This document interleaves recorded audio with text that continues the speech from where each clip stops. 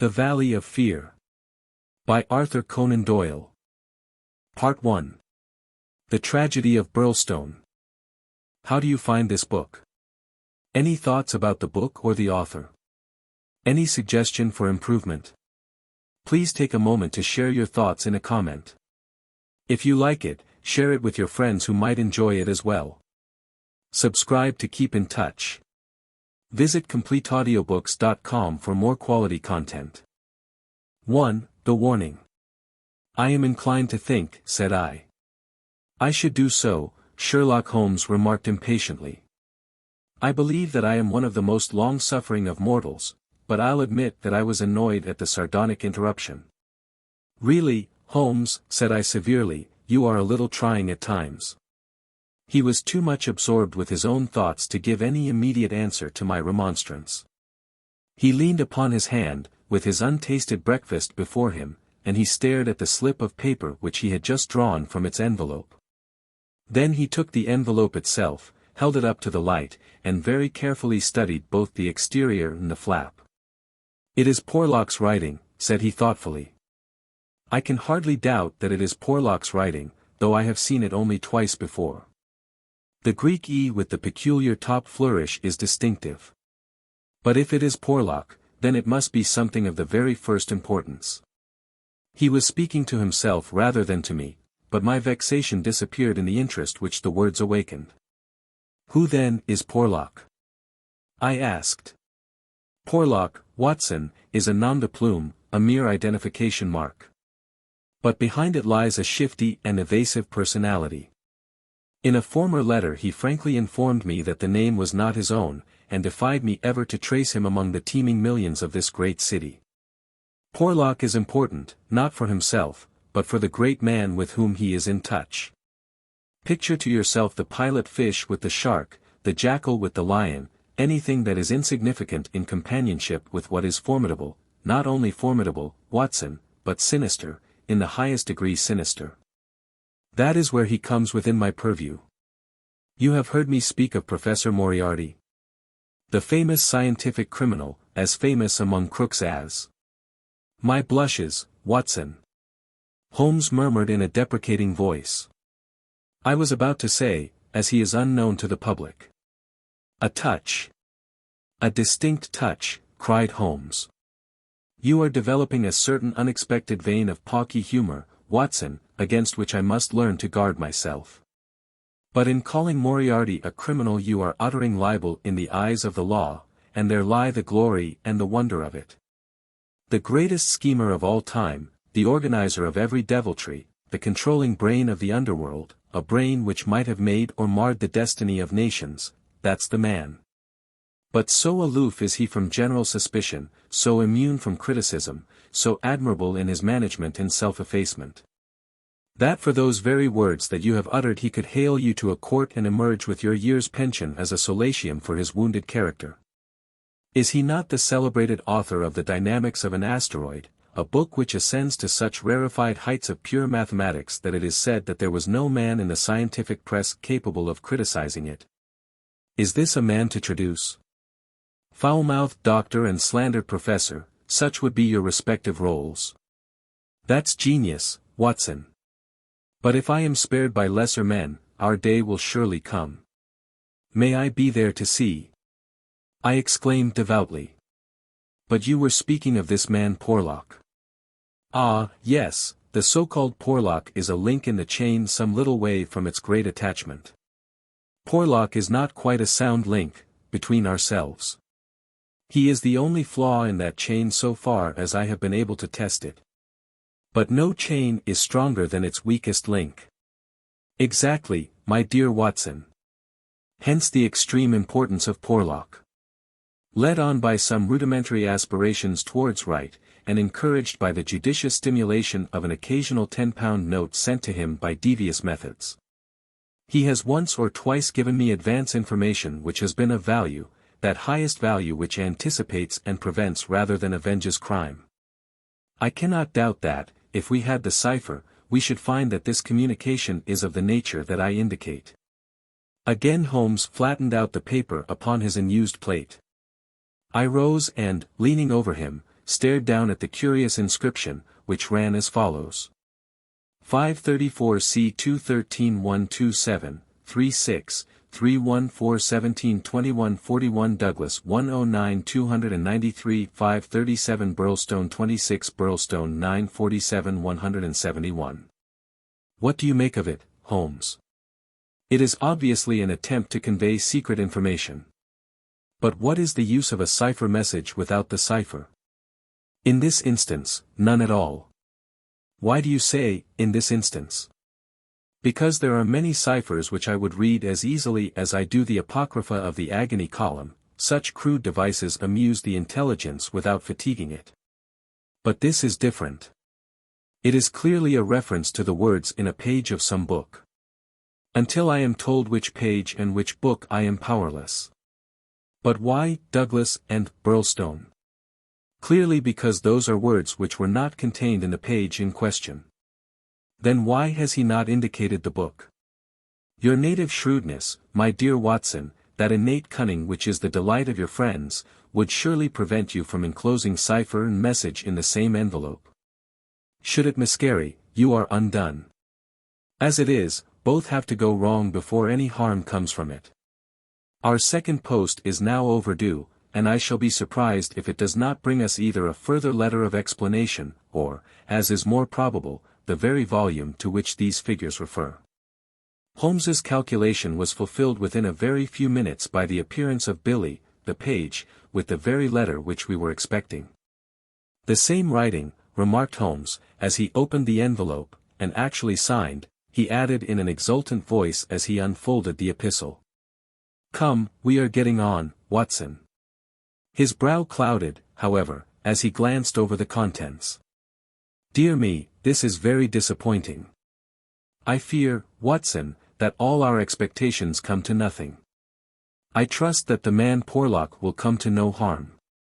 Dear remarked Holmes, he says. I will go no further in this matter. It is too dangerous, he suspects me. I can see that he suspects me. He came to me quite unexpectedly after I had actually addressed this envelope with the intention of sending you the key to the cipher. I was able to cover it up. If he had seen it, it would have gone hard with me. But I read suspicion in his eyes. Please burn the cipher message, which can now be of no use to you. Fred Porlock.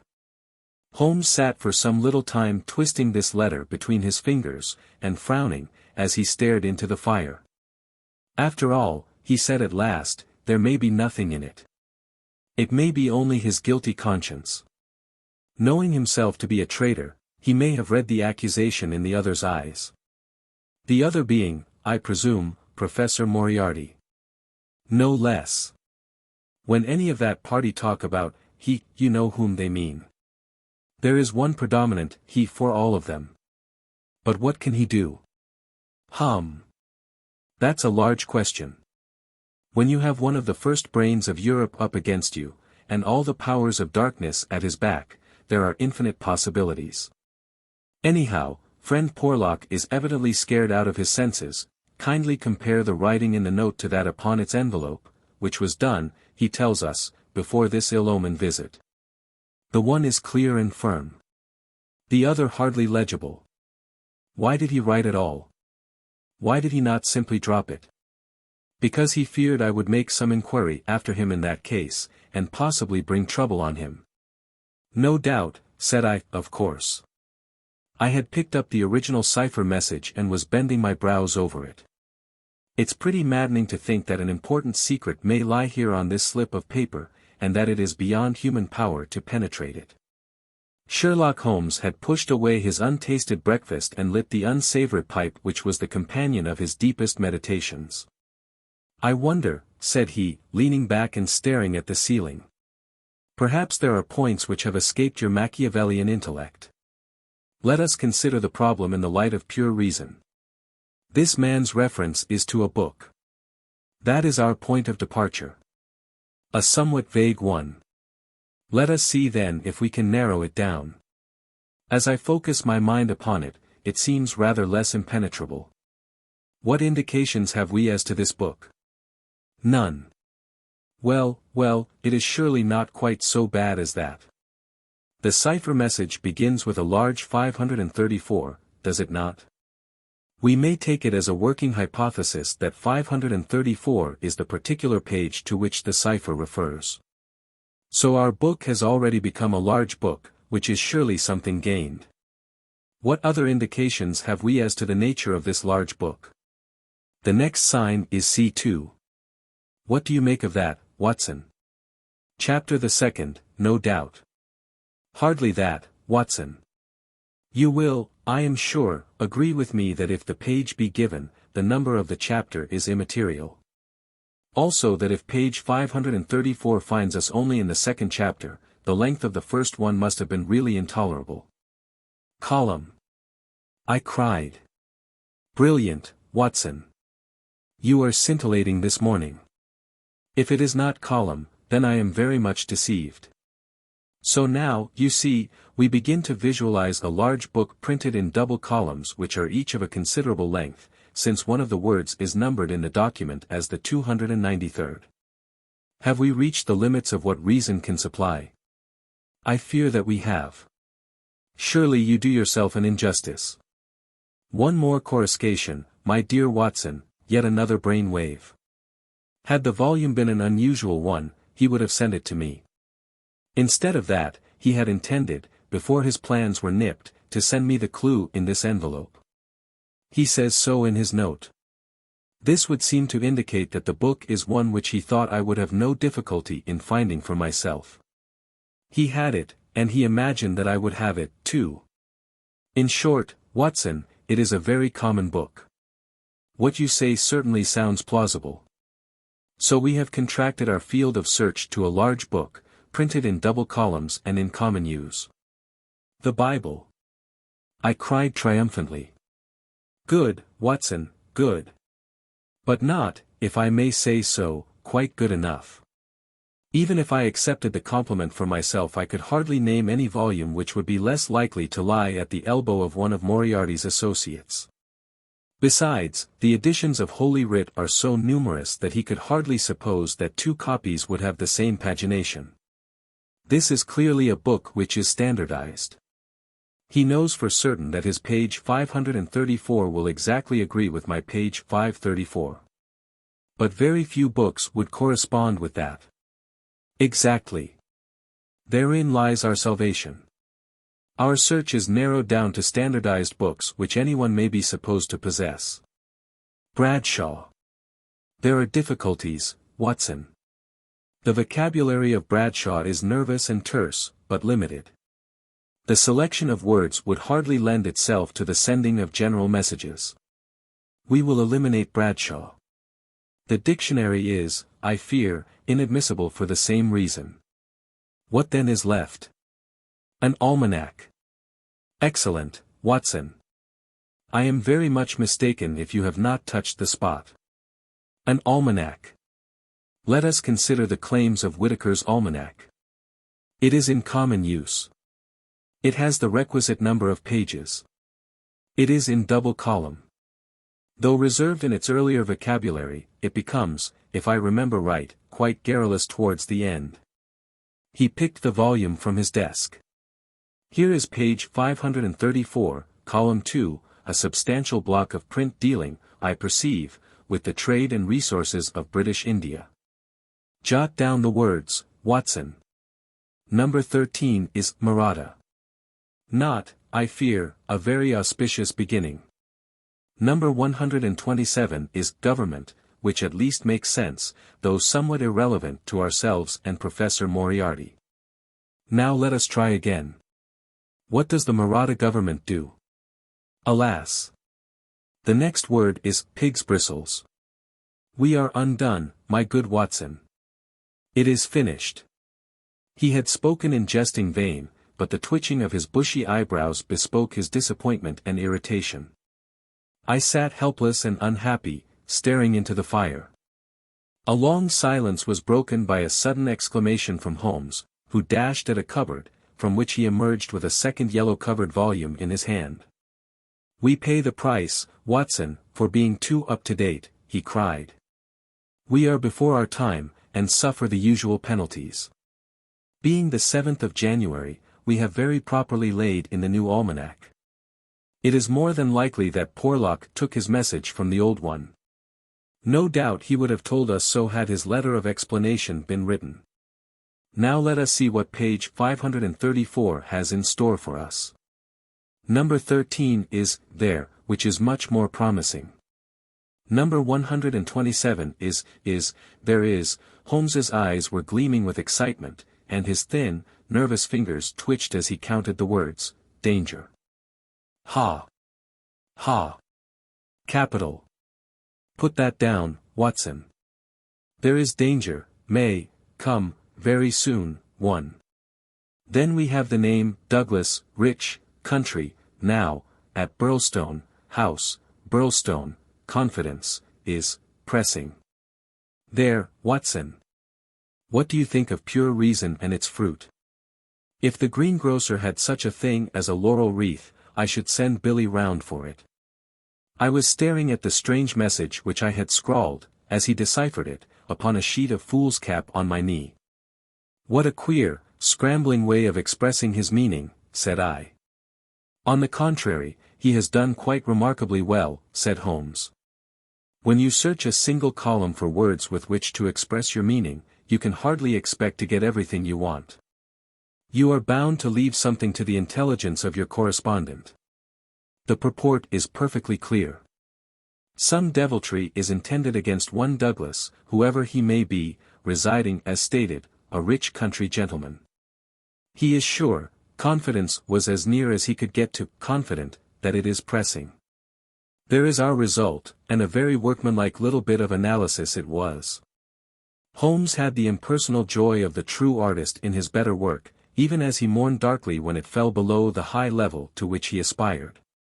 He was still chuckling over his success when Billy swung open the door and Inspector MacDonald of Scotland Yard was ushered into the room. Those were the early days at the end of the 80s, when Alec MacDonald was far from having attained the national fame which he has now achieved. He was a young but trusted member of the detective force, who had distinguished himself in several cases which had been entrusted to him. His tall, bony figure gave promise of exceptional physical strength, while his great cranium and deep-set, lustrous eyes spoke no less clearly of the keen intelligence which twinkled out from behind his bushy eyebrows. He was a silent, precise man with a dour nature and a hard Aberdonian accent. Twice already in his career had Holmes helped him to attain success, his own sole reward being the intellectual joy of the problem. For this reason the affection and respect of the Scotchman for his amateur colleague were profound, and he showed them by the frankness with which he consulted Holmes in every difficulty. Mediocrity knows nothing higher than itself.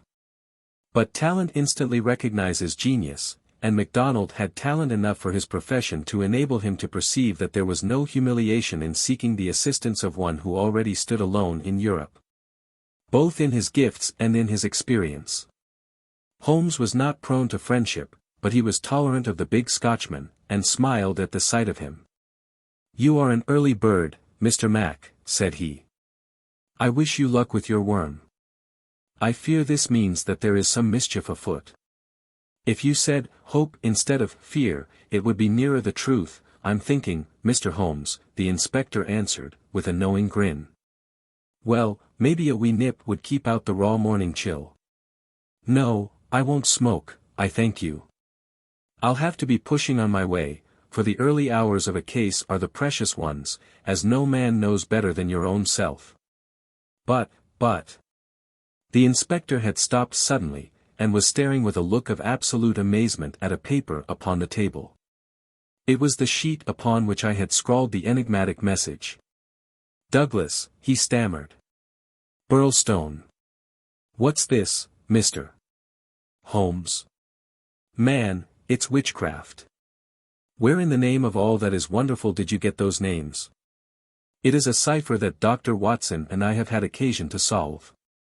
"But why, what's amiss with the names?" The inspector looked from one to the other of us in dazed astonishment. "Just this," said he, "that Mr. Douglas of Birlstone Manor House was horribly murdered last night. 2. Sherlock Holmes Discourses. It was one of those dramatic moments for which my friend existed. It would be an overstatement to say that he was shocked or even excited by the amazing announcement. Without having a tinge of cruelty in his singular composition, he was undoubtedly callous from long overstimulation. Yet, if his emotions were dulled, his intellectual perceptions were exceedingly active.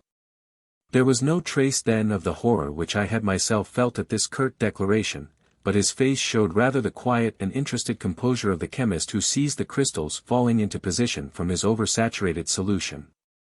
"Remarkable," said he. "Remarkable. You don't seem surprised." "Interested, Mr. Mac, but hardly surprised." "Why should I be surprised?" "I receive an anonymous communication from a quarter which I know to be important, warning me that danger threatens a certain person. Within an hour I learn that this danger has actually materialized and that the person is dead. I am interested. But, as you observe, I am not surprised." In a few short sentences he explained to the inspector the facts about the letter and the cipher. MacDonald sat with his chin on his hands and his great sandy eyebrows bunched into a yellow tangle. "I was going down to Birlstone this morning," said he. "I had come to ask you if you cared to come with me, you and your friend here. But from what you say we might perhaps be doing better work in London." "I rather think not," said Holmes. "Hang it all, Mr. Holmes," cried the inspector.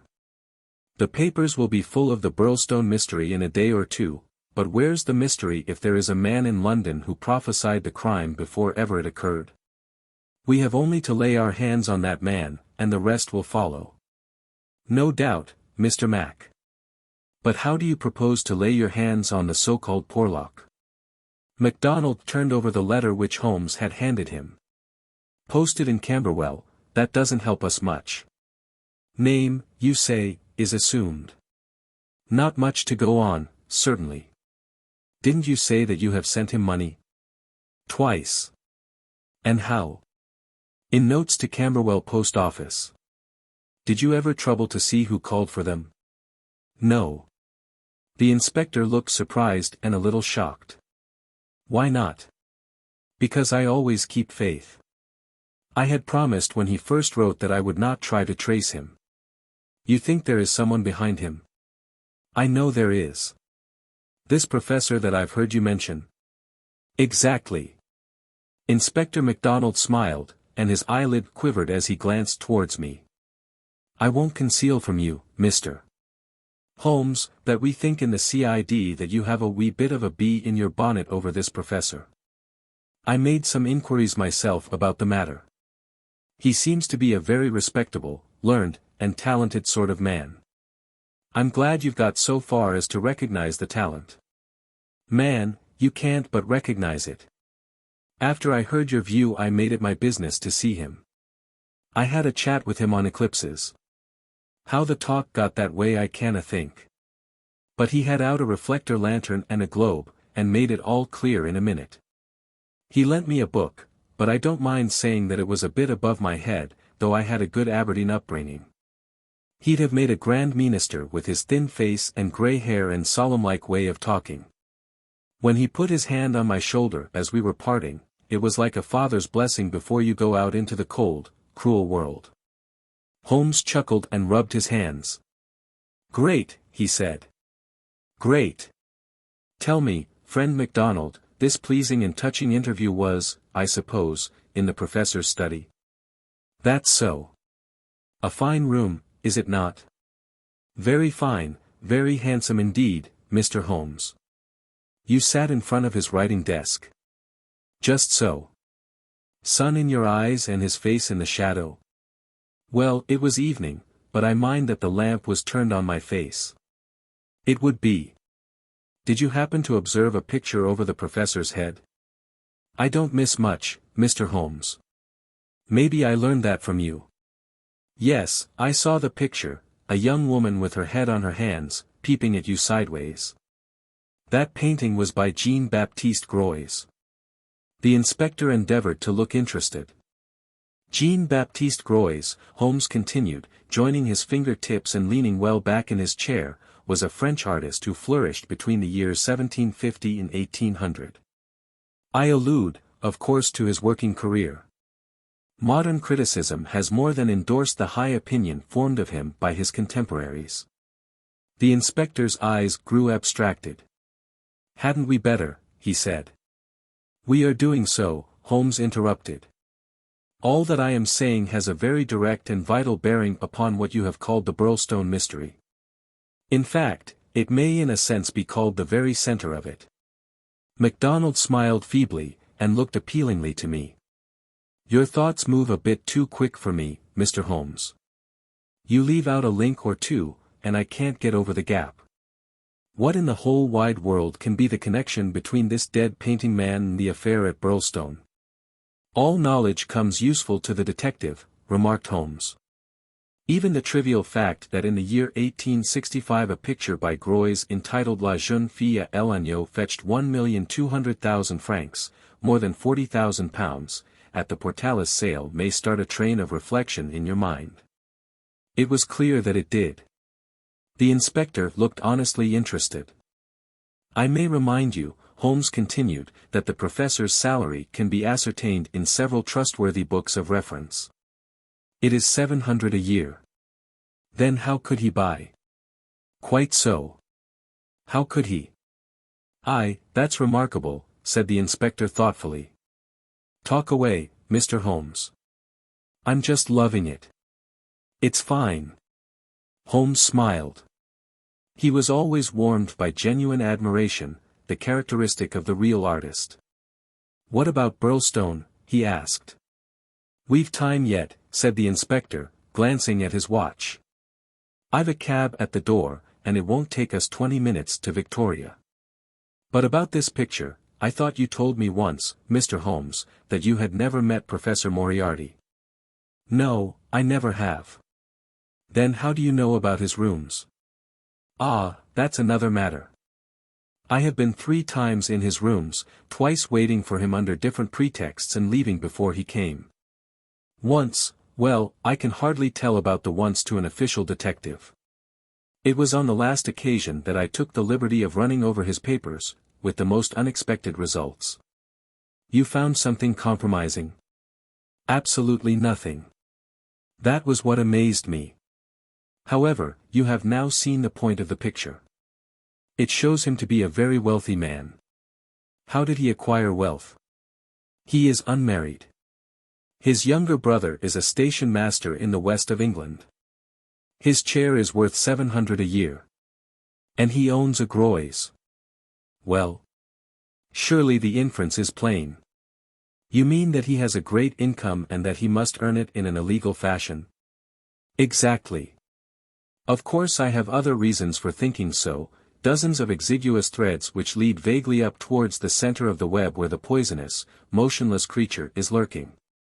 I only mention the Gros because it brings the matter within the range of your own observation. Well, Mr. Holmes, I admit that what you say is interesting. It's more than interesting, it's just wonderful. But let us have it a little clearer if you can. Is it forgery, coining, burglary? Where does the money come from? Have you ever read of Jonathan Wild?" "Well, the name has a familiar sound. Someone in a novel, was he not?" "I don't take much stock of detectives in novels, chaps that do things and never let you see how they do them. That's just inspiration, not business. Jonathan Wild wasn't a detective, and he wasn't in a novel. He was a master criminal, and he lived last century, 1750 or thereabouts. Then he's no use to me. I'm a practical man. Mr. Mac, the most practical thing that you ever did in your life would be to shut yourself up for 3 months and read 12 hours a day at the annals of crime. Everything comes in circles, even Professor Moriarty. Jonathan Wild was the hidden force of the London criminals, to whom he sold his brains and his organization on a 15% commission. The old wheel turns, and the same spoke comes up. It's all been done before, and will be again. I'll tell you 1 or 2 things about Moriarty which may interest you. You'll interest me, right enough.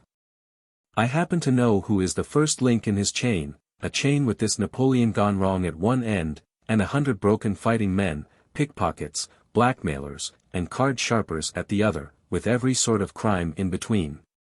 His chief of staff is Colonel Sebastian Moran, as aloof and guarded and inaccessible to the law as himself. What do you think he pays him? I'd like to hear.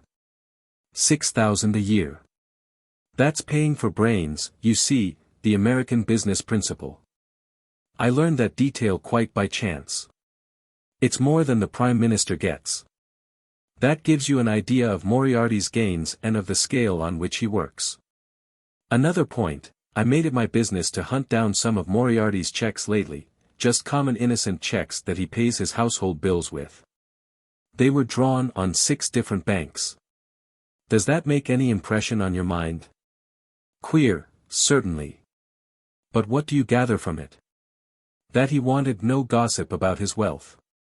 No single man should know what he had. I have no doubt that he has 20 banking accounts. The bulk of his fortune abroad in the Deutsche Bank or the Credit Lyonnais as likely as not. Sometime when you have a year or two to spare I commend to you the study of Professor Moriarty. Inspector MacDonald had grown steadily more impressed as the conversation proceeded. He had lost himself in his interest. Now his practical Scotch intelligence brought him back with a snap to the matter in hand. He can keep, anyhow, said he.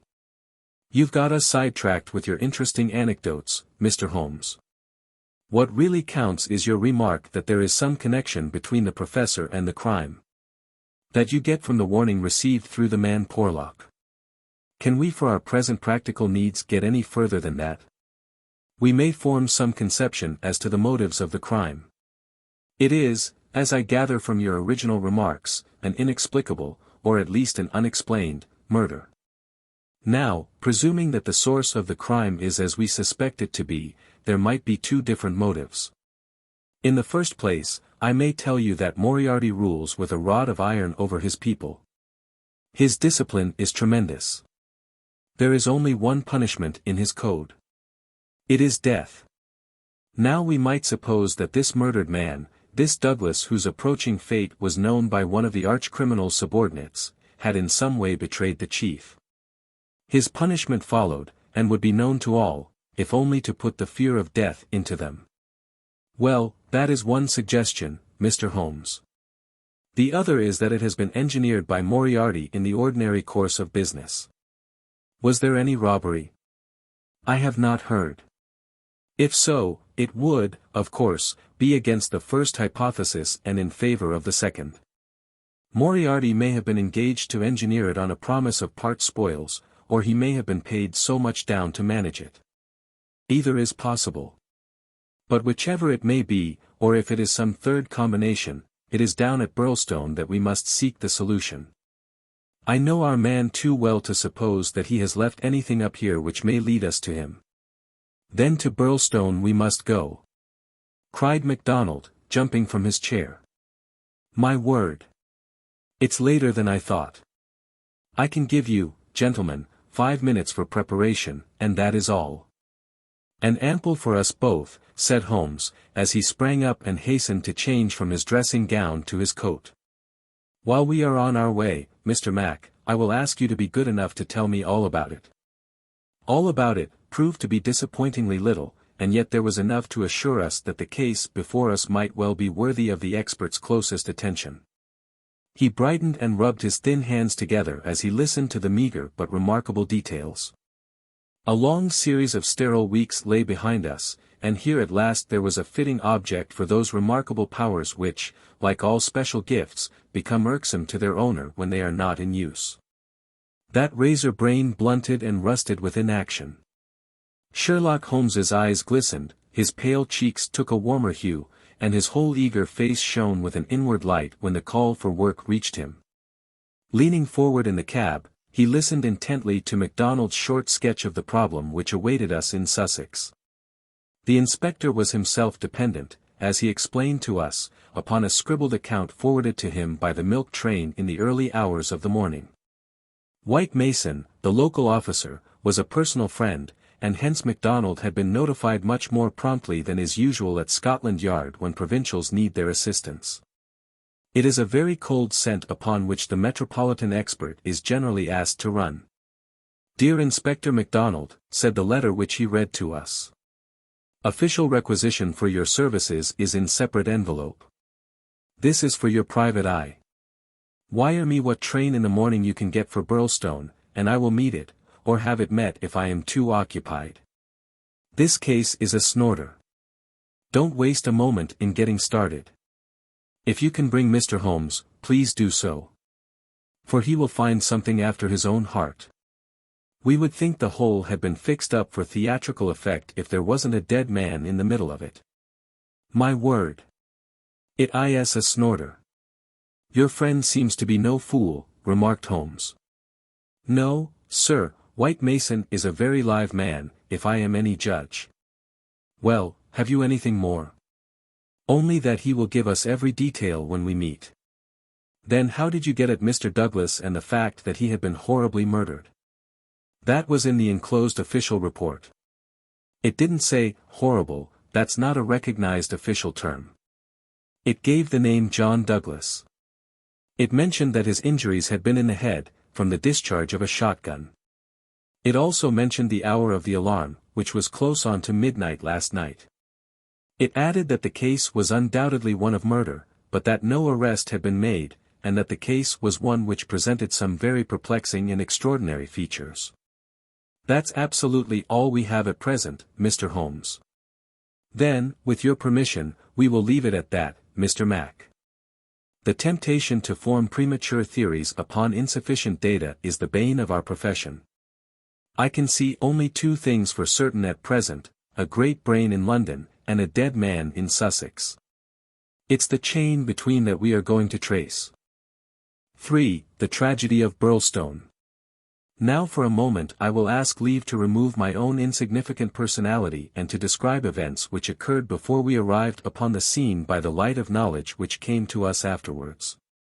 Only in this way can I make the reader appreciate the people concerned and the strange setting in which their fate was cast. The village of Birlstone is a small and very ancient cluster of half-timbered cottages on the northern border of the county of Sussex. For centuries it had remained unchanged.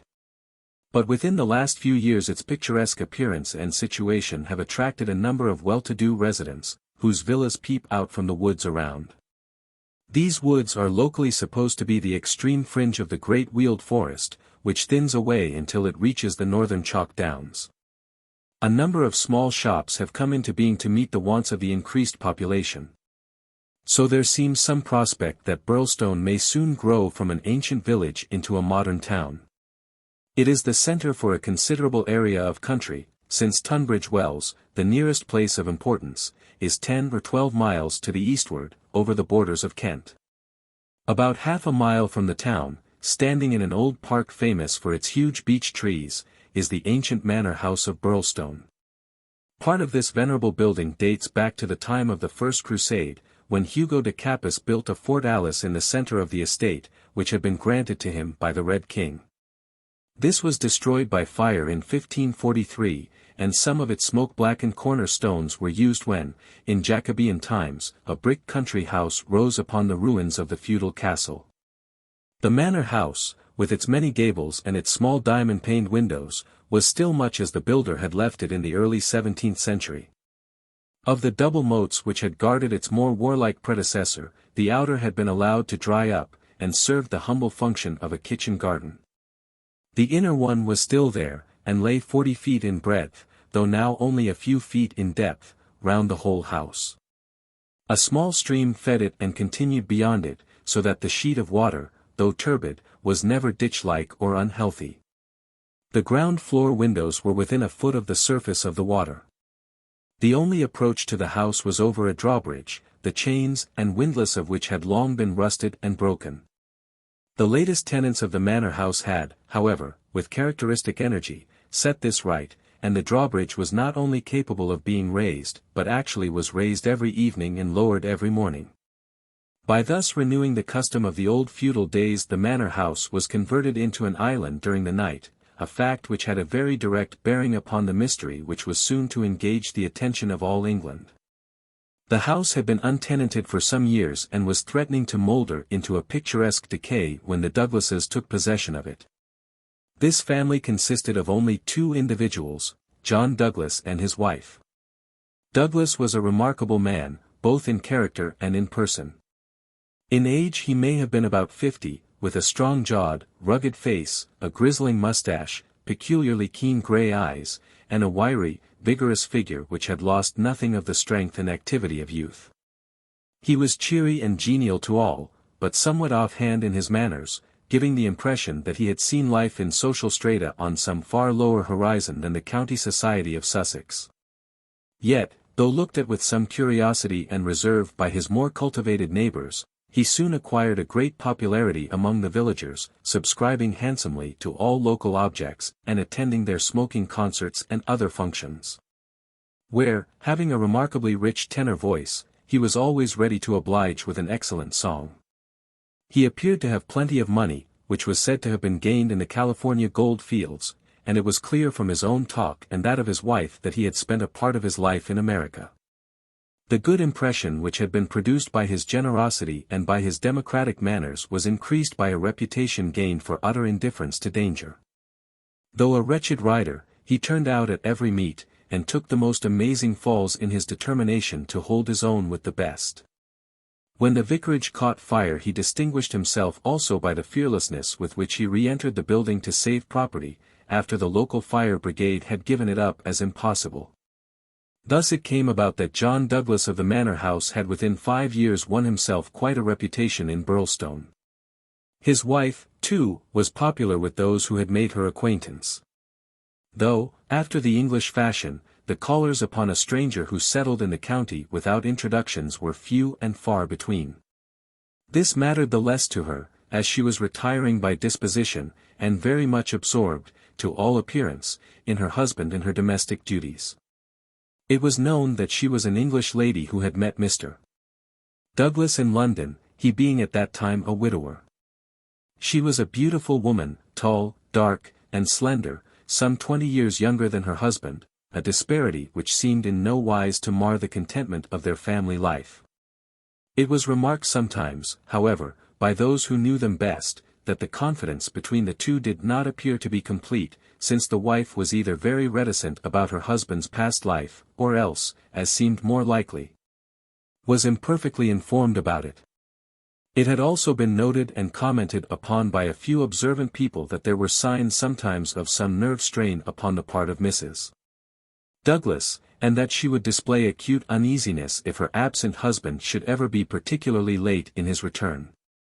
On a quiet countryside, where all gossip is welcome, this weakness of the lady of the manor house did not pass without remark, and it bulked larger upon people's memory when the events arose which gave it a very special significance. There was yet another individual whose residence under that roof was, it is true, only an intermittent one, but whose presence at the time of the strange happenings which will now be narrated brought his name prominently before the public. This was Cecil James Barker, of Hales Lodge, Hampstead. Cecil Barker's tall, loose-jointed figure was a familiar one in the main street of Birlstone village, for he was a frequent and welcome visitor at the manor house. He was the more noticed as being the only friend of the past unknown life of Mr. Douglas who was ever seen in his new English surroundings. Barker was himself an undoubted Englishman. But by his remarks it was clear that he had first known Douglas in America and had there lived on intimate terms with him. He appeared to be a man of considerable wealth, and was reputed to be a bachelor. In age he was rather younger than Douglas, 45 at the most, a tall, straight, broad-chested fellow with a clean-shaved, prize-fighter face, thick, strong, black eyebrows, and a pair of masterful black eyes which might, even without the aid of his very capable hands, clear a way for him through a hostile crowd. He neither rode nor shot, but spent his days in wandering round the old village with his pipe in his mouth, or in driving with his host, or in his absence with his hostess, over the beautiful countryside. An easy-going, free-handed gentleman, said Ames, the butler. But, my word, I had rather not be the man that crossed him. He was cordial and intimate with Douglas, and he was no less friendly with his wife, a friendship which more than once seemed to cause some irritation to the husband, so that even the servants were able to perceive his annoyance. Such was the third person who was one of the family when the catastrophe occurred. As to the other denizens of the old building, it will suffice out of a large household to mention the prim, respectable, and capable Ames, and Mrs. Allen, a buxom and cheerful person, who relieved the lady of some of her household cares. The other 6 servants in the house bear no relation to the events of the night of January 6th. It was at 11:45 that the first alarm reached the small local police station, in charge of Sergeant Wilson of the Sussex Constabulary. Cecil Barker, much excited, had rushed up to the door and pealed furiously upon the bell. A terrible tragedy had occurred at the manor house, and John Douglas had been murdered. That was the breathless burden of his message. He had hurried back to the house, followed within a few minutes by the police sergeant, who arrived at the scene of the crime a little after 12 o'clock, after taking prompt steps to warn the county authorities that something serious was afoot. On reaching the manor house, the sergeant had found the drawbridge down, the windows lighted up, and the whole household in a state of wild confusion and alarm. The white-faced servants were huddling together in the hall, with the frightened butler wringing his hands in the doorway. Only Cecil Barker seemed to be master of himself and his emotions. He had opened the door which was nearest to the entrance and he had beckoned to the sergeant to follow him. At that moment there arrived Dr. Wood, a brisk and capable general practitioner from the village. The 3 men entered the fatal room together, while the horror-stricken butler followed at their heels, closing the door behind him to shut out the terrible scene from the maid-servants. The dead man lay on his back, sprawling with outstretched limbs in the center of the room. He was clad only in a pink dressing gown, which covered his night clothes. There were carpet slippers on his bare feet. The doctor knelt beside him and held down the hand lamp which had stood on the table. One glance at the victim was enough to show the healer that his presence could be dispensed with. The man had been horribly injured. Lying across his chest was a curious weapon, a shotgun with the barrel sawed off a foot in front of the triggers. It was clear that this had been fired at close range and that he had received the whole charge in the face, blowing his head almost to pieces. The triggers had been wired together, so as to make the simultaneous discharge more destructive. The country policeman was unnerved and troubled by the tremendous responsibility which had come so suddenly upon him. "We will touch nothing until my superiors arrive," he said in a hushed voice, staring in horror at the dreadful head. "Nothing has been touched up to now," said Cecil Barker. "I'll answer for that. You see it all exactly as I found it." "When was that?" The sergeant had drawn out his notebook. "It was just 11:30. I had not begun to undress, and I was sitting by the fire in my bedroom when I heard the report. It was not very loud, it seemed to be muffled. I rushed down. I don't suppose it was 30 seconds before I was in the room." "Was the door open?" "Yes, it was open. Poor Douglas was lying as you see him. His bedroom candle was burning on the table. It was I who lit the lamp some minutes afterward." "Did you see no one?" "No. I heard Mrs. Douglas coming down the stair behind me, and I rushed out to prevent her from seeing this dreadful sight. Mrs. Allen, the housekeeper, came and took her away. Ames had arrived, and we ran back into the room once more. But surely I have heard that the drawbridge is kept up all night." "Yes, it was up until I lowered it." "Then how could any murderer have got away?" "It is out of the question. Mr. Douglas must have shot himself. That was our first idea. But see." Barker drew aside the curtain, and showed that the long, diamond-paned window was open to its full extent. "And look at this." He held the lamp down and illuminated a smudge of blood like the mark of a boot sole upon the wooden sill. "Someone has stood there in getting out." "You mean that someone waded across the moat?" "Exactly. Then if you were in the room within half a minute of the crime, he must have been in the water at that very moment." "I have not a doubt of it. I wish to heaven that I had rushed to the window."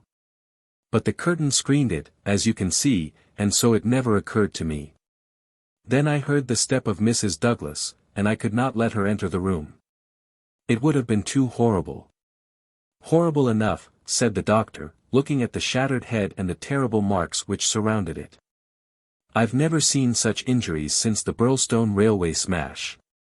But, I say, remarked the police sergeant, whose slow, bucolic common sense was still pondering the open window. It's all very well you're saying that a man escaped by wading this moat, but what I ask you is, how did he ever get into the house at all if the bridge was up? Ah, that's the question, said Barker. At what o'clock was it raised? It was nearly 6 o'clock, said Ames, the butler. I've heard, said the sergeant, that it was usually raised at sunset. That would be nearer 4:30 than 6 at this time of year. Mrs. Douglas had visitors to tea, said Ames. I couldn't raise it until they went. Then I wound it up myself. Then it comes to this, said the sergeant, if anyone came from outside, if they did, they must have got in across the bridge before 6 and been in hiding ever since, until Mr. Douglas came into the room after 11. That is so. Mr. Douglas went round the house every night the last thing before he turned in to see that the lights were right. That brought him in here. The man was waiting and shot him. Then he got away through the window and left his gun behind him. That's how I read it, for nothing else will fit the facts. The sergeant picked up a card which lay beside the dead man on the floor. The initials VV. And under them the number 341 were rudely scrawled in ink upon it. What's this? He asked, holding it up. Barker looked at it with curiosity. I never noticed it before, he said. The murderer must have left it behind him. VV, 341. I can make no sense of that. The sergeant kept turning it over in his big fingers. What's VV? Somebody's initials, maybe. What have you got there, Dr. Wood? It was a good-sized hammer which had been lying on the rug in front of the fireplace, a substantial, workmanlike hammer. Cecil Barker pointed to a box of brass-headed nails upon the mantelpiece. Mr. Douglas was altering the pictures yesterday, he said. I saw him myself, standing upon that chair and fixing the big picture above it. That accounts for the hammer.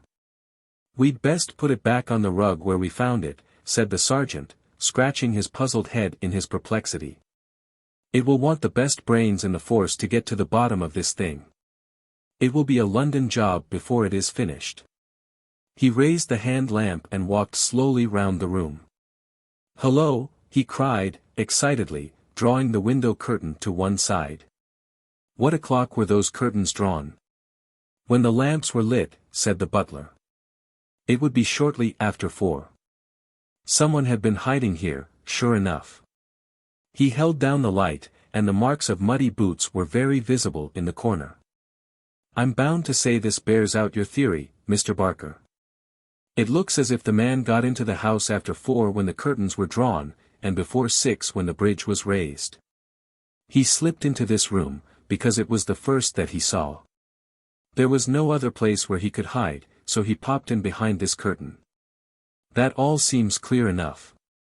It is likely that his main idea was to burgle the house, but Mr. Douglas chanced to come upon him, so he murdered him and escaped. That's how I read it, said Barker. But, I say, aren't we wasting precious time? Couldn't we start out and scout the country before the fellow gets away? The sergeant considered for a moment. There are no trains before 6 in the morning. So he can't get away by rail. If he goes by road with his legs all dripping, it's odds that someone will notice him. Anyhow, I can't leave here myself until I am relieved. But I think none of you should go until we see more clearly how we all stand.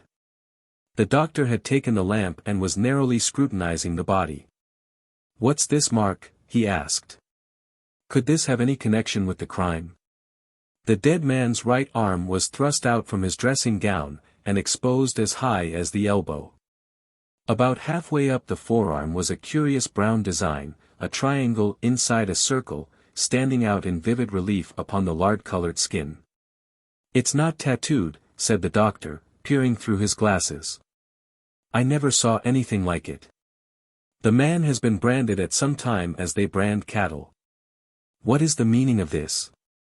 "I don't profess to know the meaning of it," said Cecil Barker, "but I have seen the mark on Douglas many times this last 10 years. "And so have I," said the butler. "Many a time when the master has rolled up his sleeves I have noticed that very mark. I've often wondered what it could be." "Then it has nothing to do with the crime, anyhow," said the sergeant. "But it's a rum thing all the same. Everything about this case is rum." "Well, what is it now?" The butler had given an exclamation of astonishment and was pointing at the dead man's outstretched hand. "They've taken his wedding ring," he gasped. "What?" "Yes, indeed. Master always wore his plain gold wedding ring on the little finger of his left hand. That ring with the rough nugget on it was above it, and the twisted snake ring on the third finger. There's the nugget and there's the snake, but the wedding ring is gone." "He's right," said Barker. "Do you tell me," said the sergeant, "that the wedding ring was below the other?" "Always.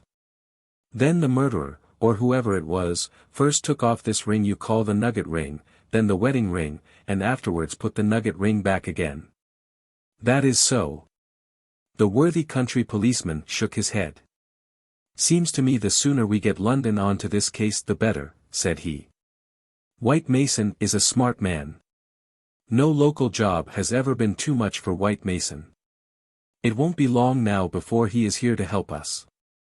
But I expect we'll have to look to London before we are through. Anyhow, I'm not ashamed to say that it is a deal too thick for the likes of me." 4. Darkness. At 3 in the morning the chief Sussex detective, obeying the urgent call from Sergeant Wilson of Birlstone, arrived from headquarters in a light dog-cart behind a breathless trotter. By the 5:40 train in the morning he had sent his message to Scotland Yard, and he was at the Birlstone station at 12 o'clock to welcome us.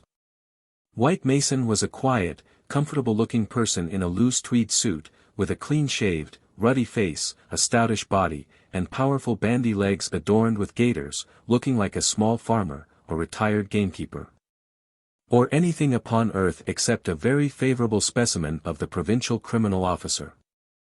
"A real downright snorter, Mr. MacDonald," he kept repeating. "We'll have the pressmen down like flies when they understand it. I'm hoping we will get our work done before they get poking their noses into it and messing up all the trails. There has been nothing like this that I can remember.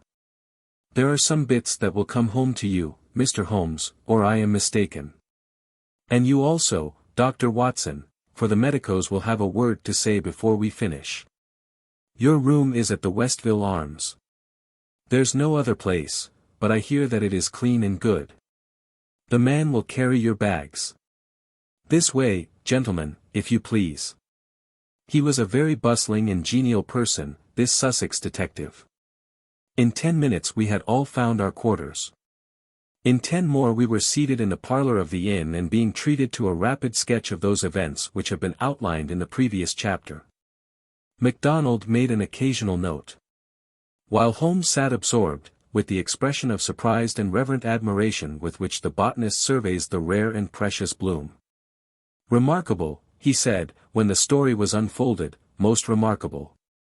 I can hardly recall any case where the features have been more peculiar." "I thought you would say so, Mr. Holmes," said White Mason in great delight. "We're well up with the times in Sussex. I've told you now how matters were, up to the time when I took over from Sergeant Wilson between 3 and 4 this morning. My word! I made the old mare go. But I need not have been in such a hurry, as it turned out. For there was nothing immediate that I could do. Sergeant Wilson had all the facts. I checked them and considered them and maybe added a few of my own." "What were they?" asked Holmes eagerly. "Well, I first had the hammer examined. There was Dr. Wood there to help me. We found no signs of violence upon it. I was hoping that if Mr. Douglas defended himself with the hammer, he might have left his mark upon the murderer before he dropped it on the mat. But there was no stain. That, of course, proves nothing at all, remarked Inspector MacDonald. There has been many a hammer murder and no trace on the hammer. Quite so. It doesn't prove it wasn't used. But there might have been stains, and that would have helped us. As a matter of fact there were none. Then I examined the gun. They were buckshot cartridges, and, as Sergeant Wilson pointed out, the triggers were wired together so that, if you pulled on the hinder one, both barrels were discharged. Whoever fixed that up had made up his mind that he was going to take no chances of missing his man. The sawed gun was not more than 2 foot long, one could carry it easily under one's coat. There was no complete maker's name. But the printed letters PN were on the fluting between the barrels, and the rest of the name had been cut off by the saw. A big P with a flourish above it, E and N smaller, asked Holmes. Exactly. Pennsylvania Small Arms Company, well-known American firm, said Holmes. White Mason gazed at my friend as the little village practitioner looks at the Harley Street specialist who by a word can solve the difficulties that perplex him. That is very helpful, Mr. Holmes. No doubt you are right. Wonderful. Wonderful. Do you carry the names of all the gun makers in the world in your memory? Holmes dismissed the subject with a wave. No doubt it is an American shotgun, White Mason continued. I seem to have read that a sawed-off shotgun is a weapon used in some parts of America. Apart from the name upon the barrel, the idea had occurred to me. There is some evidence then, that this man who entered the house and killed its master was an American. MacDonald shook his head. Man, you are surely traveling over fast, said he. I have heard no evidence yet that any stranger was ever in the house at all. The open window, the blood on the sill, the queer card, the marks of boots in the corner, the gun. Nothing there that could not have been arranged. Mr. Douglas was an American, or had lived long in America. So had Mr. Barker. You don't need to import an American from outside in order to account for American doings. Ames, the butler. What about him? Is he reliable? 10 years with Sir Charles Chandos, as solid as a rock. He has been with Douglas ever since he took the manor house 5 years ago. He has never seen a gun of this sort in the house. The gun was made to conceal. That's why the barrels were sawed. It would fit into any box. How could he swear there was no such gun in the house? Well, anyhow, he had never seen one. MacDonald shook his obstinate Scotch head. I'm not convinced yet that there was ever anyone in the house, said he. I'm asking you to consider, his accent became more Aberdonian as he lost himself in his argument, I'm asking you to consider what it involves if you suppose that this gun was ever brought into the house. And that all these strange things were done by a person from outside. Oh, man, it's just inconceivable. It's clean against common sense. I put it to you, Mr. Holmes, judging it by what we have heard. Well, state your case, Mr. Mac, said Holmes in his most judicial style. The man is not a burglar, supposing that he ever existed. The ring business and the card point to premeditated murder for some private reason. Very good. Here is a man who slips into a house with the deliberate intention of committing murder. He knows, if he knows anything, that he will have a difficulty in making his escape, as the house is surrounded with water. What weapon would he choose? You would say the most silent in the world. Then he could hope when the deed was done to slip quickly from the window, to wade the moat, and to get away at his leisure. That's understandable. But is it understandable that he should go out of his way to bring with him the most noisy weapon he could select, knowing well that it will fetch every human being in the house to the spot as quick as they can run? And that it is all odds that he will be seen before he can get across the moat? Is that credible, Mr. Holmes? Well, you put the case strongly, my friend replied thoughtfully.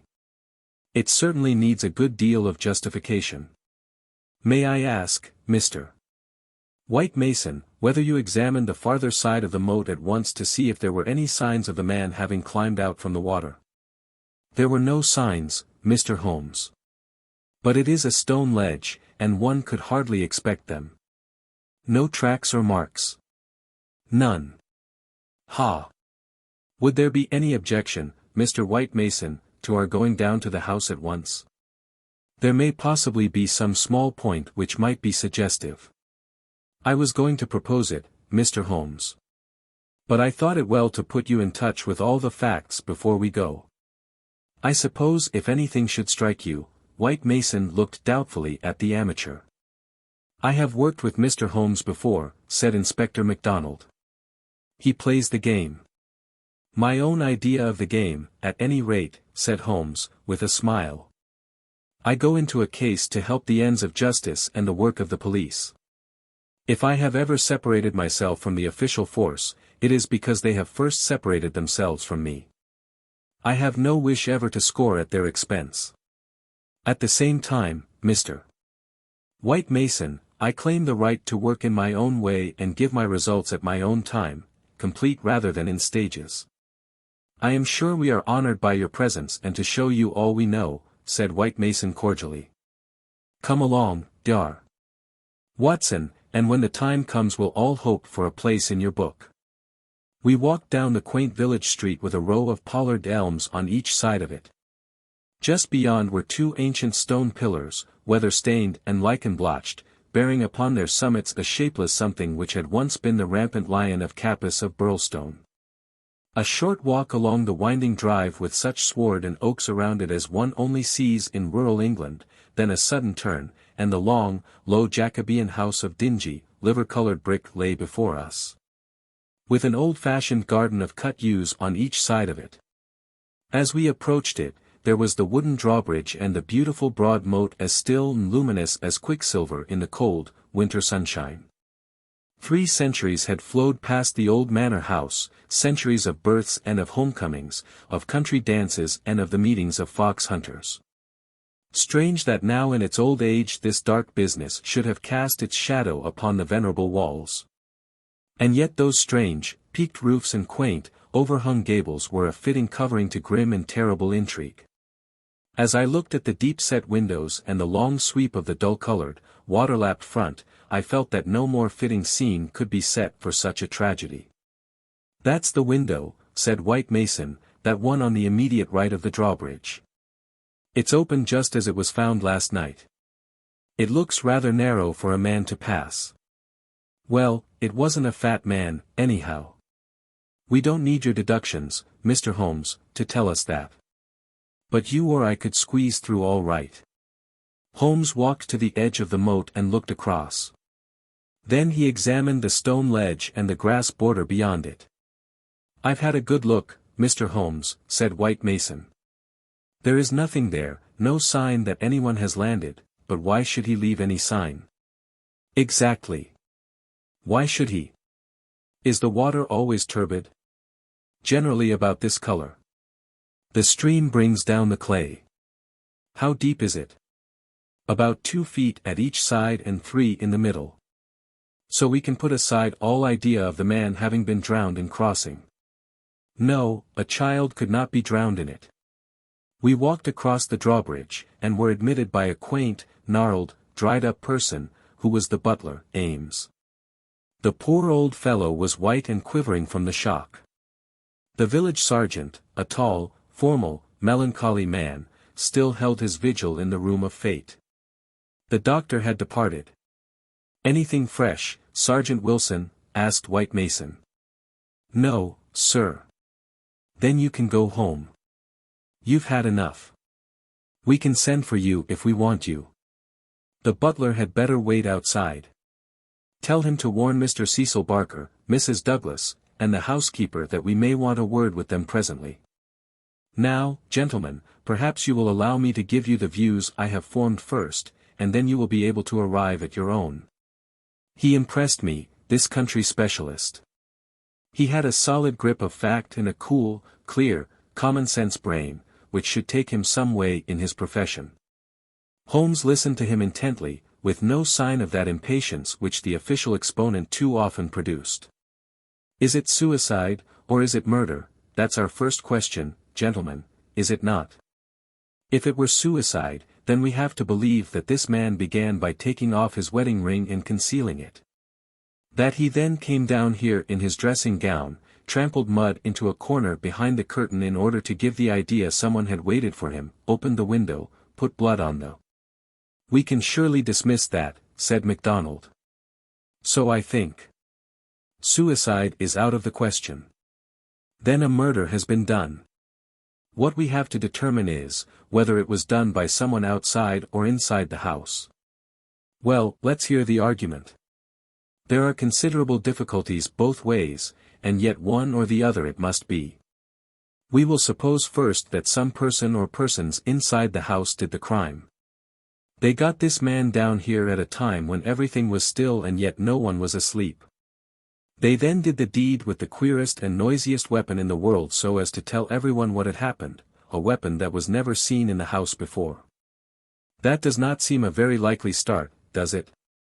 No, it does not. Well, then, everyone is agreed that after the alarm was given only a minute at the most had passed before the whole household, not Mr. Cecil Barker alone, though he claims to have been the first, but Ames and all of them were on the spot. Do you tell me that in that time the guilty person managed to make footmarks in the corner, open the window, mark the sill with blood, take the wedding ring off the dead man's finger, and all the rest of it? It's impossible. You put it very clearly, said Holmes. I am inclined to agree with you. Well, then, we are driven back to the theory that it was done by someone from outside. We are still faced with some big difficulties. But anyhow they have ceased to be impossibilities. The man got into the house between 4:30 and 6, that is to say, between dusk and the time when the bridge was raised. There had been some visitors, and the door was open. So there was nothing to prevent him. He may have been a common burglar, or he may have had some private grudge against Mr. Douglas. Since Mr. Douglas has spent most of his life in America, and this shotgun seems to be an American weapon, it would seem that the private grudge is the more likely theory.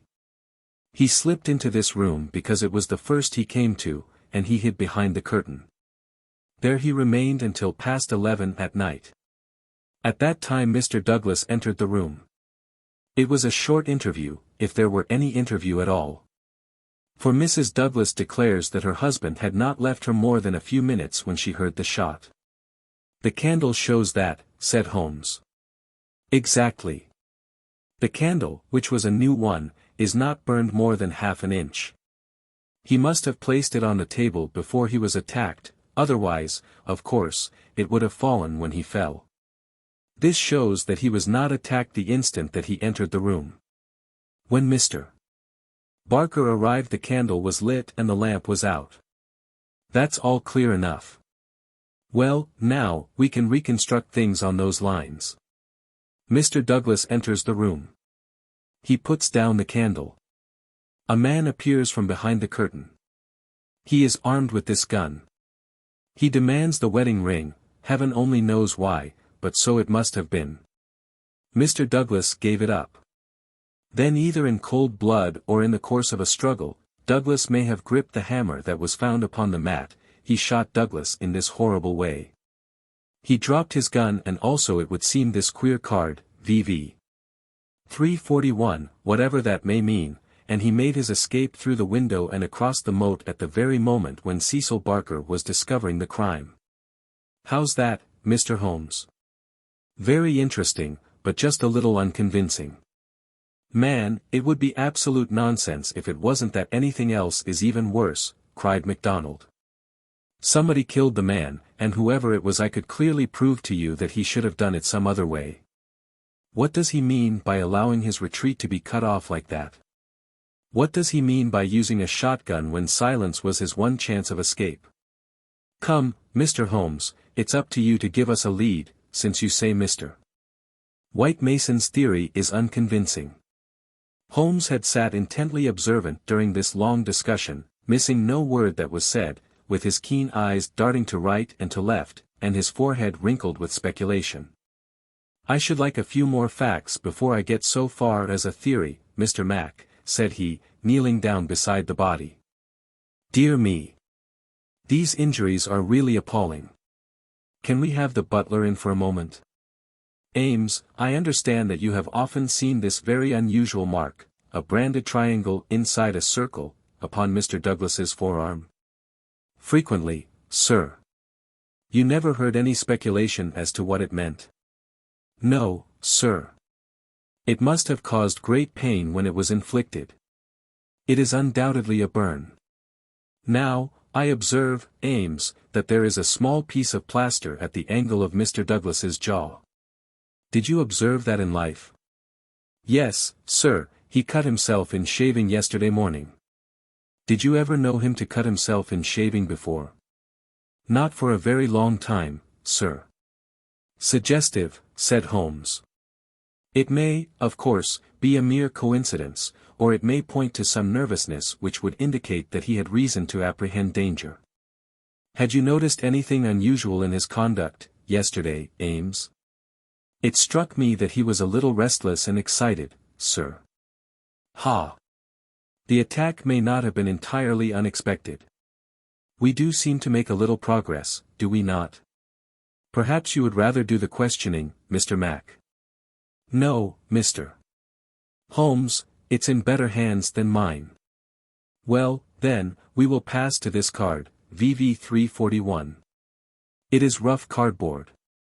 Have you any of the sort in the house? I don't think so. Holmes walked across to the desk and dabbed a little ink from each bottle onto the blotting paper. It was not printed in this room, he said, this is black ink and the other purplish. It was done by a thick pen, and these are fine. No, it was done elsewhere, I should say. Can you make anything of the inscription, Ames? No, sir, nothing. What do you think, Mr. Mac? It gives me the impression of a secret society of some sort, the same with his badge upon the forearm. That's my idea, too, said White Mason. Well, we can adopt it as a working hypothesis and then see how far our difficulties disappear. An agent from such a society makes his way into the house, waits for Mr. Douglas, blows his head nearly off with this weapon, and escapes by wading the moat, after leaving a card beside the dead man, which will, when mentioned in the papers, tell other members of the society that vengeance has been done. That all hangs together. But why this gun, of all weapons? Exactly. And why the missing ring? Quite so. And why no arrest? It's past 2 now. I take it for granted that since dawn every constable within 40 miles has been looking out for a wet stranger. That is so, Mr. Holmes. Well, unless he has a burrow close by or a change of clothes ready, they can hardly miss him. And yet they have missed him up to now. Holmes had gone to the window and was examining with his lens the blood mark on the sill. It is clearly the tread of a shoe. It is remarkably broad, a splay foot, one would say. Curious, because, so far as one can trace any footmark in this mud-stained corner, one would say it was a more shapely sole. However, they are certainly very indistinct. What's this under the side table? Mr. Douglas's dumbbells, said Ames. Dumbbell, there's only one. Where's the other? I don't know, Mr. Holmes. There may have been only one. I have not noticed them for months. One dumbbell, Holmes said seriously, but his remarks were interrupted by a sharp knock at the door.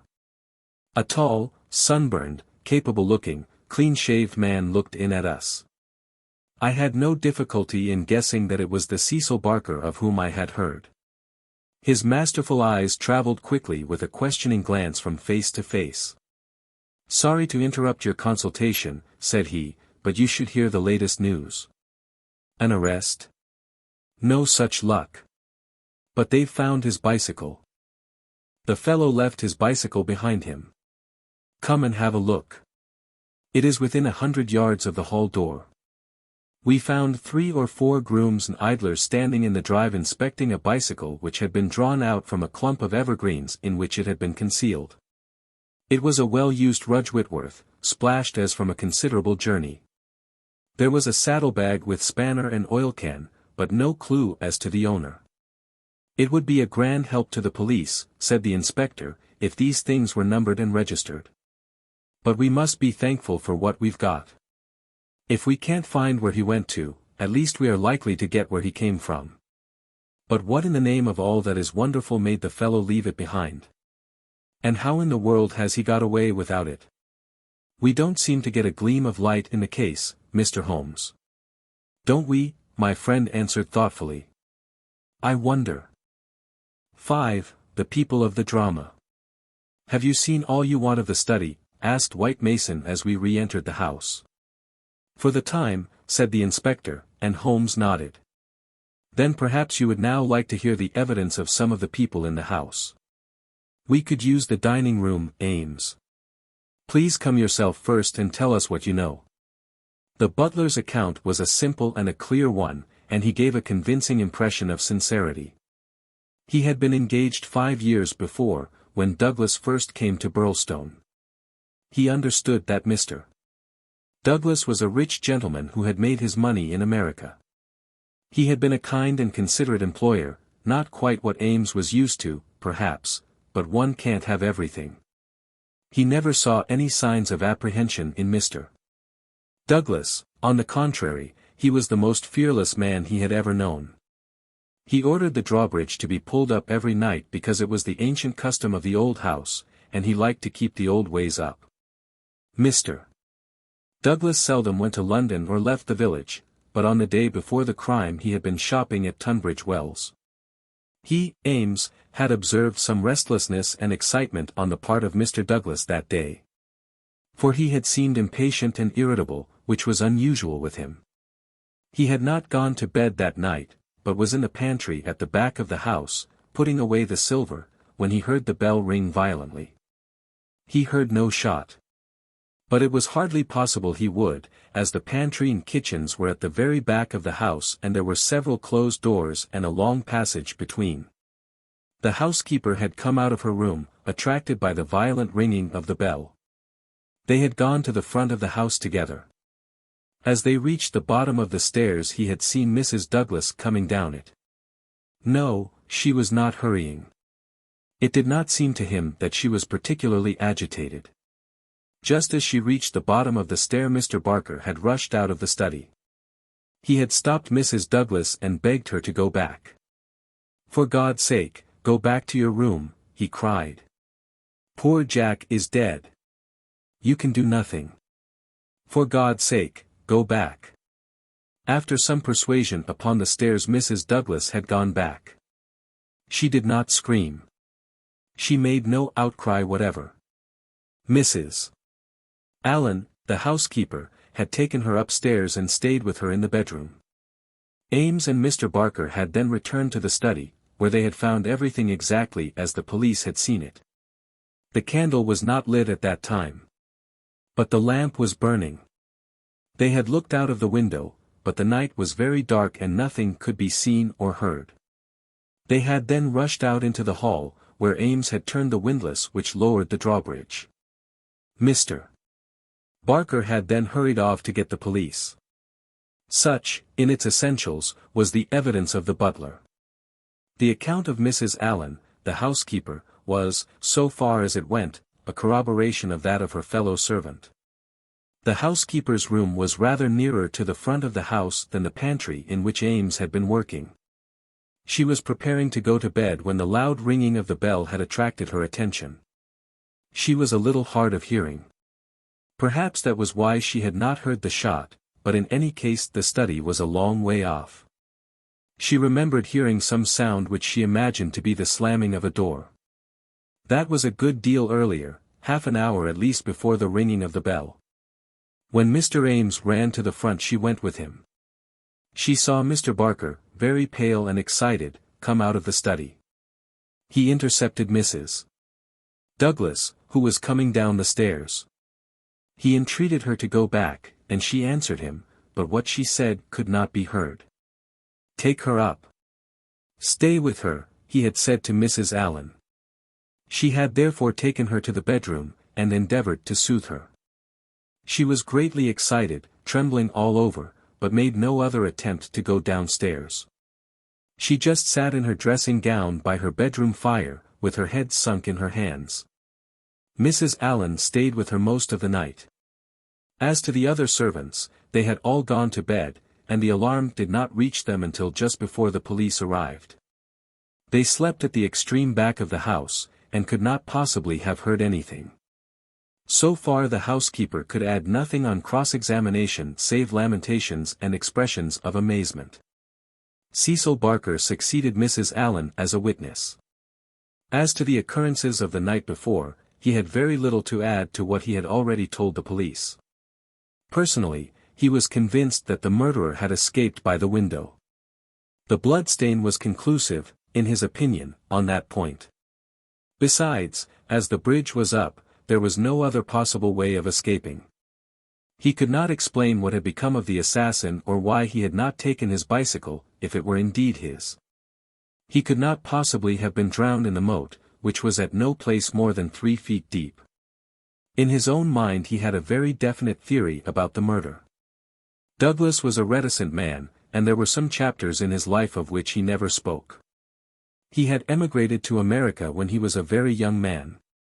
He had prospered well, and Barker had first met him in California, where they had become partners in a successful mining claim at a place called Benito Canyon. They had done very well, but Douglas had suddenly sold out and started for England. He was a widower at that time. Barker had afterwards realized his money and come to live in London. Thus they had renewed their friendship. Douglas had given him the impression that some danger was hanging over his head, and he had always looked upon his sudden departure from California, and also his renting a house in so quiet a place in England, as being connected with this peril. He imagined that some secret society, some implacable organization, was on Douglas's track, which would never rest until it killed him. Some remarks of his had given him this idea. Though he had never told him what the society was, nor how he had come to offend it. He could only suppose that the legend upon the placard had some reference to this secret society. "How long were you with Douglas in California?" asked Inspector MacDonald. 5 years altogether. He was a bachelor, you say? A widower. Have you ever heard where his first wife came from? No, I remember his saying that she was of German extraction, and I have seen her portrait. She was a very beautiful woman. She died of typhoid the year before I met him. You don't associate his past with any particular part of America? I have heard him talk of Chicago. He knew that city well and had worked there. I have heard him talk of the coal and iron districts. He had traveled a good deal in his time. Was he a politician? Had this secret society to do with politics? No, he cared nothing about politics. You have no reason to think it was criminal. On the contrary, I never met a straighter man in my life. Was there anything curious about his life in California? He liked best to stay and to work at our claim in the mountains. He would never go where other men were if he could help it. That's why I first thought that someone was after him. Then when he left so suddenly for Europe I made sure that it was so. I believe that he had a warning of some sort. Within a week of his leaving 6 men were inquiring for him. What sort of men? Well, they were a mighty hard-looking crowd. They came up to the claim and wanted to know where he was. I told them that he was gone to Europe and that I did not know where to find him. They meant him no good, it was easy to see that. Were these men Americans, Californians? Well, I don't know about Californians. They were Americans, all right. But they were not miners. I don't know what they were, and was very glad to see their backs. That was 6 years ago. Nearer 7. And then you were together 5 years in California, so that this business dates back not less than 11 years at the least. That is so.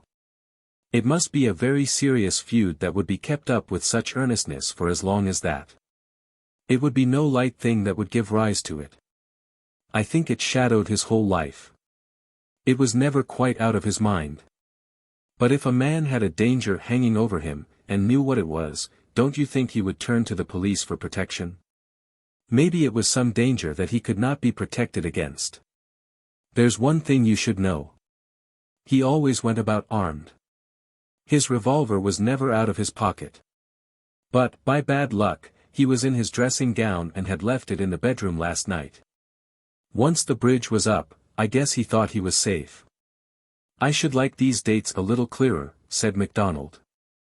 It is quite 6 years since Douglas left California. You followed him next year, did you not? That is so. And he had been married 5 years. You must have returned about the time of his marriage. About a month before. I was his best man. Did you know Mrs. Douglas before her marriage? No, I did not. I had been away from England for 10 years. But you have seen a good deal of her since. Barker looked sternly at the detective. I have seen a good deal of him since, he answered.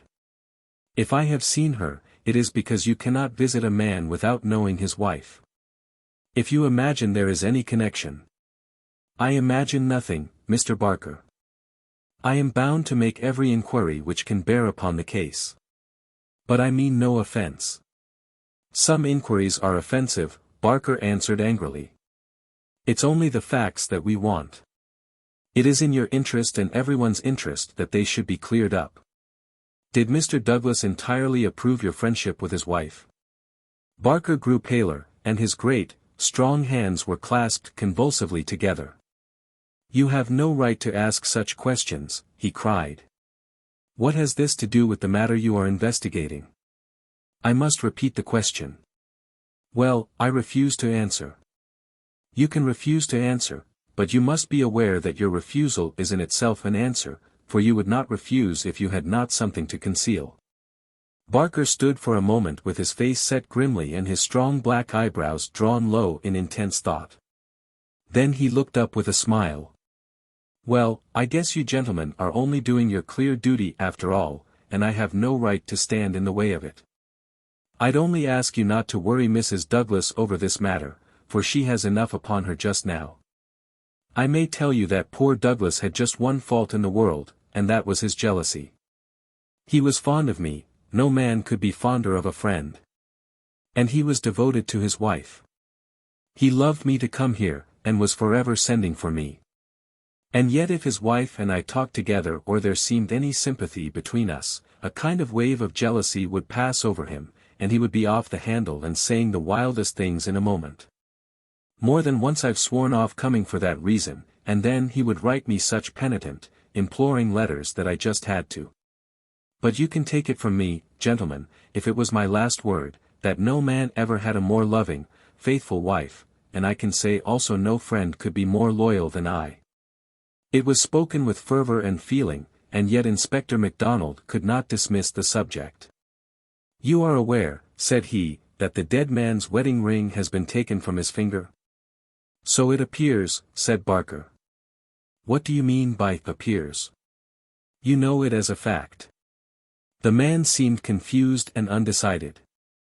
When I said appears, I meant that it was conceivable that he had himself taken off the ring.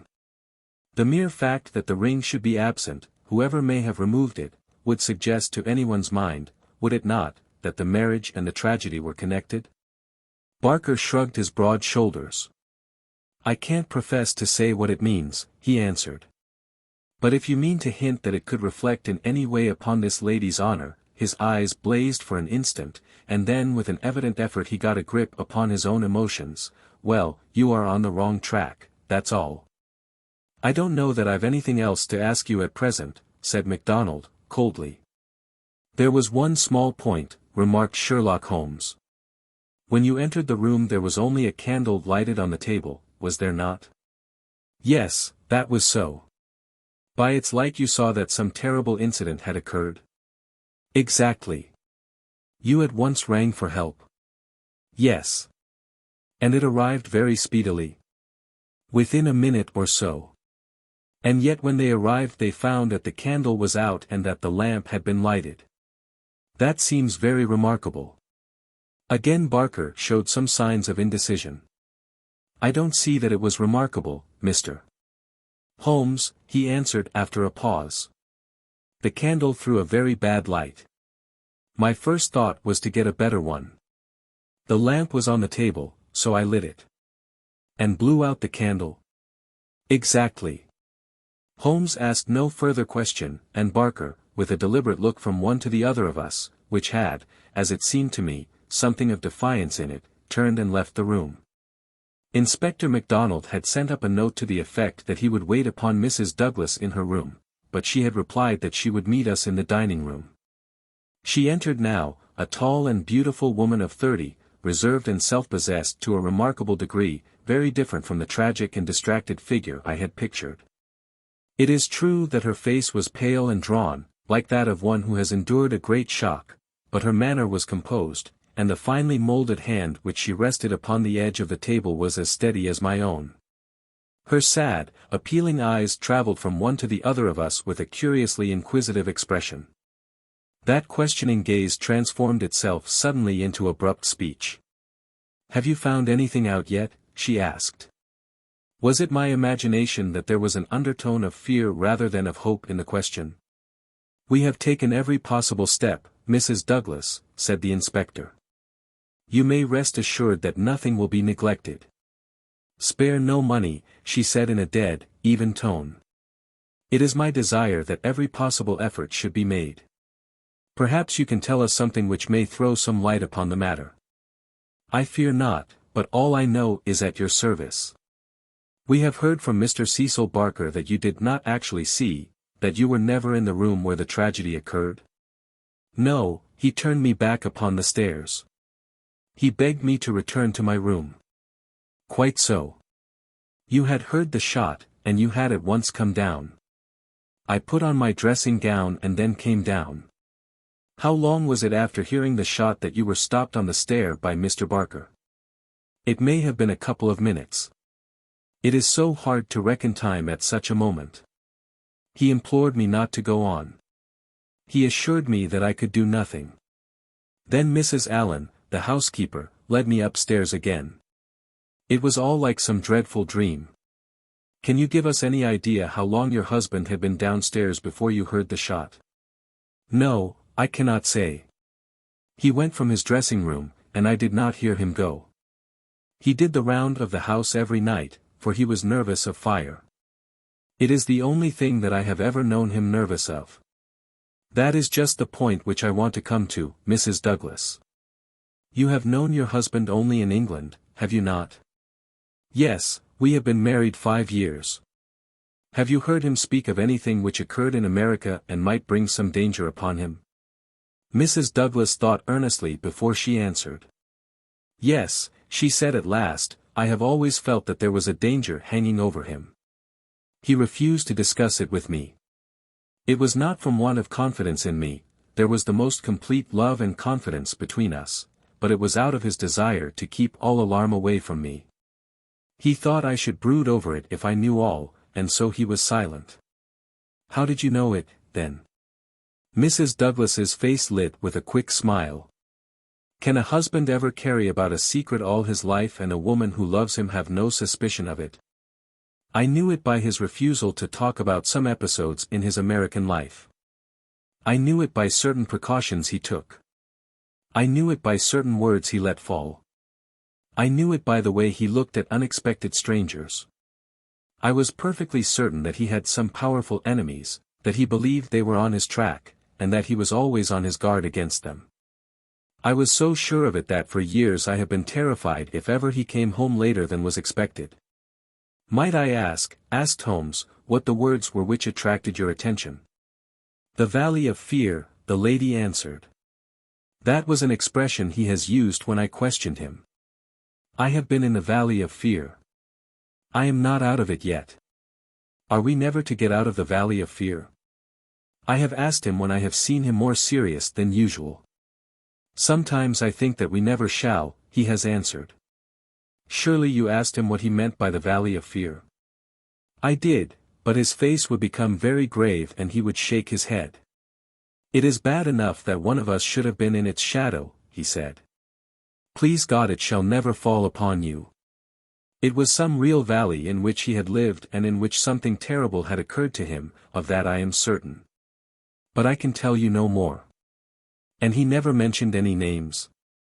Yes, he was delirious with fever once when he had his hunting accident 3 years ago. Then I remember that there was a name that came continually to his lips.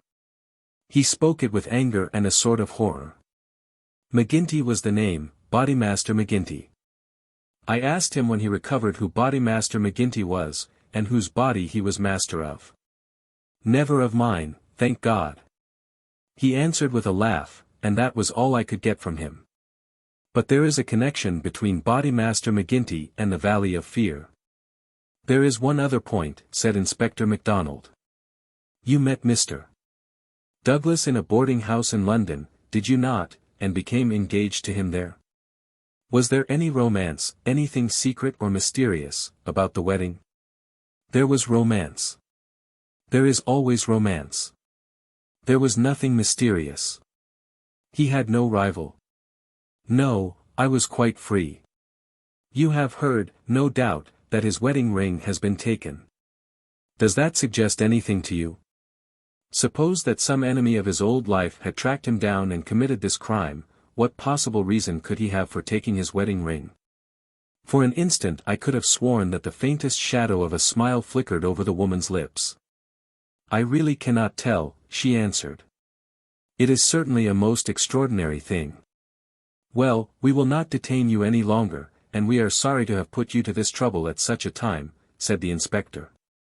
There are some other points, no doubt, but we can refer to you as they arise. She rose, and I was again conscious of that quick, questioning glance with which she had just surveyed us. What impression has my evidence made upon you? The question might as well have been spoken. Then, with a bow, she swept from the room. She's a beautiful woman, a very beautiful woman, said MacDonald thoughtfully, after the door had closed behind her. This man Barker has certainly been down here a good deal. He is a man who might be attractive to a woman. He admits that the dead man was jealous, and maybe he knew best himself what cause he had for jealousy. Then there's that wedding ring. You can't get past that. The man who tears a wedding ring off a dead man's, what do you say to it, Mr. Holmes? My friend had sat with his head upon his hands, sunk in the deepest thought. Now he rose and rang the bell. Ames, he said, when the butler entered, where is Mr. Cecil Barker now? I'll see, sir. He came back in a moment to say that Barker was in the garden. Can you remember, Ames, what Mr. Barker had on his feet last night when you joined him in the study? Yes, Mr. Holmes. He had a pair of bedroom slippers. I brought him his boots when he went for the police. Where are the slippers now? They are still under the chair in the hall. Very good, Ames. It is, of course, important for us to know which tracks may be Mr. Barker's and which from outside. Yes, sir. I may say that I noticed that the slippers were stained with blood, so indeed were my own. That is natural enough, considering the condition of the room. Very good, Ames. We will ring if we want you. A few minutes later we were in the study. Holmes had brought with him the carpet slippers from the hall. As Ames had observed, the soles of both were dark with blood. Strange, murmured Holmes, as he stood in the light of the window and examined them minutely. Very strange indeed. Stooping with one of his quick feline pounces, he placed the slipper upon the blood mark on the sill. It exactly corresponded. He smiled in silence at his colleagues. The inspector was transfigured with excitement. His native accent rattled like a stick upon railings. Man, he cried, there's not a doubt of it. Barker has just marked the window himself. It's a good deal broader than any boot mark. I mind that you said it was a splay foot, and here's the explanation. But what's the game, Mr. Holmes, what's the game? What's the game, my friend repeated thoughtfully. White Mason chuckled and rubbed his fat hands together in his professional satisfaction. I said it was a snorter, he cried. And a real snorter it is. 6. A dawning light. The three detectives had many matters of detail into which to inquire, so I returned alone to our modest quarters at the village inn. But before doing so I took a stroll in the curious old-world garden which flanked the house. Rows of very ancient yew trees cut into strange designs girded it round. Inside was a beautiful stretch of lawn with an old sundial in the middle, the whole effect so soothing and restful that it was welcome to my somewhat jangled nerves. In that deeply peaceful atmosphere one could forget, or remember only as some fantastic nightmare, that darkened study with the sprawling, blood-stained figure on the floor. And yet, as I strolled round it and tried to steep my soul in its gentle balm, a strange incident occurred, which brought me back to the tragedy and left a sinister impression in my mind. I have said that a decoration of yew trees circled the garden. At the end farthest from the house they thickened into a continuous hedge. On the other side of this hedge, concealed from the eyes of anyone approaching from the direction of the house, there was a stone seat. As I approached the spot I was aware of voices, some remark in the deep tones of a man, answered by a little ripple of feminine laughter. An instant later I had come round the end of the hedge and my eyes lit upon Mrs. Douglas and the man Barker before they were aware of my presence. Her appearance gave me a shock. In the dining room she had been demure and discreet. Now all pretense of grief had passed away from her. Her eyes shone with the joy of living, and her face still quivered with amusement at some remark of her companion. He sat forward, his hands clasped and his forearms on his knees, with an answering smile upon his bold, handsome face. In an instant, but it was just one instant too late, they resumed their solemn masks as my figure came into view.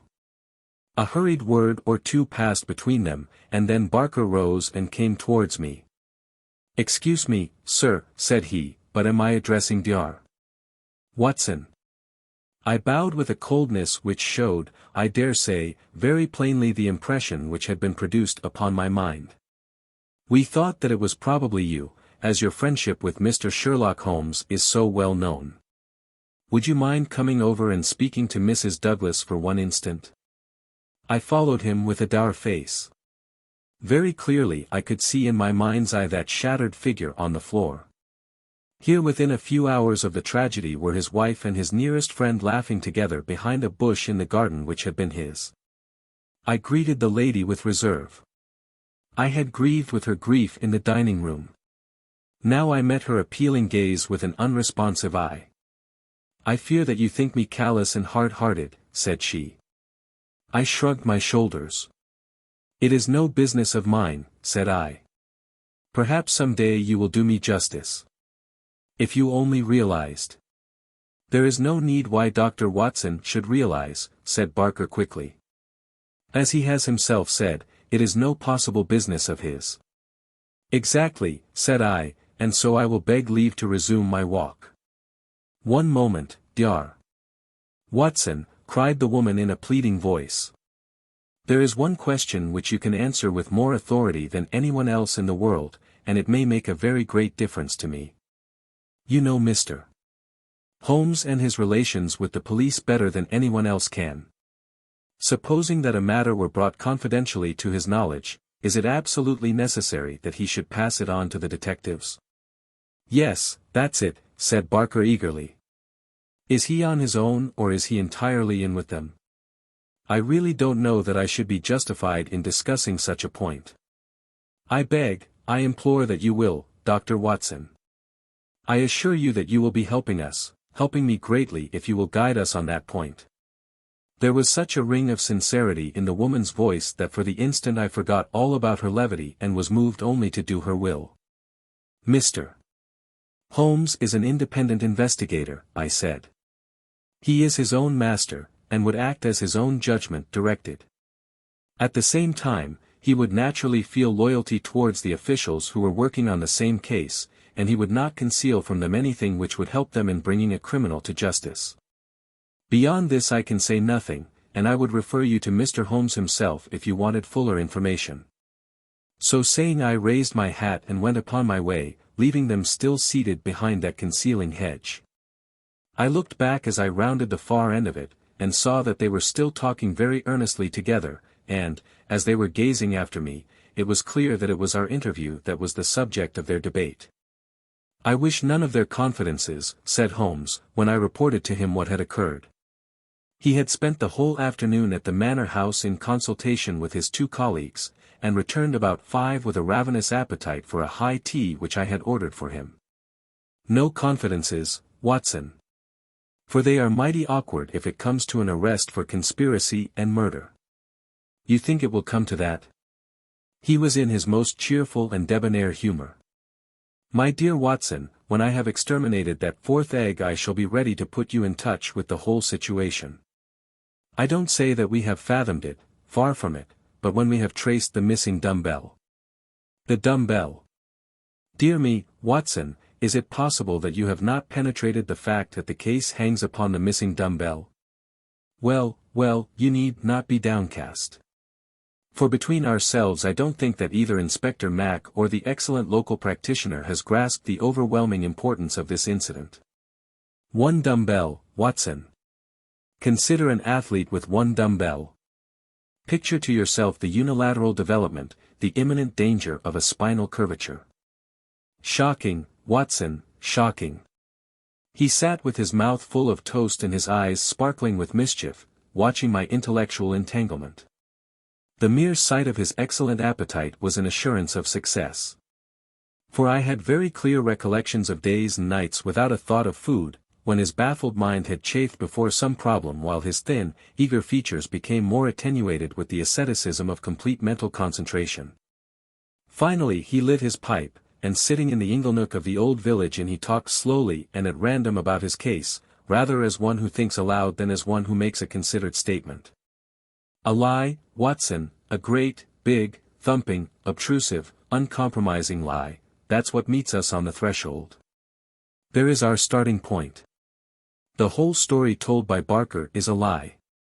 But Barker's story is corroborated by Mrs. Douglas.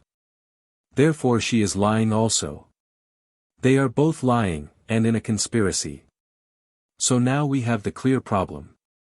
Why are they lying, and what is the truth which they are trying so hard to conceal? Let us try, Watson, you and I, if we can get behind the lie and reconstruct the truth.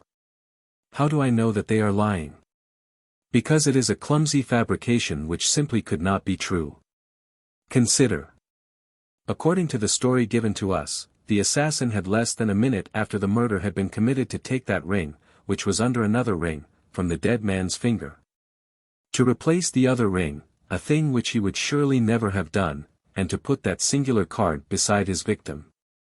I say that this was obviously impossible. You may argue, but I have too much respect for your judgment, Watson, to think that you will do so, that the ring may have been taken before the man was killed. The fact that the candle had been lit only a short time shows that there had been no lengthy interview. Was Douglas, from what we hear of his fearless character, a man who would be likely to give up his wedding ring at such short notice, or could we conceive of his giving it up at all? No, Watson, the assassin was alone with the dead man for some time with the lamp lit. Of that I have no doubt at all. But the gunshot was apparently the cause of death. Therefore the shot must have been fired some time earlier than we are told. But there could be no mistake about such a matter as that. We are in the presence, therefore, of a deliberate conspiracy upon the part of the two people who heard the gunshot, of the man Barker and of the woman Douglas. When on the top of this I am able to show that the blood mark on the windowsill was deliberately placed there by Barker, in order to give a false clue to the police, you will admit that the case grows dark against him. Now we have to ask ourselves at what hour the murder actually did occur. Up to 10:30 the servants were moving about the house, so it was certainly not before that time. At 11:15 they had all gone to their rooms with the exception of Ames, who was in the pantry. I have been trying some experiments after you left us this afternoon, and I find that no noise which MacDonald can make in the study can penetrate to me in the pantry when the doors are all shut. It is otherwise, however, from the housekeeper's room. It is not so far down the corridor, and from it I could vaguely hear a voice when it was very loudly raised. The sound from a shotgun is to some extent muffled and the discharge is at very close range, as it undoubtedly was in this instance. It would not be very loud, and yet in the silence of the night it should have easily penetrated to Mrs. Alan's room. She is, as she has told us, somewhat deaf, but nonetheless she mentioned in her evidence that she did hear something like a door slamming half an hour before the alarm was given. Half an hour before the alarm was given would be 11:15. I have no doubt that what she heard was the report of the gun, and that this was the real instant of the murder. If this is so, we have now to determine what Barker and Mrs. Douglas, presuming that they are not the actual murderers, could have been doing from 11:15, when the sound of the shot brought them down, until 11:15, when they rang the bell and summoned the servants. What were they doing, and why did they not instantly give the alarm? That is the question which faces us, and when it has been answered we shall surely have gone some way to solve our problem. I am convinced myself, said I, that there is an understanding between those two people. She must be a heartless creature to sit laughing at some jest within a few hours of her husband's murder. Exactly. She does not shine as a wife even in her own account of what occurred.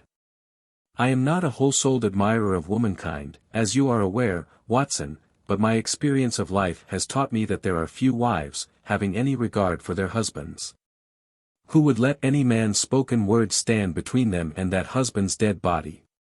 Should I ever marry, Watson, I should hope to inspire my wife with some feeling which would prevent her from being walked off by a housekeeper when my corpse was lying within a few yards of her.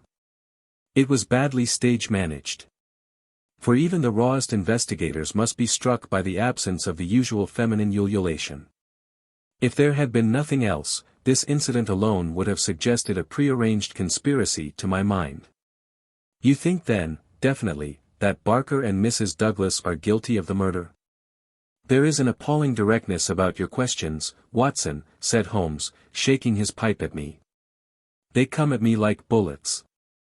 If you put it that Mrs. Douglas and Barker know the truth about the murder, and are conspiring to conceal it, then I can give you a whole-souled answer. I am sure they do. But your more deadly proposition is not so clear.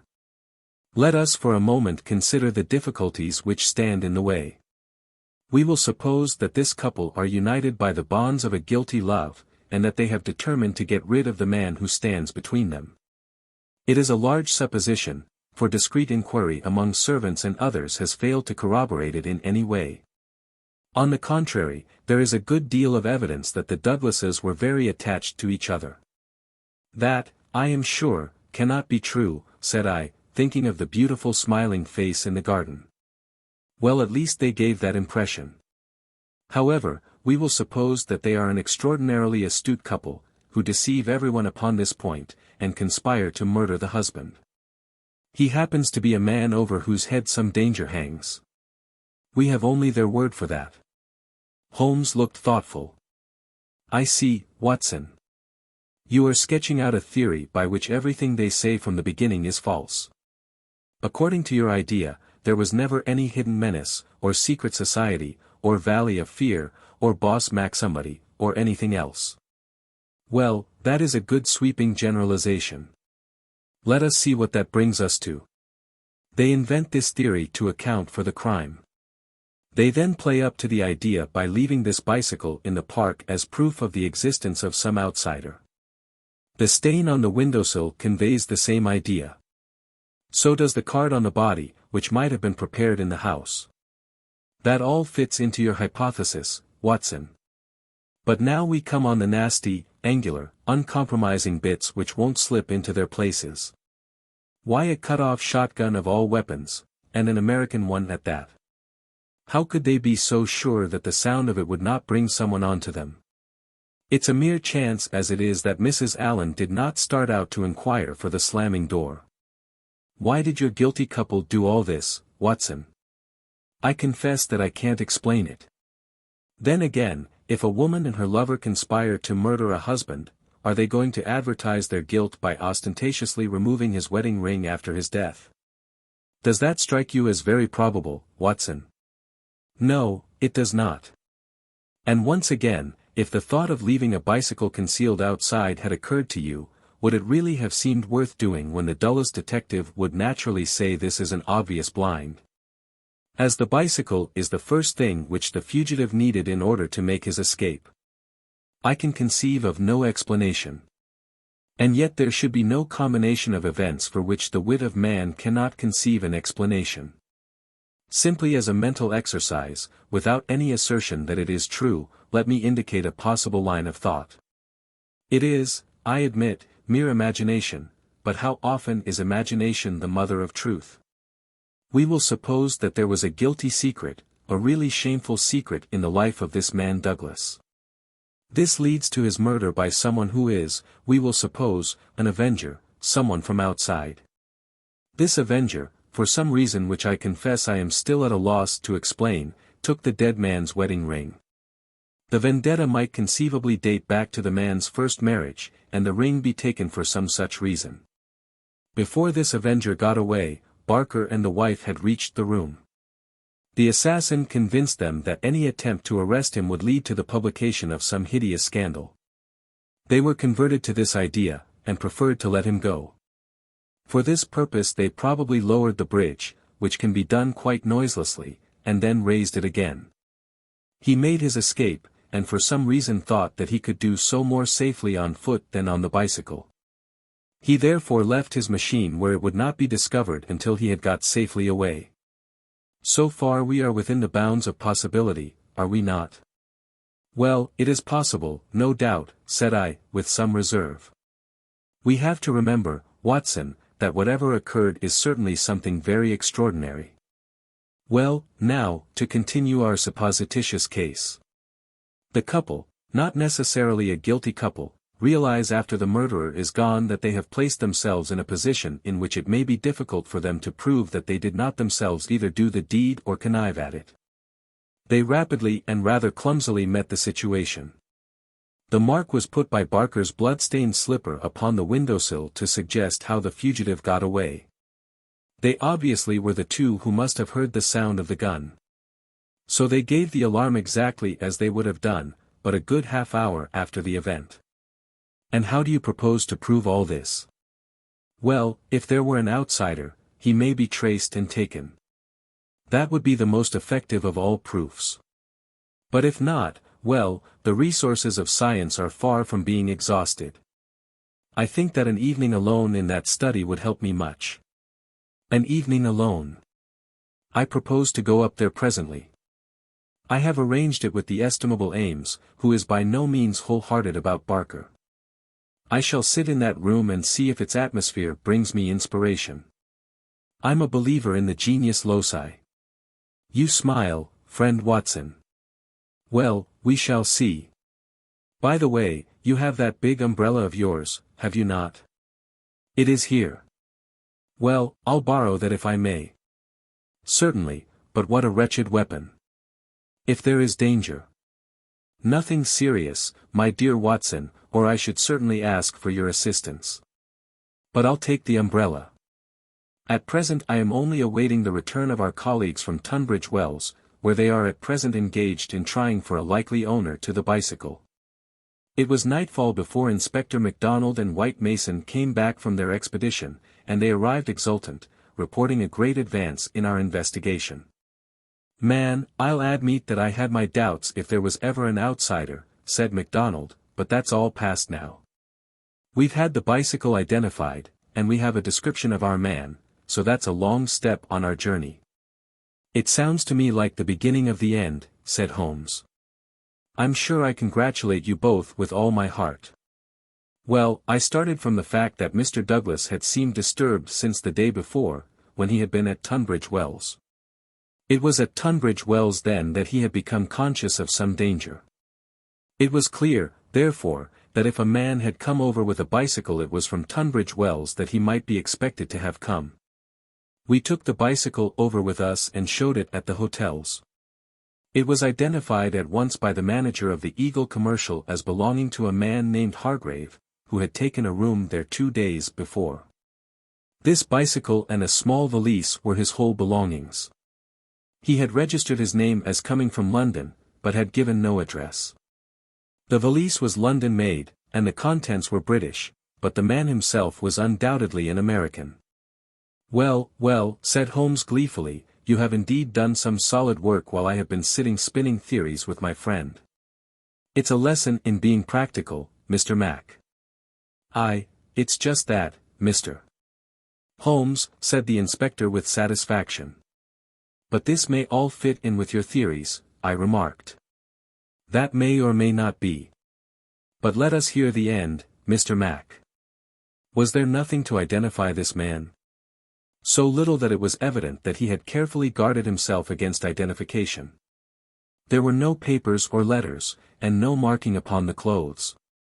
A cycle map of the county lay on his bedroom table. He had left the hotel after breakfast yesterday morning on his bicycle, and no more was heard of him until our inquiries. That's what puzzles me, Mr. Holmes, said White Mason. If the fellow did not want the hue and cry raised over him, one would imagine that he would have returned and remained at the hotel as an inoffensive tourist. As it is, he must know that he will be reported to the police by the hotel manager and that his disappearance will be connected with the murder. So one would imagine. Still, he has been justified of his wisdom up to date, at any rate, since he has not been taken. But his description, what of that? MacDonald referred to his notebook. Here we have it so far as they could give it. They don't seem to have taken any very particular stock of him, but still the porter, the clerk, and the chambermaid are all agreed that this about covers the points. He was a man about 5'9" in height, 50 or so years of age, his hair slightly grizzled, a grayish mustache, a curved nose, and a face which all of them described as fierce and forbidding. Well, bar the expression, that might almost be a description of Douglas himself, said Holmes. He is just over 50, with grizzled hair and mustache, and about the same height. Did you get anything else? He was dressed in a heavy grey suit with a reefer jacket, and he wore a short yellow overcoat and a soft cap. What about the shotgun? It is less than 2 feet long. It could very well have fitted into his valise. He could have carried it inside his overcoat without difficulty. And how do you consider that all this bears upon the general case? Well, Mr. Holmes, said MacDonald, when we have got our man, and you may be sure that I had his description on the wires within 5 minutes of hearing it, we shall be better able to judge. But, even as it stands, we have surely gone a long way. We know that an American calling himself Hargrave came to Tunbridge Wells 2 days ago with bicycle and valise. In the latter was a sawed-off shotgun, so he came with the deliberate purpose of crime. Yesterday morning he set off for this place on his bicycle, with his gun concealed in his overcoat. No one saw him arrive, so far as we can learn. But he need not pass through the village to reach the park gates, and there are many cyclists upon the road. Presumably he at once concealed his cycle among the laurels where it was found, and possibly lurked there himself, with his eye on the house, waiting for Mr. Douglas to come out. The shotgun is a strange weapon to use inside a house. But he had intended to use it outside, and there it has very obvious advantages, as it would be impossible to miss with it, and the sound of shots is so common in an English sporting neighborhood that no particular notice would be taken. That is all very clear, said Holmes. Well, Mr. Douglas did not appear. What was he to do next? He left his bicycle and approached the house in the twilight. He found the bridge down and no one about. He took his chance, intending, no doubt, to make some excuse if he met anyone. He met no one. He slipped into the first room that he saw, and concealed himself behind the curtain.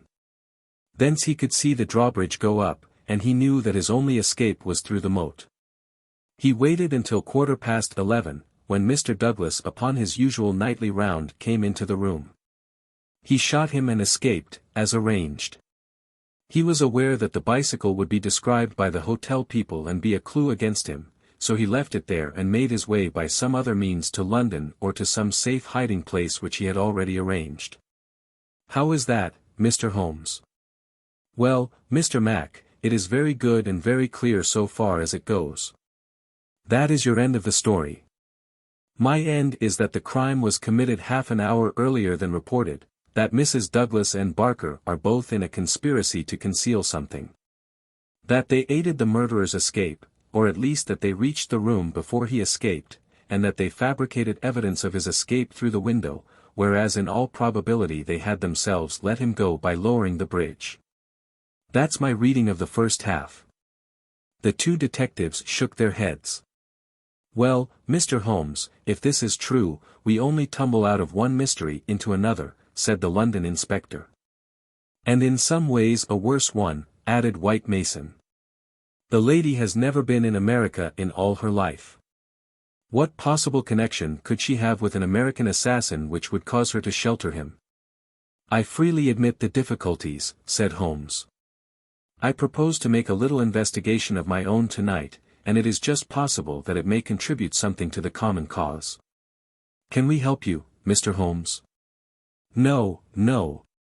Darkness and Dr. Watson's umbrella, my wants are simple. And Ames, the faithful Ames, no doubt he will stretch a point for me.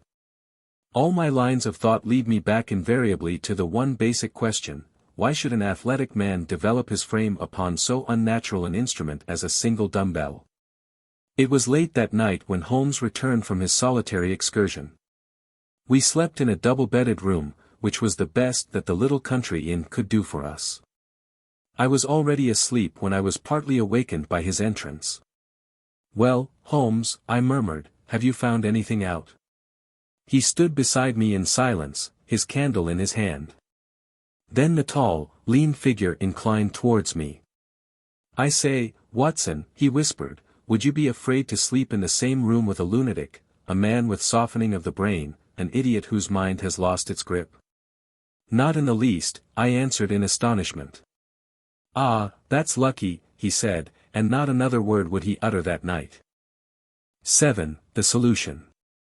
Next morning, after breakfast, we found Inspector MacDonald and White Mason seated in close consultation in the small parlor of the local police sergeant. On the table in front of them were piled a number of letters and telegrams, which they were carefully sorting and docketing. 3 had been placed on one side. Still on the track of the elusive bicyclist? Holmes asked cheerfully. What is the latest news of the ruffian? MacDonald pointed ruefully to his heap of correspondence. He is at present reported from Leicester, Nottingham, Southampton, Derby, East Ham, Richmond, and 14 other places. In 3 of them, East Ham, Leicester, and Liverpool, there is a clear case against him, and he has actually been arrested. The country seems to be full of the fugitives with yellow coats. Dear me, said Holmes sympathetically. Now, Mr. Mac and you, Mr. White Mason, I wish to give you a very earnest piece of advice. When I went into this case with you I bargained, as you will no doubt remember, that I should not present you with half-proved theories, but that I should retain and work out my own ideas until I had satisfied myself that they were correct. For this reason I am not at the present moment telling you all that is in my mind. On the other hand, I said that I would play the game fairly by you, and I do not think it is a fair game to allow you for one unnecessary moment to waste your energies upon a profitless task. Therefore I am here to advise you this morning, and my advice to you is summed up in 3 words: abandon the case. MacDonald and White Mason stared in amazement at their celebrated colleague. You consider it hopeless, cried the inspector. I consider your case to be hopeless. I do not consider that it is hopeless to arrive at the truth. But this cyclist. He is not an invention. We have his description, his valise, his bicycle. The fellow must be somewhere. Why should we not get him? Yes, no doubt he is somewhere, and no doubt we shall get him, but I would not have you waste your energies in East Ham or Liverpool. I am sure that we can find some shorter cut to a result. You are holding something back. It's hardly fair of you, Mr. Holmes. The inspector was annoyed. You know my methods of work, Mr. Mac. But I will hold it back for the shortest time possible. I only wish to verify my details in one way, which can very readily be done, and then I make my bow and return to London, leaving my results entirely at your service. I owe you too much to act otherwise. For in all my experience I cannot recall any more singular and interesting study. This is clean beyond me, Mr. Holmes. We saw you when we returned from Tunbridge Wells last night, and you were in general agreement with our results. What has happened since then to give you a completely new idea of the case? Well, since you ask me, I spent, as I told you that I would, some hours last night at the manor house. Well, what happened? Ah, I can only give you a very general answer to that for the moment. By the way, I have been reading a short but clear and interesting account of the old building, purchasable at the modest sum of 1 penny from the local tobacconist. Here Holmes drew a small tract, embellished with a rude engraving of the ancient manor house, from his waistcoat pocket. It immensely adds to the zest of an investigation, my dear Mr. Mac, when one is in conscious sympathy with the historical atmosphere of one's surroundings. Don't look so impatient, for I assure you that even so bald an account as this raises some sort of picture of the past in one's mind. Permit me to give you a sample. Erected in the 5th year of the reign of James I, and standing upon the site of a much older building, the manor house of Birlstone presents one of the finest surviving examples of the moated Jacobean residence. You are making fools of us, Mr. Holmes. Tut, tut, Mr. Mac, the first sign of temper I have detected in you. Well, I won't read it verbatim, since you feel so strongly upon the subject. But when I tell you that there is some account of the taking of the place by a parliamentary colonel in 1644, of the concealment of Charles for several days in the course of the Civil War, and finally of a visit there by the second George, you will admit that there are various associations of interest connected with this ancient house. I don't doubt it, Mr. Holmes, but that is no business of ours. Is it not? Is it not? Breadth of view, my dear Mr. Mac, is one of the essentials of our profession. The interplay of ideas and the oblique uses of knowledge are often of extraordinary interest. You will excuse these remarks from one who, though a mere connoisseur of crime, is still rather older and perhaps more experienced than yourself. I'm the first to admit that, said the detective heartily. You get to your point, I admit, but you have such a deuced round-the-corner way of doing it. Well, I'll drop past history and get down to present-day facts. I called last night, as I have already said, at the manor house. I did not see either Barker or Mrs. Douglas. I saw no necessity to disturb them. But I was pleased to hear that the lady was not visibly pining and that she had partaken of an excellent dinner. My visit was specially made to the good Mr. Ames, with whom I exchanged some amiabilities, which culminated in his allowing me, without reference to anyone else, to sit alone for a time in the study. What? With that? I ejaculated. No, everything is now in order. You gave permission for that, Mr. Mac, as I am informed. The room was in its normal state, and in it I passed an instructive quarter of an hour. What were you doing? Well, not to make a mystery of so simple a matter, I was looking for the missing dumbbell. It has always bulked rather large in my estimate of the case. I ended by finding it. Where? Ah, there we come to the edge of the unexplored. Let me go a little further, a very little further, and I will promise that you shall share everything that I know. Well, we're bound to take you on your own terms, said the inspector. But when it comes to telling us to abandon the case, why in the name of goodness should we abandon the case? For the simple reason, my dear Mr. Mac, that you have not got the first idea what it is that you are investigating. We are investigating the murder of Mr. John Douglas of Birlstone Manor.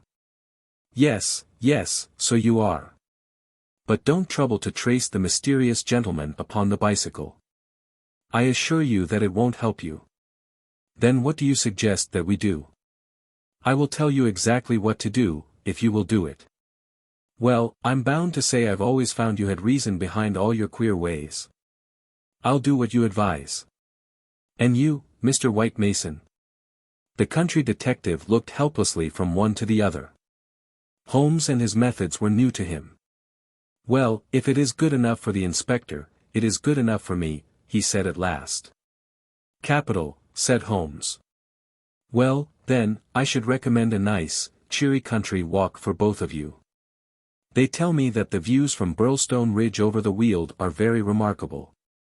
No doubt lunch could be got at some suitable hostelry. though my ignorance of the country prevents me from recommending one. In the evening, tired but happy. Man, this is getting past a joke, cried MacDonald, rising angrily from his chair. Well, well, spend the day as you like, said Holmes, patting him cheerfully upon the shoulder. Do what you like and go where you will, but meet me here before dusk without fail, Mr. Mac. That sounds more like sanity. All of it was excellent advice, but I don't insist, so long as you are here when I need you. But now, before we part, I want you to write a note to Mr. Barker. Well? I'll dictate it, if you like. Ready? Dear Sir. It has struck me that it is our duty to drain the moat, in the hope that we may find some. It's impossible, said the inspector. I've made inquiry. Tut, tut. My dear sir, please do what I ask you. Well, go on. In the hope that we may find something which may bear upon our investigation. I have made arrangements, and the workmen will be at work early tomorrow morning diverting the stream. Impossible. Diverting the stream. So I thought it best to explain matters beforehand. Now sign that, and send it by hand about 4 o'clock. At that hour we shall meet again in this room. Until then we may each do what we like. For I can assure you that this inquiry has come to a definite pause. Evening was drawing in when we reassembled. Holmes was very serious in his manner, myself curious, and the detectives obviously critical and annoyed. Well, gentlemen, said my friend gravely, I am asking you now to put everything to the test with me, and you will judge for yourselves whether the observations I have made justify the conclusions to which I have come. It is a chill evening, and I do not know how long our expedition may last, so I beg that you will wear your warmest coats. It is of the first importance that we should be in our places before it grows dark. So with your permission we shall get started at once. We passed along the outer bounds of the Manor House Park until we came to a place where there was a gap in the rails which fenced it. Through this we slipped, and then in the gathering gloom we followed Holmes until we had reached a shrubbery which lies nearly opposite to the main door and the drawbridge. The latter had not been raised. Holmes crouched down behind the screen of laurels, and we all three followed his example. Well, what are we to do now? Asked MacDonald with some gruffness. Possess our souls in patience and make as little noise as possible, Holmes answered. What are we here for at all? I really think that you might treat us with more frankness. Holmes laughed. Watson insists that I am the dramatist in real life, said he. Some touch of the artist wells up within me, and calls insistently for a well-staged performance. Surely our profession, Mr. Mac, would be a drab and sordid one if we did not sometimes set the scene so as to glorify our results. The blunt accusation, the brutal tap upon the shoulder, what can one make of such a denouement? But the quick inference, the subtle trap, the clever forecast of coming events, the triumphant vindication of bold theories, are these not the pride and the justification of our life's work? At the present moment you thrill with the glamour of the situation and the anticipation of the hunt. Where would be that thrill if I had been as definite as a timetable? I only ask a little patience, Mr. Mac, and all will be clear to you. Well, I hope the pride and justification and the rest of it will come before we all get our death of cold, said the London detective with comic resignation. We all had good reason to join in the aspiration. For our vigil was a long and bitter one. Slowly the shadows darkened over the long, somber face of the old house. A cold, damp reek from the moat chilled us to the bones and set our teeth chattering. There was a single lamp over the gateway and a steady globe of light in the fatal study. Everything else was dark and still. How long is this to last? Asked the inspector finally. And what is it we are watching for? I have no more notion than you how long it is to last, Holmes answered with some asperity. If criminals would always schedule their movements like railway trains, it would certainly be more convenient for all of us. As to what it is well, that's what we are watching for. As he spoke the bright, yellow light in the study was obscured by somebody passing to and fro before it. The laurels among which we lay were immediately opposite the window and not more than 100 feet from it. Presently it was thrown open with a whining of hinges, and we could dimly see the dark outline of a man's head and shoulders looking out into the gloom. For some minutes he peered forth in furtive, stealthy fashion, as one who wishes to be assured that he is unobserved. Then he leaned forward, and in the intense silence we were aware of the soft lapping of agitated water. He seemed to be stirring up the moat with something which he held in his hand. Then suddenly he hauled something in as a fisherman lands a fish, some large, round object which obscured the light as it was dragged through the open casement. "Now!" cried Holmes. "Now!" We were all upon our feet, staggering after him with our stiffened limbs, while he ran swiftly across the bridge and rang violently at the bell. There was the rasping of bolts from the other side, and the amazed Ames stood in the entrance. Holmes brushed him aside without a word and, followed by all of us, rushed into the room which had been occupied by the man whom we had been watching. The oil lamp on the table represented the glow which we had seen from outside.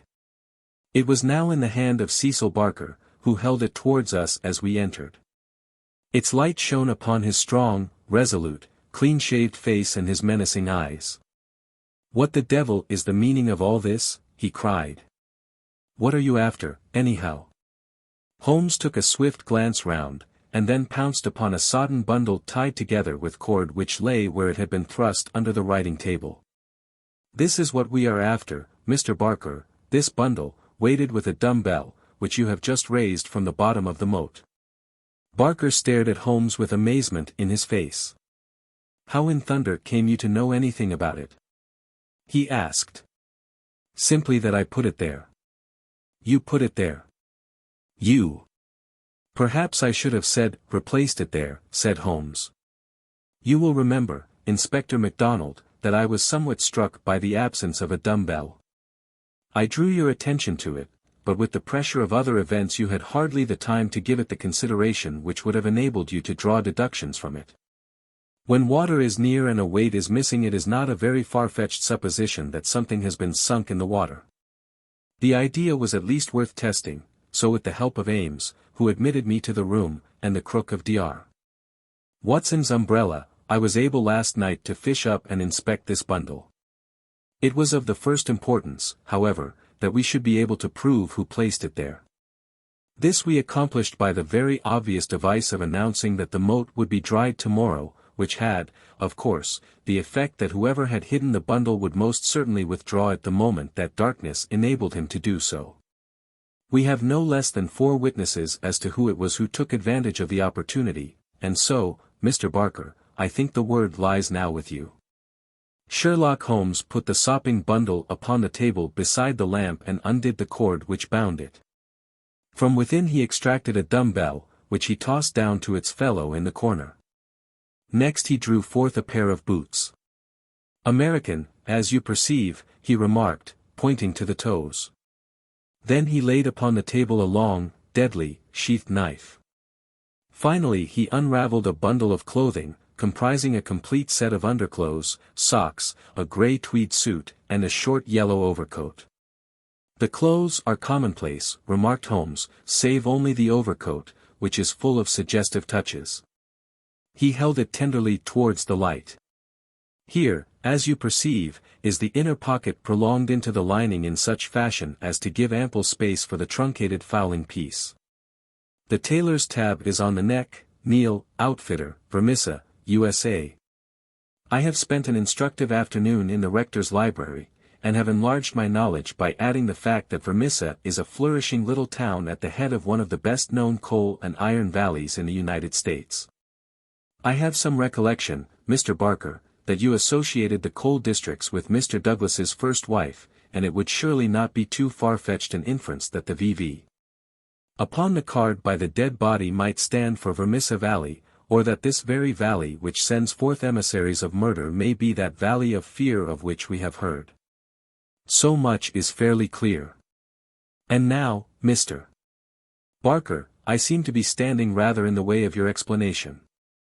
It was a sight to see Cecil Barker's expressive face during this exposition of the great detective. Anger, amazement, consternation, and indecision swept over it in turn. Finally he took refuge in a somewhat acrid irony. "You know such a lot, Mr. Holmes, perhaps you had better tell us some more," he sneered. "I have no doubt that I could tell you a great deal more, Mr. Barker. But it would come with a better grace from you." "Oh, you think so, do you? Well, all I can say is that if there's any secret here it is not my secret, and I am not the man to give it away." "Well, if you take that line, Mr. Barker," said the inspector quietly, "we must just keep you in sight until we have the warrant and can hold you." "You can do what you damn please about that," said Barker defiantly. The proceedings seemed to have come to a definite end so far as he was concerned, for one had only to look at that granite face to realize that no peine forte et dure would ever force him to plead against his will. The deadlock was broken, however, by a woman's voice. Mrs. Douglas had been standing listening at the half-open door, and now she entered the room. "You have done enough for now, Cecil," said she. "Whatever comes of it in the future, you have done enough." "Enough and more than enough," remarked Sherlock Holmes gravely.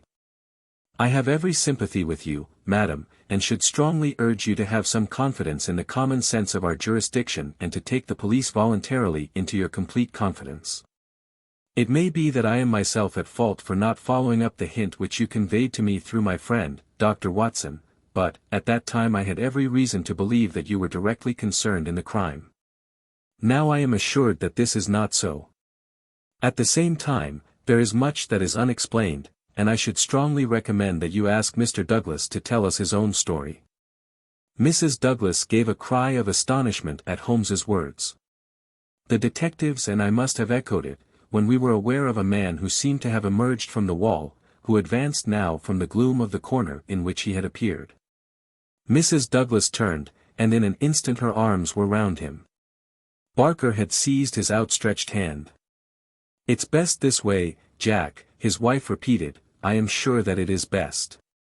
"Indeed, yes, Mr. Douglas," said Sherlock Holmes, "I am sure that you will find it best." The man stood blinking at us with the dazed look of one who comes from the dark into the light. It was a remarkable face, bold grey eyes, a strong, short-clipped, grizzled mustache, a square, projecting chin, and a humorous mouth.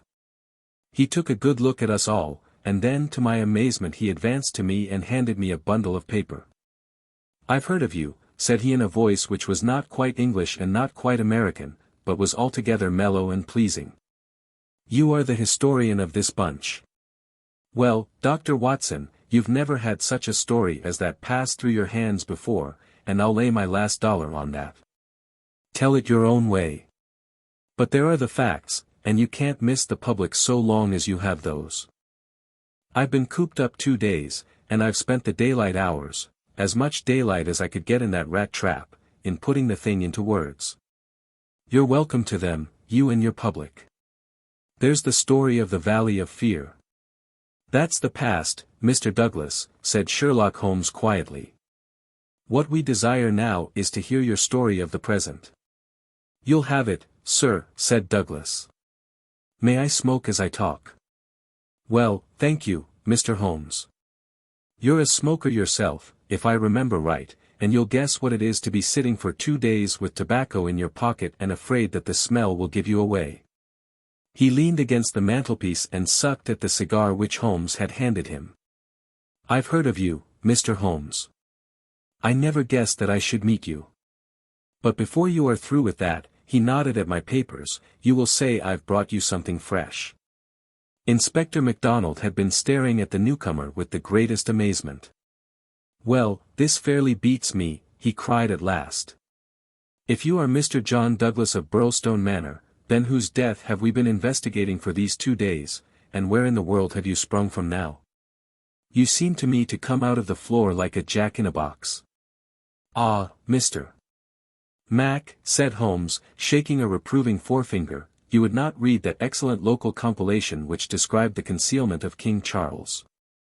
People did not hide in those days without excellent hiding places, and the hiding place that has once been used may be again. I had persuaded myself that we should find Mr. Douglas under this roof. "And how long have you been playing this trick upon us, Mr. Holmes?" said the inspector angrily. "How long have you allowed us to waste ourselves upon a search that you knew to be an absurd one?" "Not one instant, my dear Mr. Mac. Only last night did I form my views of the case. As they could not be put to the proof until this evening, I invited you and your colleague to take a holiday for the day. Pray, what more could I do? When I found the suit of clothes in the moat, it at once became apparent to me that the body we had found could not have been the body of Mr. John Douglas at all, but must be that of the bicyclist from Tunbridge Wells. No other conclusion was possible. Therefore I had to determine where Mr. John Douglas himself could be, and the balance of probability was that with the connivance of his wife and his friend he was concealed in a house which had such conveniences for a fugitive, and awaiting quieter times when he could make his final escape. "Well, you figured it out about right," said Douglas approvingly. "I thought I'd dodge your British law, for I was not sure how I stood under it, and also I saw my chance to throw these hounds once for all off my track. Mind you, from first to last I have done nothing to be ashamed of, and nothing that I would not do again, but you'll judge that for yourselves when I tell you my story. Never mind warning me, Inspector, I'm ready to stand pat upon the truth. I'm not going to begin at the beginning. That's all there," he indicated my bundle of papers, "and a mighty queer yarn you'll find it. It all comes down to this, that there are some men that have good cause to hate me and would give their last dollar to know that they had got me. So long as I am alive and they are alive, there is no safety in this world for me. They hunted me from Chicago to California, then they chased me out of America, but when I married and settled down in this quiet spot I thought my last years were going to be peaceable. I never explained to my wife how things were. Why should I pull her into it? She would never have a quiet moment again, but would always be imagining trouble. I fancy she knew something, for I may have dropped a word here or a word there. But until yesterday, after you gentlemen had seen her, she never knew the rights of the matter. She told you all she knew, and so did Barker here, for on the night when this thing happened there was mighty little time for explanations. She knows everything now, and I would have been a wiser man if I had told her sooner. But it was a hard question, dear." He took her hand for an instant in his own, "and I acted for the best. Well, gentlemen, the day before these happenings I was over in Tunbridge Wells, and I got a glimpse of a man in the street. It was only a glimpse, but I have a quick eye for these things, and I never doubted who it was. It was the worst enemy I had among them all, one who has been after me like a hungry wolf after a caribou all these years. I knew there was trouble coming, and I came home and made ready for it. I guessed I'd fight through it all right on my own. My luck was a proverb in the States about '76. I never doubted that it would be with me still. I was on my guard all that next day, and never went out into the park. It's as well, or he'd have had the drop on me with that buckshot gun of his before ever I could draw on him. After the bridge was up, my mind was always more restful when that bridge was up in the evenings, I put the thing clear out of my head. I never dreamed of his getting into the house and waiting for me. But when I made my round in my dressing gown, as was my habit, I had no sooner entered the study than I scented danger. I guess when a man has had dangers in his life, and I've had more than most in my time, there is a kind of sixth sense that waves the red flag. I saw the signal clear enough, and yet I couldn't tell you why. Next instant I spotted a boot under the window curtain, and then I saw why plain enough. I just the one candle that was in my hand, but there was a good light from the hall lamp through the open door. I put down the candle and jumped for a hammer that I'd left on the mantel. At the same moment he sprang at me. I saw the glint of a knife, and I lashed at him with the hammer. I got him somewhere, for the knife tinkled down on the floor. He dodged round the table as quick as an eel, and a moment later he'd got his gun from under his coat. I heard him cock it, but I had got hold of it before he could fire. I had it by the barrel, and we wrestled for it all ends up for a minute or more. It was death to the man that lost his grip. He never lost his grip, but he got it but downward for a moment too long. Maybe it was I that pulled the trigger. Maybe we just jolted it off between us. Anyhow, he got both barrels in the face, and there I was, staring down at all that was left of Ted Baldwin. I'd recognized him in the township, and again when he sprang for me. But his own mother wouldn't recognize him as I saw him then. I'm used to rough work, but I fairly turned sick at the sight of him. I was hanging on the side of the table when Barker came hurrying down. I heard my wife coming, and I ran to the door and stopped her. It was no sight for a woman. I promised I'd come to her soon. I said a word or two to Barker, he took it all in at a glance, and we waited for the rest to come along. But there was no sign of them. Then we understood that they could hear nothing, and that all that had happened was known only to ourselves. It was at that instant that the idea came to me. I was fairly dazzled by the brilliance of it. The man's sleeve had slipped up and there was the branded mark of the lodge upon his forearm. See here. The man whom we had known as Douglas turned up his own coat and cuff to show a brown triangle within a circle exactly like that which we had seen upon the dead man. It was the sight of that which started me on it. I seemed to see it all clear at a glance. There were his height and hair and figure, about the same as my own. No one could swear to his face, poor devil. I brought down this suit of clothes, and in a quarter of an hour Barker and I had put my dressing gown on him and he lay as you found him. We tied all his things into a bundle, and I weighted them with the only weight I could find and put them through the window. The card he had meant to lay upon my body was lying beside his own. My rings were put on his finger. But when it came to the wedding ring, he held out his muscular hand. You can see for yourselves that I had struck the limit. I have not moved it since the day I was married, and it would have taken a file to get it off. I don't know, anyhow, that I should have cared to part with it, but if I had wanted to I couldn't. So we just had to leave that detail to take care of itself. On the other hand, I brought a bit of plaster down and put it where I am wearing one myself at this instant. You slipped up there, Mr. Holmes, clever as you are. For if you had chanced to take off that plaster you would have found no cut underneath it. Well, that was the situation. If I could lie low for a while and then get away where I could be joined by my widow, we should have a chance at last of living in peace for the rest of our lives. These devils would give me no rest so long as I was above ground. But if they saw in the papers that Baldwin had got his man, there would be an end of all my troubles. I hadn't much time to make it all clear to Barker and to my wife, but they understood enough to be able to help me. I knew all about this hiding place, so did Ames, but it never entered his head to connect it with the matter. I retired into it, and it was up to Barker to do the rest. I guess you can fill in for yourselves what he did. He opened the window and made the mark on the sill to give an idea of how the murderer escaped. It was a tall order, that, but as the bridge was up there was no other way. Then, when everything was fixed, he rang the bell for all he was worth. What happened afterward you know. And so, gentlemen, you can do what you please, but I've told you the truth and the whole truth, so help me God. What I ask you now is how do I stand by the English law? There was a silence which was broken by Sherlock Holmes. The English law is in the main a just law.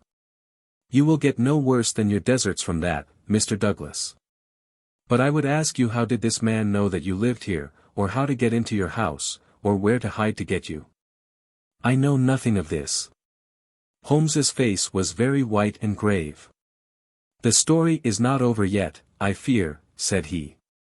You may find worse dangers than the English law, or even than your enemies from America. I see trouble before you, Mr. Douglas. You'll take my advice and still be on your guard. And now, my long-suffering readers, I will ask you to come away with me for a time, far from the Sussex manor house of Birlstone. And far also from the year of grace in which we made our eventful journey which ended with the strange story of the man who had been known as John Douglas. I wish you to journey back some 20 years in time, and westward some thousands of miles in space, that I may lay before you a singular and terrible narrative, so singular and so terrible that you may find it hard to believe that even as I tell it, even so did it occur. Do not think that I intrude one story before another is finished. As you read on you will find that this is not so. And when I have detailed those distant events and you have solved this mystery of the past, we shall meet once more in those rooms on Baker Street, where this, like so many other wonderful happenings, will find its end. Part 2. The Scowrers. 1. The Man. It was the 4th of February in the year 1875. It had been a severe winter, and the snow lay deep in the gorges of the Gilmerton Mountains. The steam plows had, however, kept the railroad open. And the evening train which connects the long line of coal mining and iron-working settlements was slowly groaning its way up the steep gradients which lead from Stagville on the plain to Vermissa, the central township which lies at the head of Vermissa Valley. From this point the track sweeps downward to Barton's Crossing, Helmdale, and the purely agricultural county of Merton. It was a single-track railroad. But at every siding, and they were numerous, long lines of trucks piled with coal and iron or told of the hidden wealth which had brought a rude population and a bustling life to this most desolate corner of the United States of America. For desolate it was.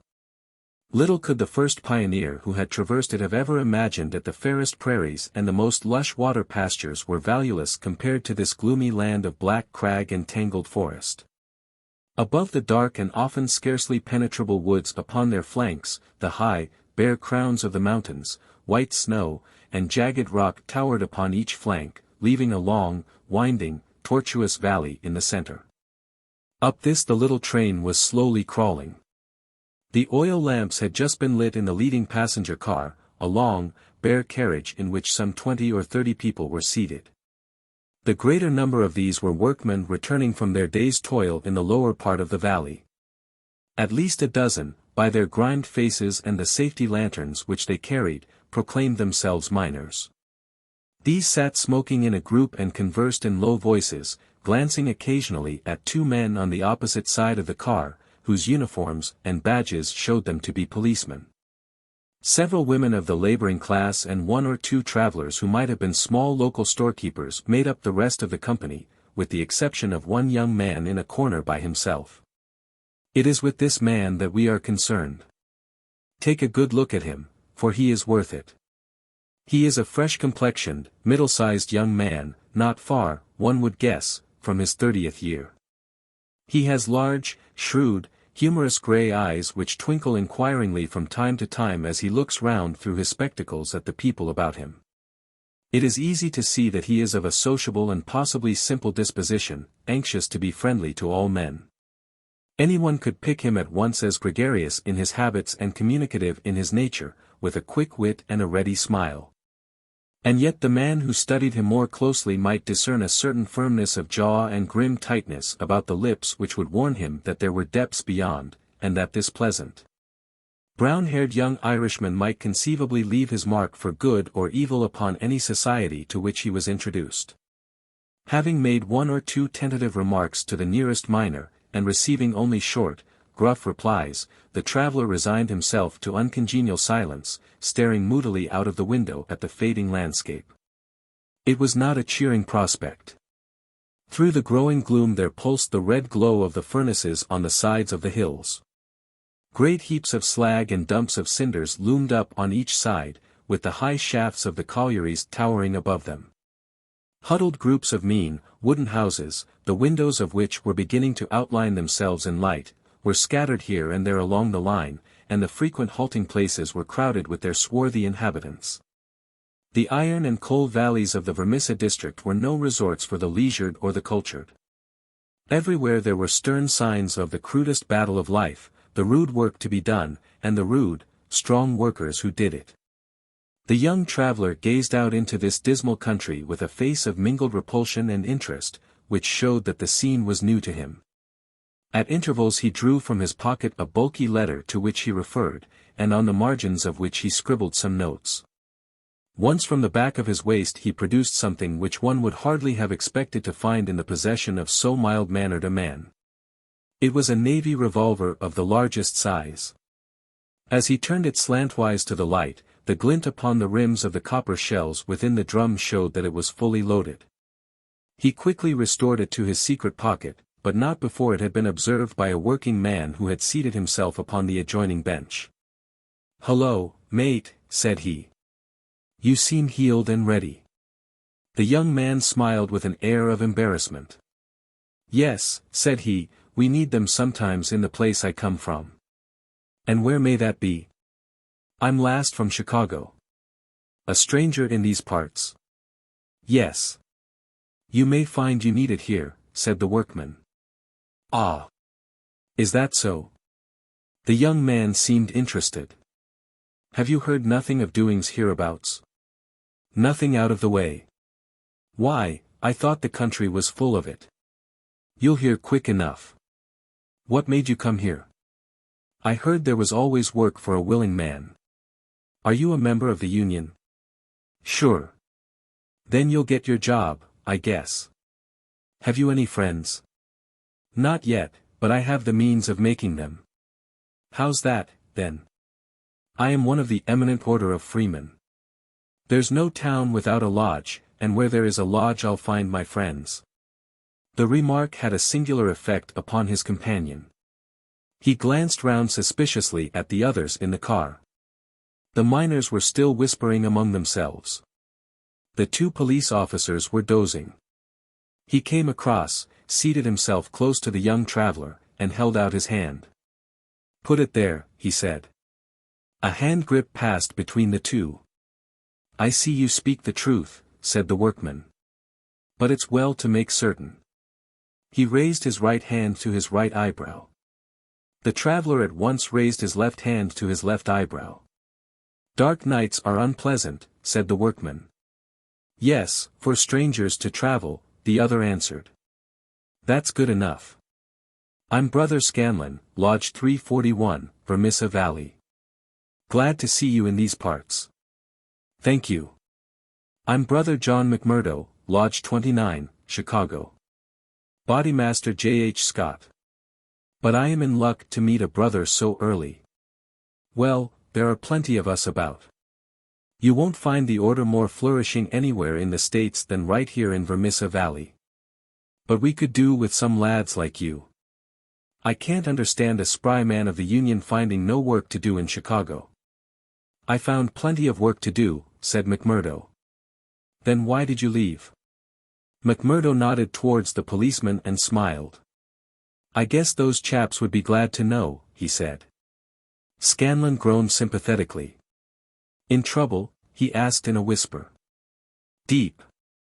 A penitentiary job. And the rest. Not a killing." "It's early days to talk of such things," said McMurdo with the air of a man who had been surprised into saying more than he intended. "I've my own good reasons for leaving Chicago, and let that be enough for you. Who are you that you should take it on yourself to ask such things?" His grey eyes gleamed with sudden and dangerous anger from behind his glasses. "All right, mate, no offense meant. The boys will think none the worse of you, whatever you may have done. Where are you bound for now?" "Vermissa. That's the third halt down the line." "Where are you staying?" McMurdo took out an envelope and held it close to the murky oil lamp. "Here is the address, Jacob Shafter, Sheridan Street. It's a boarding house that was recommended by a man I knew in Chicago." "Well, I don't know it. But Vermissa is out of my beat. I live at Hobson's Patch, and that's here where we are drawing up. But, say, there's one bit of advice I'll give you before we part: if you're in trouble in Vermissa, go straight to the Union House and see Boss McGinty. He is the Bodymaster of Vermissa Lodge, and nothing can happen in these parts unless Black Jack McGinty wants it. So long, mate. Maybe we'll meet in Lodge one of these evenings. But mind my words, if you are in trouble, go to Boss McGinty." Scanlon descended, and McMurdo was left once again to his thoughts. Night had now fallen, and the flames of the frequent furnaces were roaring and leaping in the darkness. Against their lurid background dark figures were bending and straining, twisting and turning, with the motion of winch or of windlass, to the rhythm of an eternal clank and roar. "I guess hell must look something like that," said a voice. McMurdo turned and saw that one of the policemen had shifted in his seat and was staring out into the fiery waste. For that matter, said the other policeman, I allow that hell must be something like that. If there are worse devils down yonder than some we could name, it's more than I'd expect. I guess you're new to this part, young man. Well, what if I am? McMurdo answered in a surly voice. Just this, mister, that I should advise you to be careful in choosing your friends. I don't think I'd begin with Mike Scanlon or his gang if I were you. What the hell is it to you who are my friends? Roared McMurdo in a voice which brought every head in the carriage round to witness the altercation. Did I ask you for your advice, or did you think me such a sucker that I couldn't move without it? You speak when you are spoken to, and by the Lord you'd have to wait a long time if it was me. He thrust out his face and grinned at the patrolman like a snarling dog. The two policemen, heavy, good-natured men, were taken aback by the extraordinary vehemence with which their friendly advances had been rejected. No offense, stranger, said one. It was a warning for your own good, seeing that you are, by your own showing, new to the place. I'm new to the place, but I'm not new to you and your kind, cried McMurdo in cold fury. I guess you're the same in all places, shoving your advice in when nobody asks for it. Maybe we'll see more of you before very long, said one of the patrolmen with a grin. You're a real hand-picked one, if I am a judge. I was thinking the same, remarked the other. I guess we may meet again. I'm not afraid of you, and don't you think it, cried McMurdo. My name's Jack McMurdo, see? If you want me, you'll find me at Jacob Shafter's on Sheridan Street, Vermissa, so I'm not hiding from you, am I? Day or night I dare to look the like of you in the face, don't make any mistake about that. There was a murmur of sympathy and admiration from the miners at the dauntless demeanor of the newcomer, while the two policemen shrugged their shoulders and renewed a conversation between themselves. A few minutes later the train ran into the ill-lit station, and there was a general clearing, for Vermissa was by far the largest town on the line. McMurdo picked up his leather gripsack and was about to start off into the darkness, when one of the miners accosted him. By gar, mate! You know how to speak to the cops, he said in a voice of awe. It was grand to hear you. Let me carry your grip and show you the road. I'm passing Shafters on the way to my own shack. There was a chorus of friendly good nights from the other miners as they passed from the platform. Before ever he had set foot in it, McMurdo the turbulent had become a character in Vermissa. The country had been a place of terror, but the town was in its way even more depressing. Down that long valley there was at least a certain gloomy grandeur in the huge fires and the clouds of drifting smoke. While the strength and industry of man found fitting monuments in the hills which he had spilled by the side of his monstrous excavations. But the town showed a dead level of mean ugliness and squalor. The broad street was churned up by the traffic into a horrible rutted paste of muddy snow. The sidewalks were narrow and uneven. The numerous gas lamps served only to show more clearly a long line of wooden houses, each with its veranda facing the street, unkempt and dirty. As they approached the center of the town the scene was brightened by a row of well-lit stores, and even more by a cluster of saloons and gaming houses, in which the miners spent their hard-earned but generous wages. That's the Union House, said the guide, pointing to one saloon which rose almost to the dignity of being a hotel. Jack McGinty is the boss there. What sort of a man is he? McMurdo asked. What? Have you never heard of the boss? How could I have heard of him when you know that I am a stranger in these parts? Well, I thought his name was known clear across the country. It's been in the papers often enough. What for? Well, the miner lowered his voice, over the affairs. What affairs? Good Lord, mister. You are queer, if I must say it without offense. There's only one set of affairs that you'll hear of in these parts, and that's the affairs of the Scowrers. Why, I seem to have read of the Scowrers in Chicago. A gang of murderers, are they not? Hush, on your life! Cried the miner, standing still in alarm, and gazing in amazement at his companion. Man, You won't live long in these parts if you speak in the open street like that. Many a man has had the life beaten out of him for less. Well, I know nothing about them. It's only what I have read. And I'm not saying that you have not read the truth. The man looked nervously round him as he spoke, peering into the shadows as if he feared to see some lurking danger. If killing is murder, then God knows there is murder and to spare.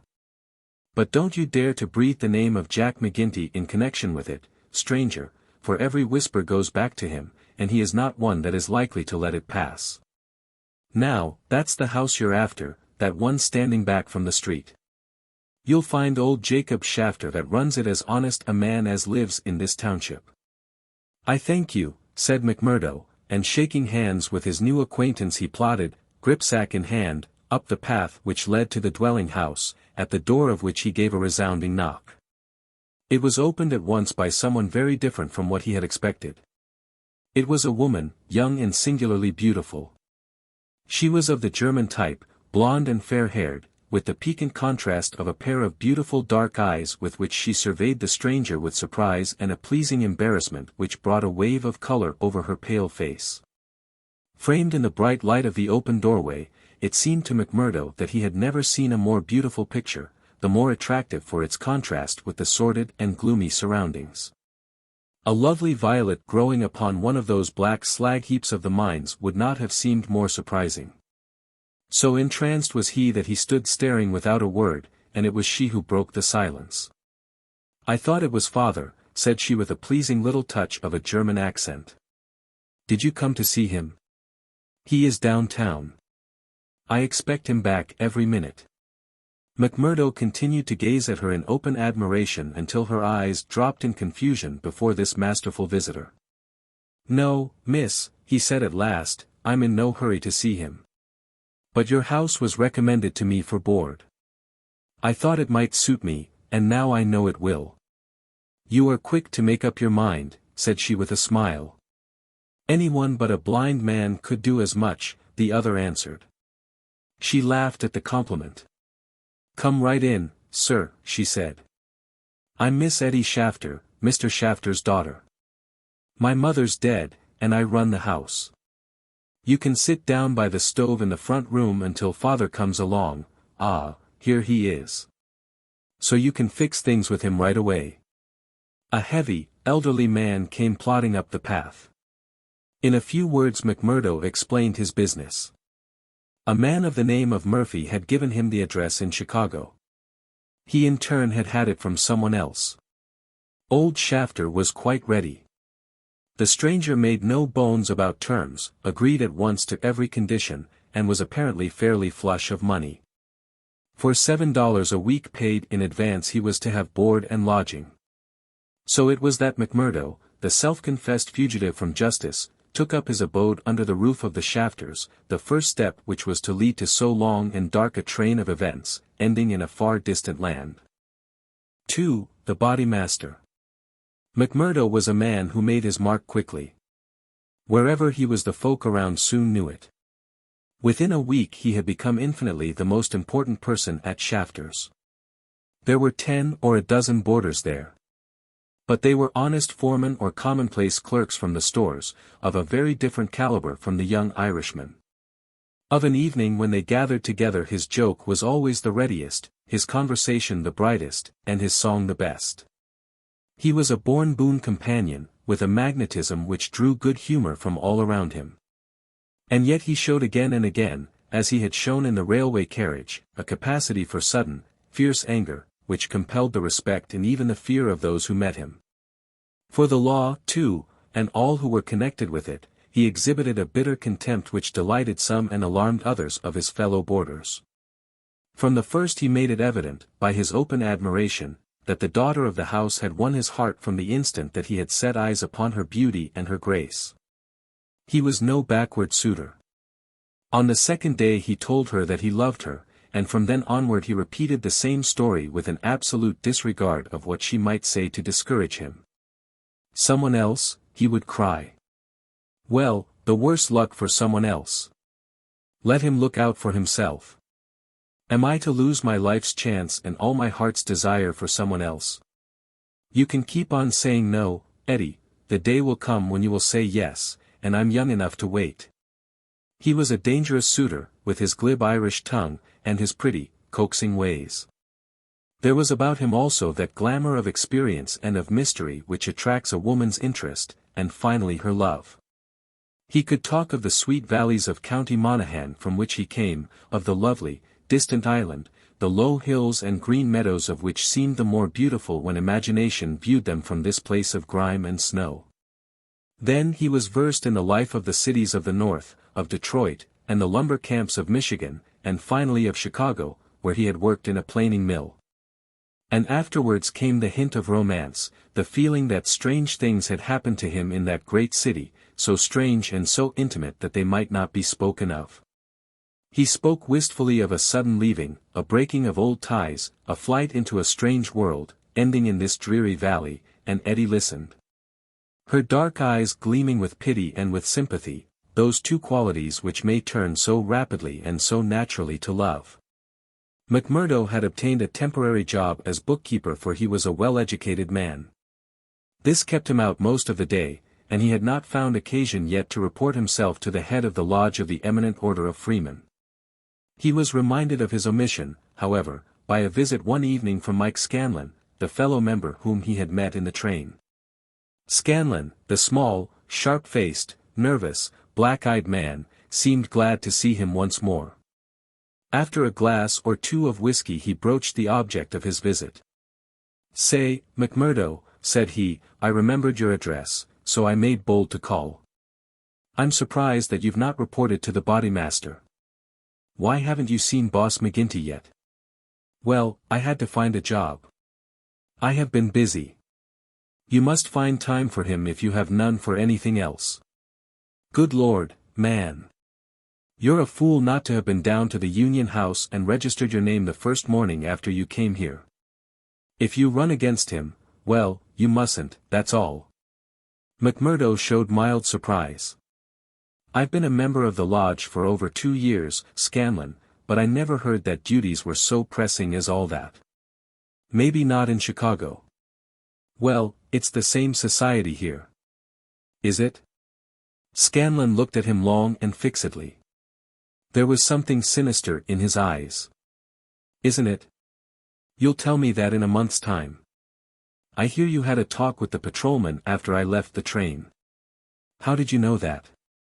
"Oh, it got about. Things do get about for good and for bad in this district." "Well, yes. I told the hounds what I thought of them." "By the Lord, you'll be a man after McGinty's heart." "What, does he hate the police too?" Scanlon burst out laughing. "You go and see him, my lad," said he as he took his leave. "It's not the police but you that he'll hate if you don't. Now, take a friend's advice and go at once." It chanced that on the same evening McMurdo had another more pressing interview which urged him in the same direction. It may have been that his attentions to Eddie had been more evident than before, or that they had gradually obtruded themselves into the slow mind of his good German host. But, whatever the cause, the boarding-house keeper beckoned the young man into his private room and started on the subject without any circumlocution. "It seems to me, mister," said he, "that you are gettin' set on my Eddie. Ain't that so, or am I wrong?" "Yes, that is so," the young man answered. "Vell, I vant to tell you right now that it ain't no manner of use. There's someone slipped in afore you. She told me so." "Vell, you can lay that she told you truth. But did she tell you who it vas?" "No, I asked her, but she wouldn't tell." "I dare say not, the leetle baggage. Perhaps she did not wish to frighten you, Ave." "Frighten?" McMurdo was on fire in a moment. "Ah, yes, my friend. You need not be ashamed to be frightened of him. It is Teddy Baldwin." "And who the devil is he?" "He is a boss of Scowrers." "Scowrers? I've heard of them before. It's Scowrers here and Scowrers there, and always in a whisper. What are you all afraid of? Who are the Scowrers?" The boarding-house keeper instinctively sank his voice, as everyone did who talked about that terrible society. The Scowrers, said he, are the eminent order of freemen. The young man stared. Why, I am a member of that order myself. You. I would never have had you in my house if I had known it, not if you veer to pay me $100 a week. What's wrong with the order? It's for charity and good fellowship. The rules say so. Maybe in some places. Not here. What is it here? It's a murder society, that's what it is. McMurdo laughed incredulously. How can you prove that? He asked. Prove it. Are there not 50 murders to prove it? That about Milman and Van Shorst, and the Nicholson family, and old Mr. Hyam, and little Billy James, and the others? Prove it. Is there a man or a woman in this valley that does not know it? See here, said McMurdo earnestly. I want you to take back what you've said, or else make it good. One or the other you must do before I quit this room. Put yourself in my place. Here am I, a stranger in the town. I belong to a society that I know only as an innocent one.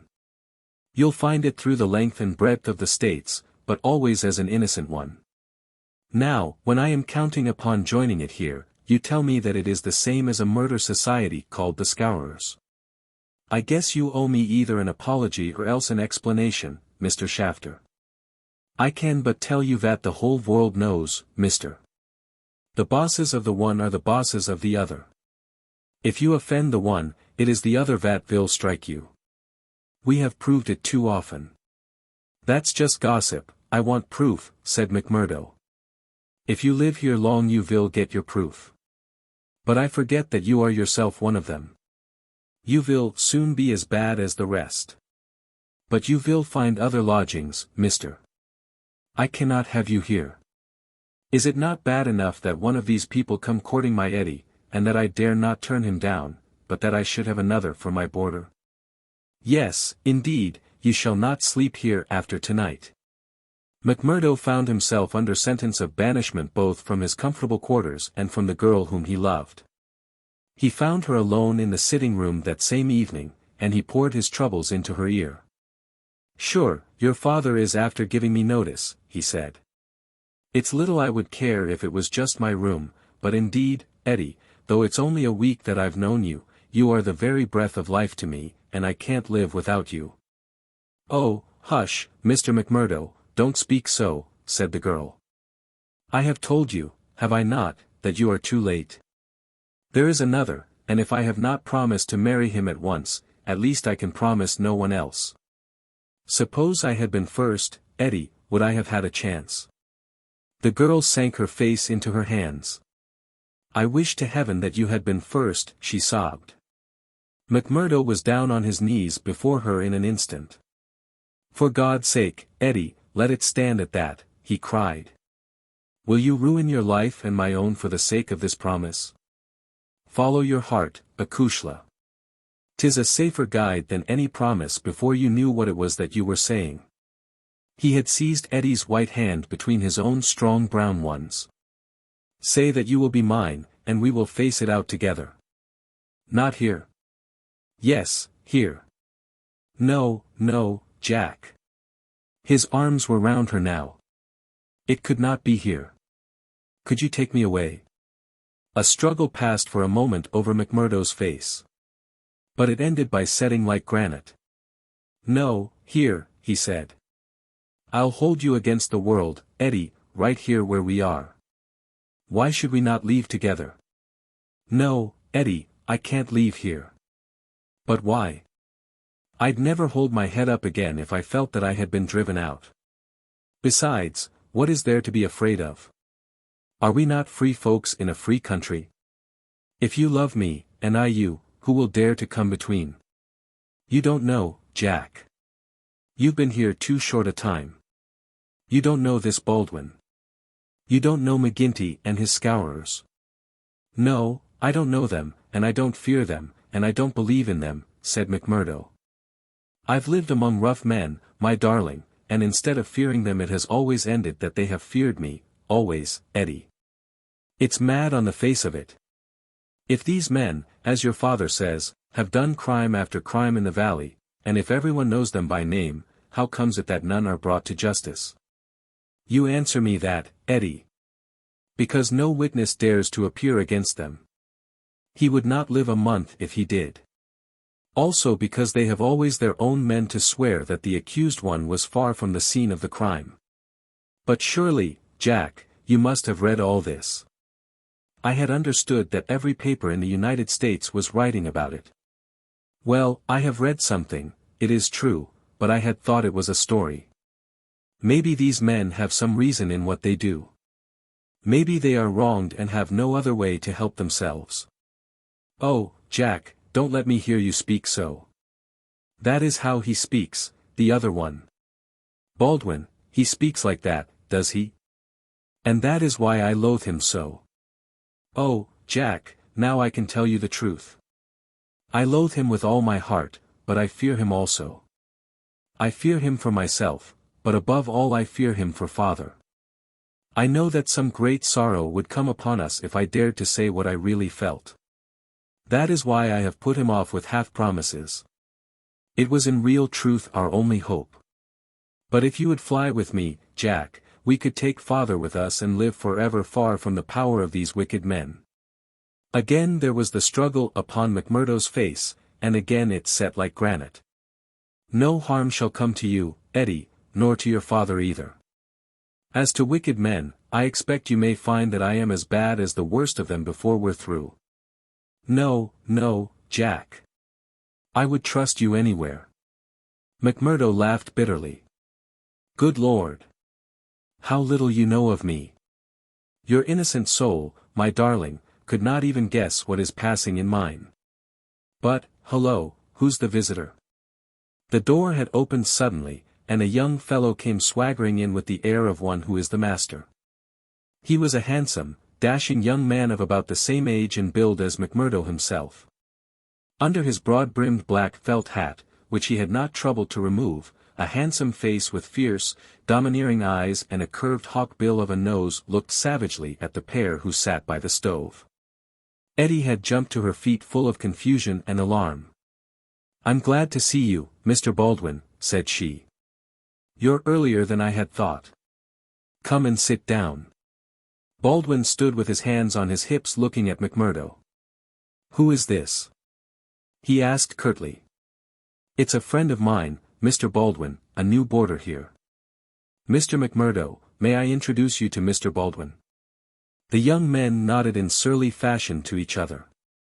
"Maybe Miss Eddie has told you how it is with us," said Baldwin. "I didn't understand that there was any relation between you. Didn't you?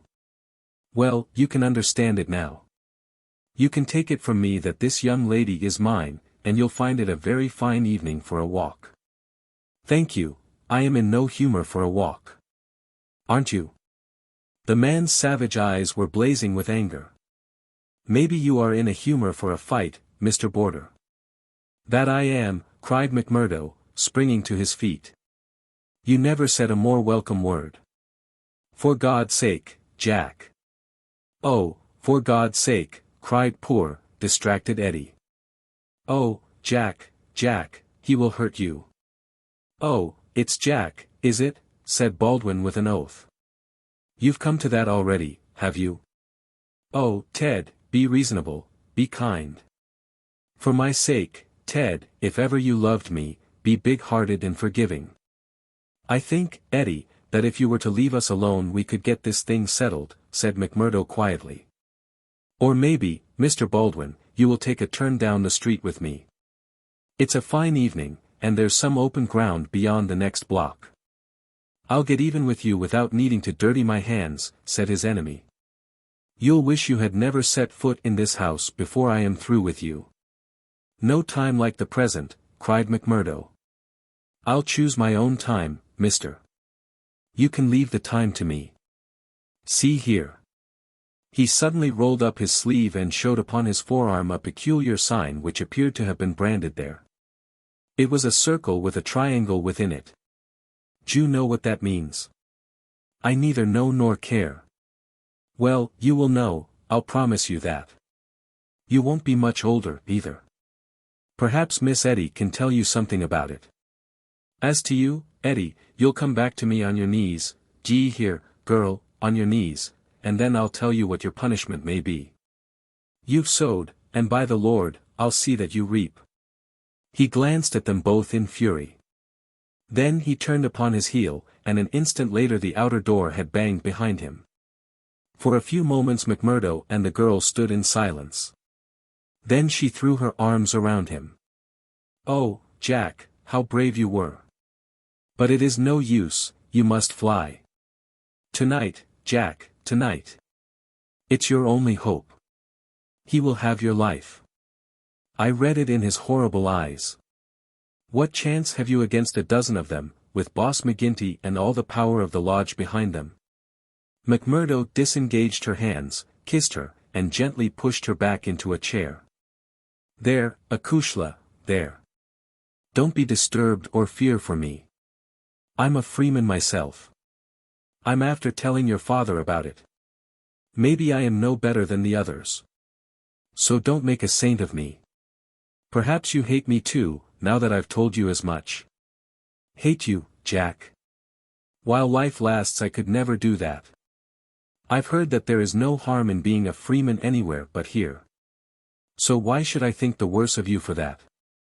But if you are a freeman, Jack, why should you not go down and make a friend of Boss McGinty? Oh, hurry, Jack, hurry.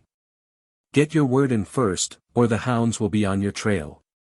"I was thinking the same thing," said McMurdo. "I'll go right now and fix it.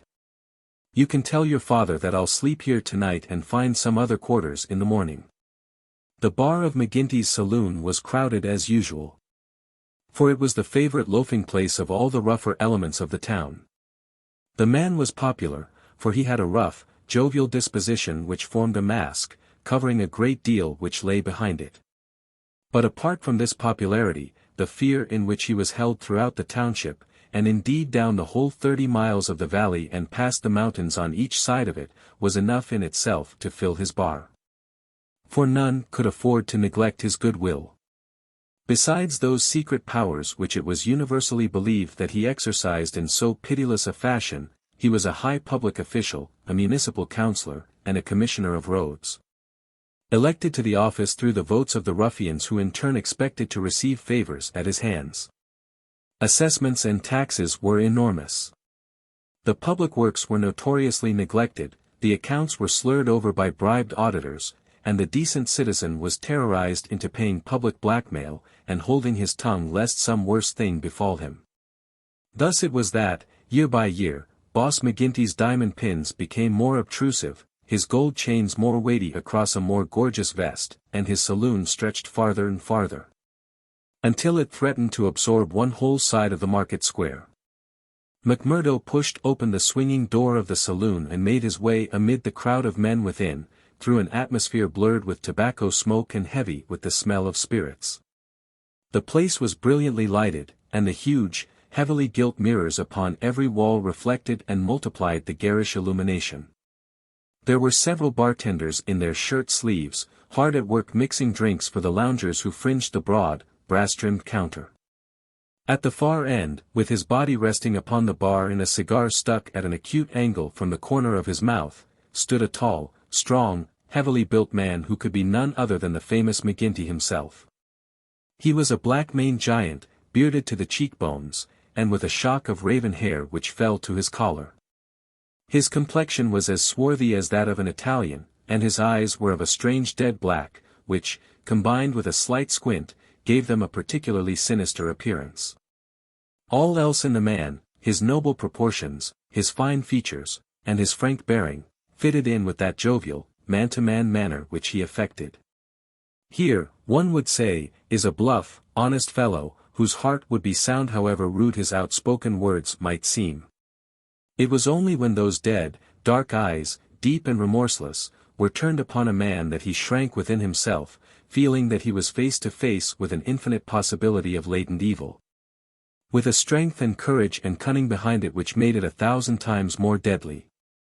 Having had a good look at his man, McMurdo elbowed his way forward with his usual careless audacity, and pushed himself through the little group of courtiers who were fawning upon the powerful boss, laughing uproariously at the smallest of his jokes.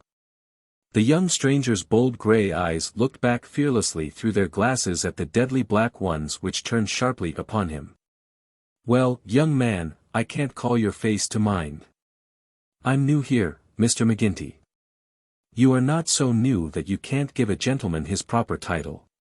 "He's Counselor McGinty, young man," said a voice from the group. "I'm sorry, Counselor. I'm strange to the ways of the place. But I was advised to see you." "Well, you see me. This is all there is. What do you think of me?" "Well, it's early days. If your heart is as big as your body, and your soul as fine as your face, then I'd ask for nothing better," said McMurdo. "By gar! You've got an Irish tongue in your head anyhow," cried the saloon keeper, not quite certain whether to humor this audacious visitor or to stand upon his dignity. "So you are good enough to pass my appearance?" "Sure," said McMurdo. "And you were told to see me?" "I was." "And who told you?"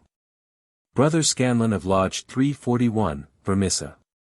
I drink your health, Counselor, and to our better acquaintance." He raised a glass with which he had been served to his lips and elevated his little finger as he drank it. McGinty, who had been watching him narrowly, raised his thick black eyebrows. "Oh, it's like that, is it?" said he. "I'll have to look a bit closer into this, Mr. McMurdo." "A bit closer, Mr. McMurdo, for we don't take folk on trust in these parts, nor believe all we're told neither. Come in here for a moment, behind the bar." There was a small room there, lined with barrels. McGinty carefully closed the door, and then seated himself on one of them, biting thoughtfully on his cigar and surveying his companion with those disquieting eyes. For a couple of minutes he sat in complete silence. McMurdo bore the inspection cheerfully, one hand in his coat pocket, the other twisting his brown mustache. Suddenly McGinty stooped and produced a wicked-looking revolver. "See here, my joker," said he, "if I thought you were playing any game on us, it would be short work for you." "This is a strange welcome," McMurdo answered with some dignity, "for the Bodymaster of a lodge of freemen to give to a stranger brother." "Aye, but it's just that same that you have to prove," said McGinty, "and God help you if you fail." "Where were you made?" "Lodge 29, Chicago." "When?" "June 24, 1872. "What Bodymaster?" "James H. Scott." "Who is your district ruler?" "Bartholomew Wilson." "Hum. You seem glib enough in your tests. What are you doing here?" "Working, the same as you, but a poorer job." "You have your back answer quick enough." "Yes, I was always quick of speech." "Are you quick of action?" "I have had that name among those that knew me best." "Well, we may try you sooner than you think. Have you heard anything of the lodge in these parts?" "I've heard that it takes a man to be a brother." "True for you, Mr. McMurdo. Why did you leave Chicago?" "I'm damned if I tell you that." McGinty opened his eyes. He was not used to being answered in such fashion, and it amused him. "Why won't you tell me?" "Because no brother may tell another a lie." "Then the truth is too bad to tell." "You can put it that way if you like. See here, mister, you can't expect me, as Bodymaster, to pass into the lodge a man for whose past he can't answer." McMurdo looked puzzled. Then he took a worn newspaper cutting from an inner pocket. "You wouldn't squeal on a fellow," said he. "I'll wipe my hand across your face if you say such words to me," cried McGinty hotly. "You are right, Counselor," said McMurdo meekly. "I should apologize. I spoke without thought. Well, I know that I am safe in your hands. Look at that clipping." McGinty glanced his eyes over the account of the shooting of one Jonas Pinto, in the Lake Saloon, Market Street, Chicago, in the New Year week of 1874. "Your work?" he asked, as he handed back the paper. McMurdo nodded. "Why did you shoot him?" I was helping Uncle Sam to make dollars. Maybe mine were not as good gold as his, but they looked as well and were cheaper to make. This man Pinto helped me to shove the queer. To do what? Well, it means to pass the dollars out into circulation. Then he said he would split. Maybe he did split. I didn't wait to see. I just killed him and lighted out for the coal country. Why the coal country? 'Cause I'd read in the papers that they weren't too particular in those parts. McGinty laughed. You were first a coiner and then a murderer, and you came to these parts because you thought you'd be welcome. That's about the size of it, McMurdo answered. Well, I guess you'll go far. Say, can you make those dollars yet? McMurdo took half a dozen from his pocket. Those never passed the Philadelphia Mint, said he. You don't say. McGinty held them to the light in his enormous hand, which was hairy as a gorilla's. I can see no difference. Gar. You'll be a mighty useful brother, I'm thinking. We can do with a bad man or two among us, friend McMurdo, for there are times when we have to take our own part. We'd soon be against the wall if we didn't shove back at those that were pushing us. Well, I guess I'll do my share of shoving with the rest of the boys. You seem to have a good nerve. You didn't squirm when I shoved this gun at you. It was not me that was in danger. Who then? It was you, counselor. McMurdo drew a cocked pistol from the side pocket of his pea jacket. I was covering you all the time. I guess my shot would have been as quick as yours. By gar. McGinty flushed an angry red and then burst into a roar of laughter. Say, we've had no such holy terror come to hand this many a year. I reckon the lodge will learn to be proud of you. Well, what the hell do you want? And can't I speak alone with a gentleman for 5 minutes but you must butt in on us? The bartender stood abashed. I'm sorry, counselor, but it's Ted Baldwin. He says he must see you this very minute. The message was unnecessary, for the set, cruel face of the man himself was looking over the servant's shoulder. He pushed the bartender out and closed the door on him. So, said he with a furious glance at McMurdo, you got here first, did you? I've a word to say to you, counselor, about this man. Then say it here and now before my face, cried McMurdo. I'll say it at my own time, in my own way. Tut. Tut, said McGinty, getting off his barrel. This will never do. We have a new brother here, Baldwin, and it's not for us to greet him in such fashion. Hold out your hand, man, and make it up. Never, cried Baldwin in a fury. I've offered to fight him if he thinks I have wronged him, said McMurdo. I'll fight him with fists, or, if that won't satisfy him, I'll fight him any other way he chooses. Now, I'll leave it to you, counselor, to judge between us as a bodymaster should. What is it, then? A young lady. She's free to choose for herself. Is she? Cried Baldwin. As between two brothers of the lodge I should say that she was, said the boss. Oh, that's your ruling, is it? Yes, it is, Ted Baldwin, said McGinty, with a wicked stare. Is it you that would dispute it? You would throw over one that has stood by you this 5 years in favor of a man that you never saw before in your life? You're not bodymaster for life, Jack McGinty, and by God. When next it comes to a vote. The counselor sprang at him like a tiger. His hand closed round the other's neck, and he hurled him back across one of the barrels. In his mad fury he would have squeezed the life out of him if McMurdo had not interfered. Easy, counselor. For heaven's sake, go easy, he cried, as he dragged him back. McGinty released his hold, and Baldwin, cowed and shaken gasping for breath, and shivering in every limb, as one who has looked over the very edge of death, sat up on the barrel over which he had been hurled. You've been asking for it this many a day, Ted Baldwin, now you've got it, cried McGinty, his huge chest rising and falling. Maybe you think if I was voted down from Bodymaster you would find yourself in my shoes.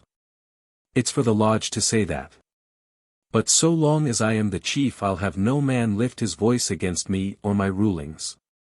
I have nothing against you, mumbled Baldwin, feeling his throat. Well, then, cried the other, relapsing in a moment into a bluff joviality, we are all good friends again and there's an end of the matter. He took a bottle of champagne down from the shelf and twisted out the cork.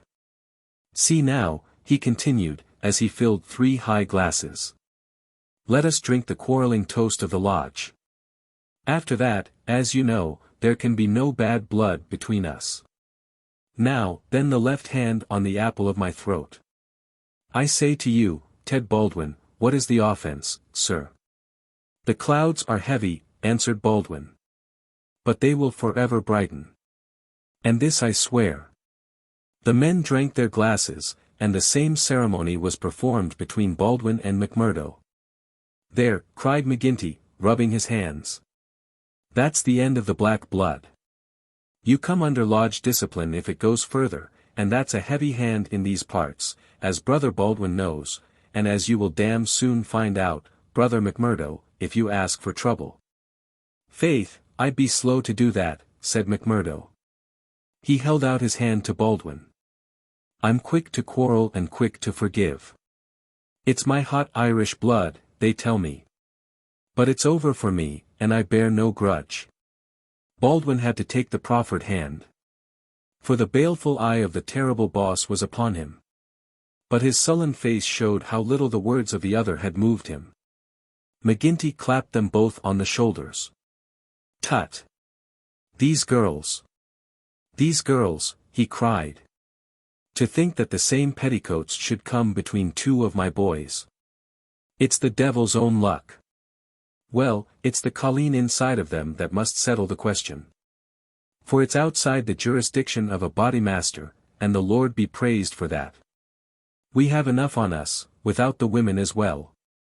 You'll have to be affiliated to Lodge 341, Brother McMurdo. We have our own ways and methods, different from Chicago. Saturday night is our meeting, and if you come then, we'll make you free forever of the Vermissa Valley. 3. Lodge 341, Vermissa. On the day following the evening which had contained so many exciting events, McMurdo moved his lodgings from old Jacob Shafter's and took up his quarters at the widow McNamara's on the extreme outskirts of the town. Scanlon, his original acquaintance aboard the train, had occasion shortly afterwards to move into Vermissa, and the 2 lodged together. There was no other boarder, and the hostess was an easy-going old Irishwoman who left them to themselves. So that they had a freedom for speech and action welcome to men who had secrets in common.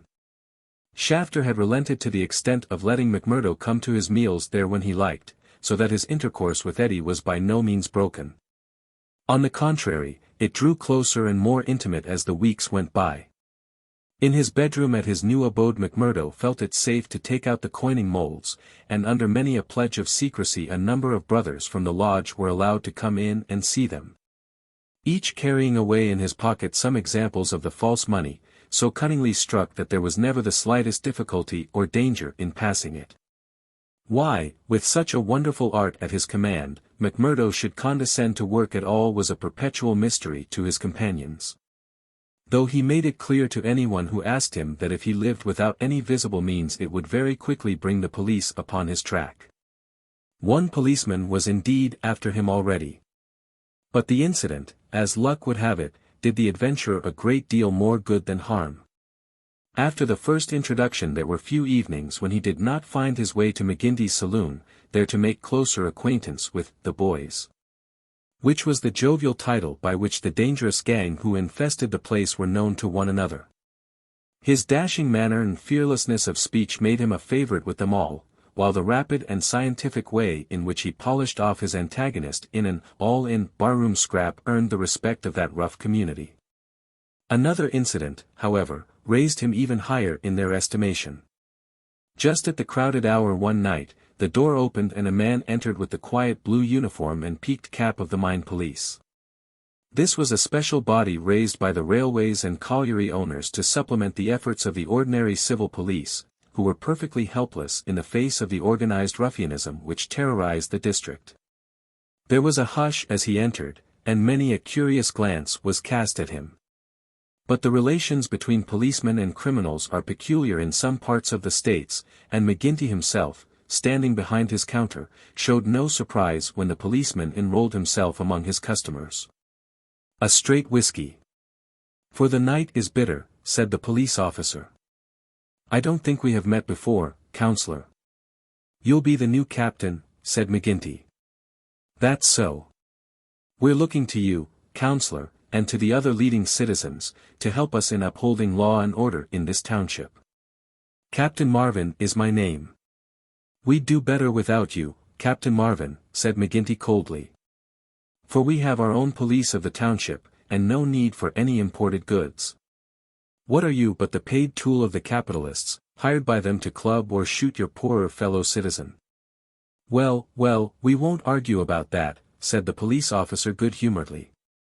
"I expect we all do our duty same as we see it, but we can't all see it the same."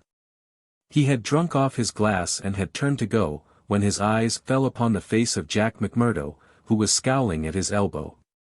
"Hullo! Hullo!" he cried, looking him up and down. "Here's an old acquaintance." McMurdo shrank away from him. "I was never a friend to you nor any other cursed copper in my life," said he. "An acquaintance isn't always a friend," said the police captain, grinning. "You're Jack McMurdo of Chicago, right enough, and don't you deny it."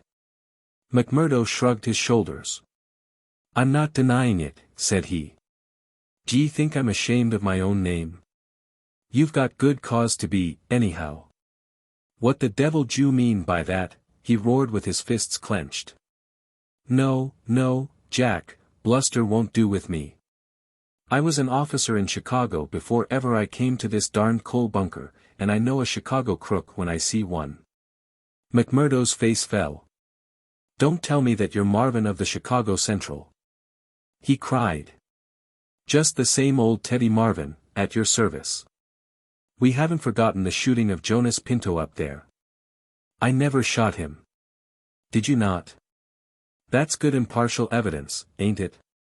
Well, his death came in uncommon handy for you, or they would have had you for shoving the queer. Well, we can let that be bygones. For, between you and me, and perhaps I'm going further than my duty in saying it, they could get no clear case against you, and Chicago's open to you tomorrow. I'm very well where I am. Well, I've given you the pointer, and you're a sulky dog not to thank me for it." "Well, I suppose you mean well, and I do thank you," said McMurdo in no very gracious manner. "It's mum with me so long as I see you living on the straight," said the captain. "But, by the Lord! If you get off after this, it's another story. So good night to you, and good night, counselor." He left the barroom. But not before he had created a local hero. McMurdo's deeds in far Chicago had been whispered before. He had put off all questions with a smile, as one who did not wish to have greatness thrust upon him. But now the thing was officially confirmed. The bar loafers crowded round him and shook him heartily by the hand. He was free of the community from that time on. He could drink hard and show little trace of it. But that evening, had his mate Scanlon not been at hand to lead him home, the fated hero would surely have spent his night under the bar. On a Saturday night McMurdo was introduced to the lodge. He had thought to pass in without ceremony as being an initiate of Chicago, but there were particular rites in Vermissa of which they were proud, and these had to be undergone by every postulant. The assembly met in a large room reserved for such purposes at the Union House. Some 60 members assembled at Vermissa. But that by no means represented the full strength of the organization, for there were several other lodges in the valley, and others across the mountains on each side, who exchanged members when any serious business was afoot. So that a crime might be done by men who were strangers to the locality. Altogether there were not less than 500 scattered over the coal district. In the bare assembly room the men were gathered round a long table. At the side was a second one laden with bottles and glasses, on which some members of the company were already turning their eyes. McGinty sat at the head with a flat black velvet cap upon his shock of tangled black hair, and a colored purple stole round his neck, so that he seemed to be a priest presiding over some diabolical ritual. To right and left of him were the higher lodge officials, the cruel, handsome face of Ted Baldwin among them. Each of these wore some scarf or medallion as emblem of his office. They were, for the most part, men of mature age. But the rest of the company consisted of young fellows from 18 to 25, the ready and capable agents who carried out the commands of their seniors. Among the older men were many whose features showed the tigerish, lawless souls within. But looking at the rank and file, it was difficult to believe that these eager and open-faced young fellows were in very truth a dangerous gang of murderers, whose minds had suffered such complete moral perversion that they took a horrible pride in their proficiency at the business, and looked with deepest respect at the man who had the reputation of making what they called a clean job. To their contorted natures it had become a spirited and chivalrous thing to volunteer for service against some man who had never injured them, and whom in many cases they had never seen in their lives. The crime committed, they quarreled as to who had actually struck the fatal blow, and amused one another and the company by describing the cries and contortions of the murdered man. At first they had shown some secrecy in their arrangements.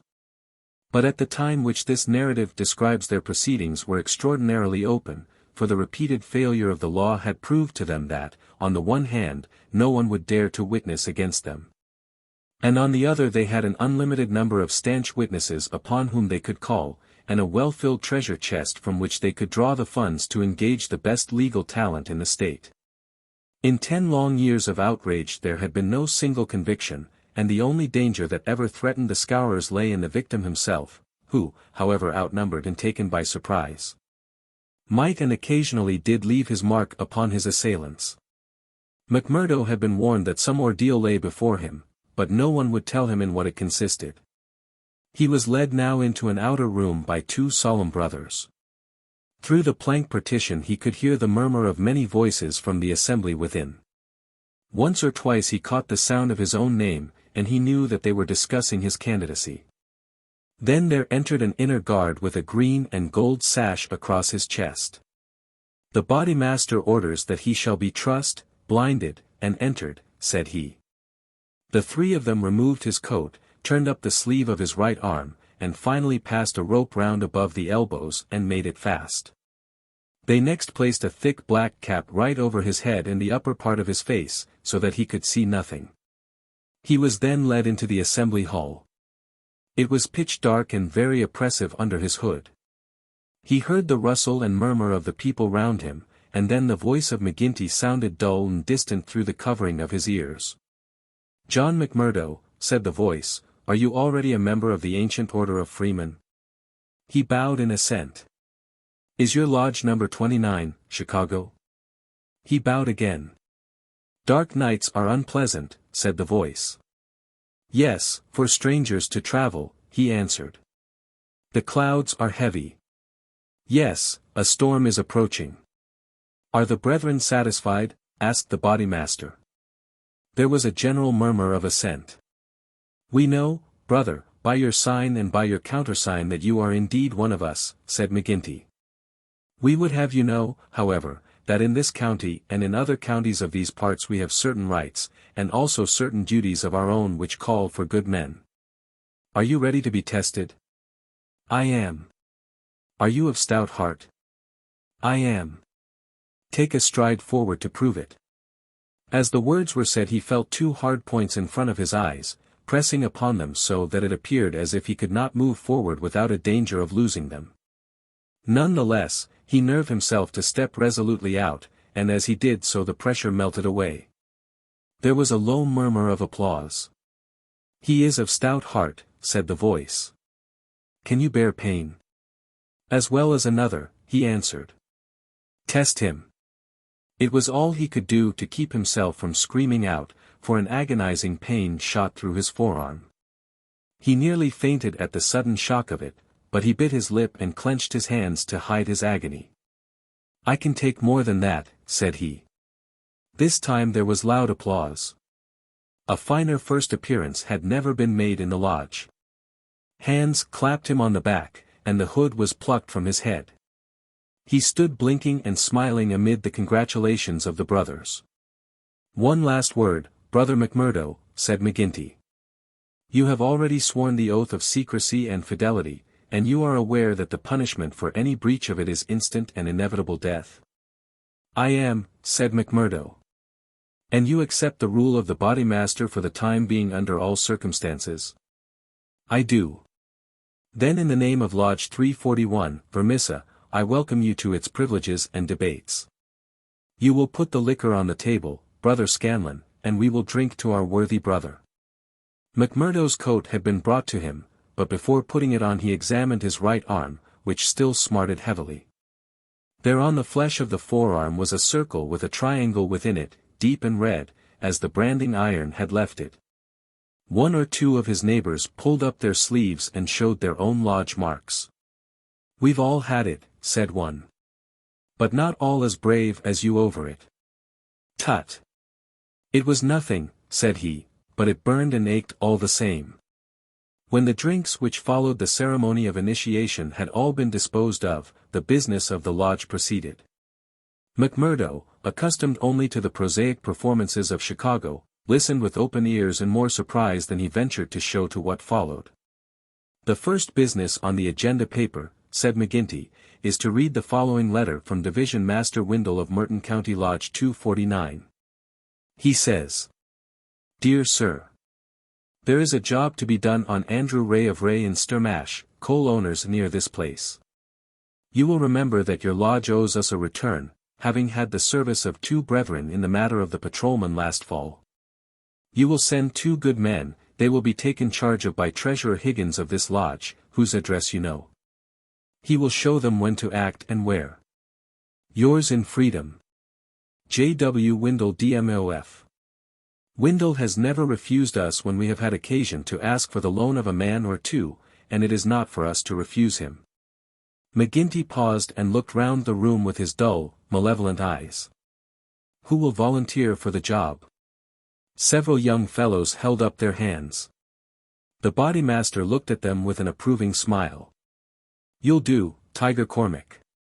If you handle it as well as you did the last, you won't be wrong.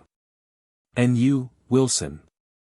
"I've no pistol," said the volunteer, a mere boy in his teens. "It's your first, is it not? Well, you have to be blooded some time. It will be a great start for you. As to the pistol, you'll find it waiting for you, or I'm mistaken. If you report yourselves on Monday, it will be time enough. You'll get a great welcome when you return." "Any reward this time?" asked Cormac, a thick-set, dark-faced, brutal-looking young man, whose ferocity had earned him the nickname of Tiger. "Never mind the reward. You just do it for the honor of the thing.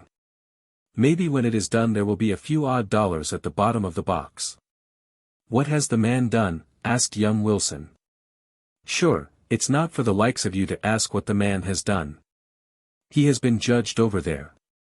That's no business of ours. All we have to do is to carry it out for them, same as they would for us. Speaking of that, 2 brothers from the Merton Lodge are coming over to us next week to do some business in this quarter." "Who are they?" asked someone. "Faith, it is wiser not to ask. If you know nothing, you can testify nothing, and no trouble can come of it. But they are men who will make a clean job when they are about it. And time, too," cried Ted Baldwin. "Folk are gettin' out of hand in these parts. It was only last week that 3 of our men were turned off by Foreman Blaker. It's been owing him a long time, and he'll get it full and proper." "Get what?" McMurdo whispered to his neighbor. "The business end of a buckshot cartridge," cried the man with a loud laugh. "What think you of our ways, brother?"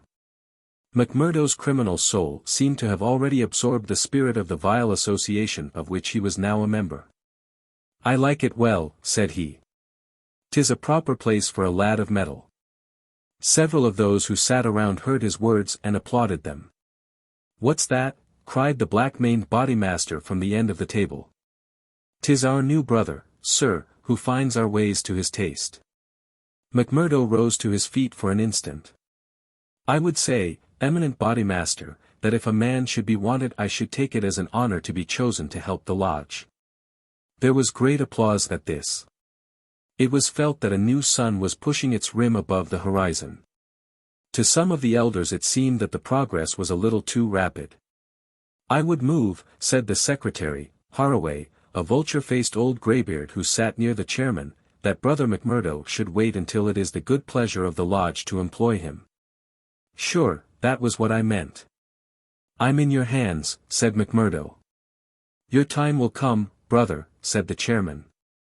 "We have marked you down as a willing man, and we believe that you will do good work in these parts.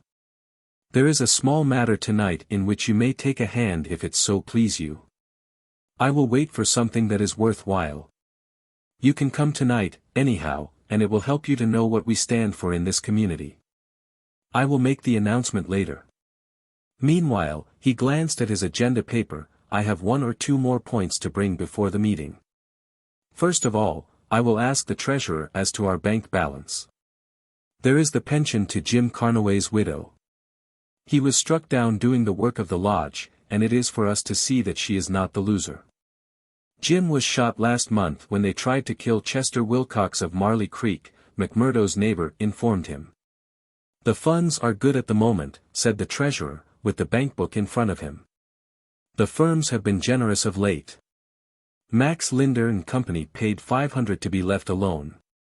Walker Brothers sent in $100. But I took it on myself to return it and ask for $5. If I do not hear by Wednesday, their winding gear may get out of order. We had to burn their breaker last year before they became reasonable. Then the West Section Coaling Company has paid its annual contribution. We have enough on hand to meet any obligations." "What about Archie Swindon?" asked a brother. "He has sold out and left the district. The old devil left a note for us to say that he had rather be a free crossing sweeper in New York than a large mine owner under the power of a ring of blackmailers. By gar! It was as well that he made a break for it before the note reached us. I guess he won't show his face in this valley again." An elderly, clean-shaved man with a kindly face and a good brow rose from the end of the table which faced the chairman. "Mr. Treasurer," he asked, "may I ask who has bought the property of this man that we have driven out of the district?" "Yes, Brother Morris. It has been bought by the State and Merton County Railroad Company." "And who bought the mines of Todman and of Lee that came into the market in the same way last year?" "The same company, Brother Morris." "And who bought the ironworks of Manson and of Schumann and of Van Dare and of Atwood, which have all been given up of late?" "They were all bought by the West Gilmerton General Mining Company." "I don't see, Brother Morris," said the chairman, "that it matters to us who buys them, since they can't carry them out of the district. With all respect to you, eminent Bodymaster, I think it may matter very much to us. This process has been going on now for 10 long years. We are gradually driving all the small men out of trade. What is the result? We find in their places great companies like the Railroad or the General Iron, who have their directors in New York or Philadelphia, and care nothing for our threats. We can take it out of their local bosses. But it only means that others will be sent in their stead. And we are making it dangerous for ourselves. The small men could not harm us. They had not the money nor the power. So long as we did not squeeze them too dry, they would stay on under our power.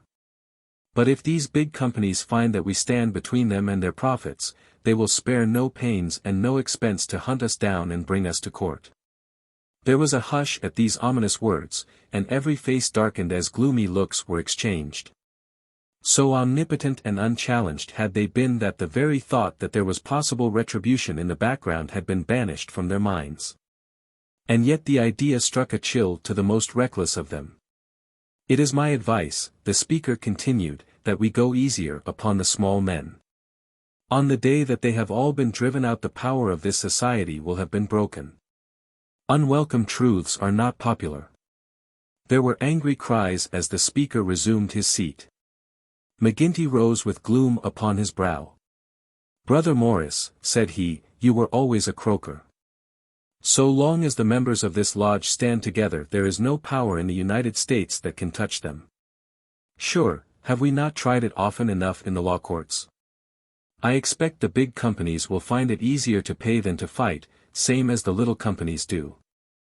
And now, brethren, McGinty took off his black velvet cap and his stole as he spoke, this lodge has finished its business for the evening, save for one small matter which may be mentioned when we are parting. The time has now come for fraternal refreshment and for harmony. Strange indeed is human nature. Here were these men, to whom murder was familiar, who again and again had struck down the father of the family, some man against whom they had no personal feeling.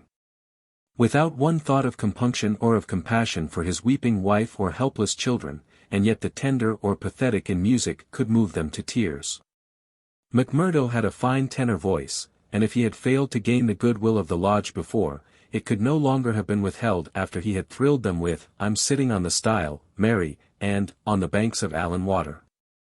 In his very first night the new recruit had made himself one of the most popular of the brethren, marked already for advancement in high office. There were other qualities needed, however, besides those of good fellowship, to make a worthy freeman, and of these he was given an example before the evening was over. The whiskey bottle had passed round many times, and the men were flushed and ripe for mischief when their Bodymaster rose once more to address them. "Boys," said he, "there's one man in this town that wants trimming up, and it's for you to see that he gets it.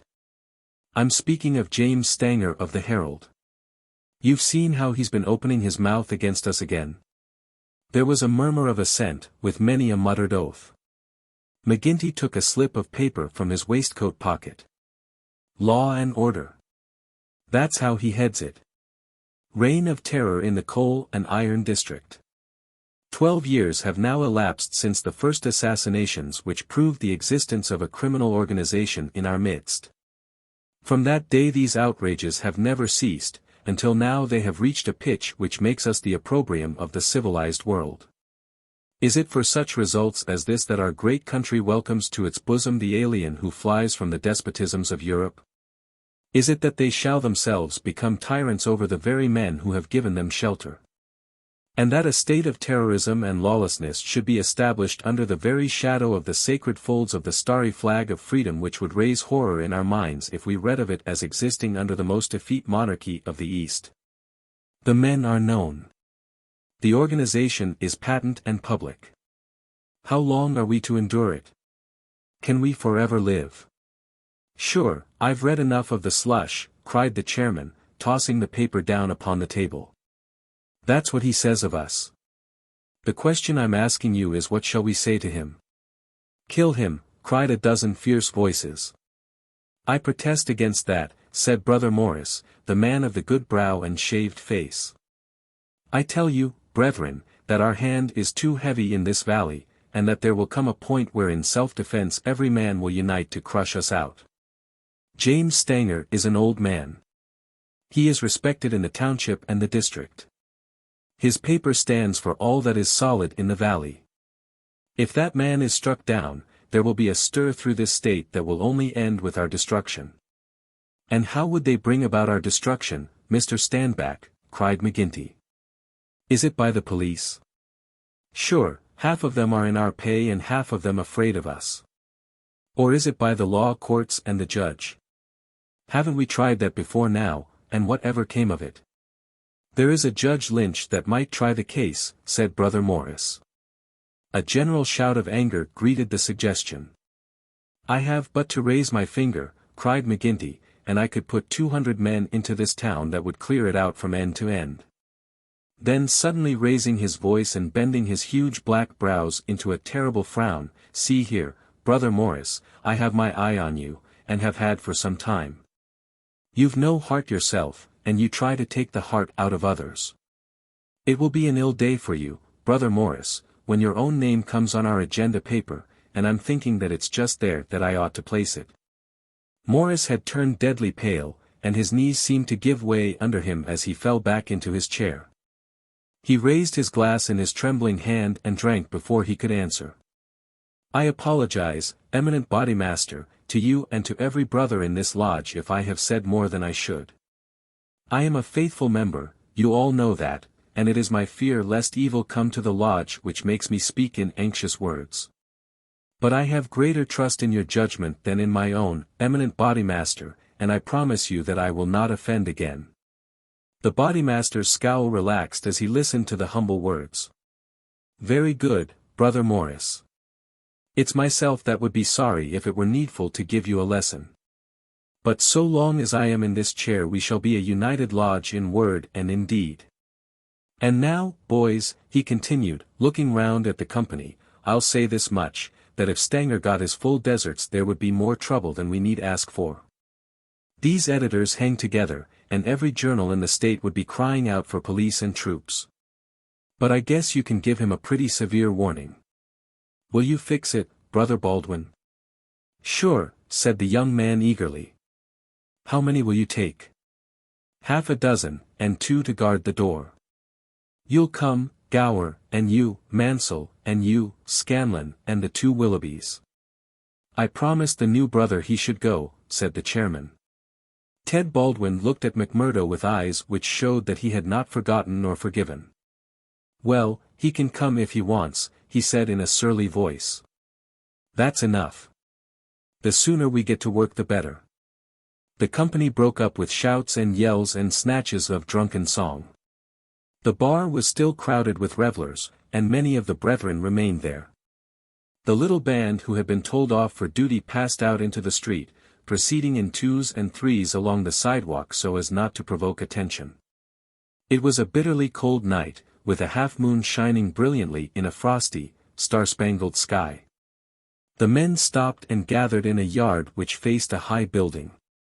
The words, Vermissa Herald, were printed in gold lettering between the brightly lit windows. From within came the clanking of the printing press. Here, you, said Baldwin to McMurdo, you can stand below at the door and see that the road is kept open for us. Arthur Willoughby can stay with you. You others come with me. Have no fears, boys. For we have a dozen witnesses that we are in the Union Bar at this very moment. It was nearly midnight, and the street was deserted save for 1 or 2 revellers upon their way home. The party crossed the road, and, pushing open the door of the newspaper office, Baldwin and his men rushed in and up the stair which faced them. McMurdo and another remained below. From the room above came a shout, a cry for help, and then the sound of trampling feet and of falling chairs. An instant later a grey-haired man rushed out on the landing. He was seized before he could get farther, and his spectacles came tinkling down to McMurdo's feet. There was a thud and a groan. He was on his face, and half a dozen sticks were clattering together as they fell upon him. He writhed, and his long, thin limbs quivered under the blows. The others ceased at last, but Baldwin, his cruel face set in an infernal smile, was hacking at the man's head, which he vainly endeavored to defend with his arms. His white hair was dabbled with patches of blood. Baldwin was still stooping over his victim, putting in a short, vicious blow whenever he could see a part exposed, when McMurdo dashed up the stair and pushed him back. You'll kill the man, said he. Drop it. Baldwin looked at him in amazement. Curse you, he cried. Who are you to interfere, you that are new to the lodge? Stand back. He raised his stick, but McMurdo had whipped his pistol out of his pocket. Stand back yourself, he cried. I'll blow your face in if you lay a hand on me. As to the lodge, wasn't it the order of the Bodymaster that the man was not to be killed, and what are you doing but killing him?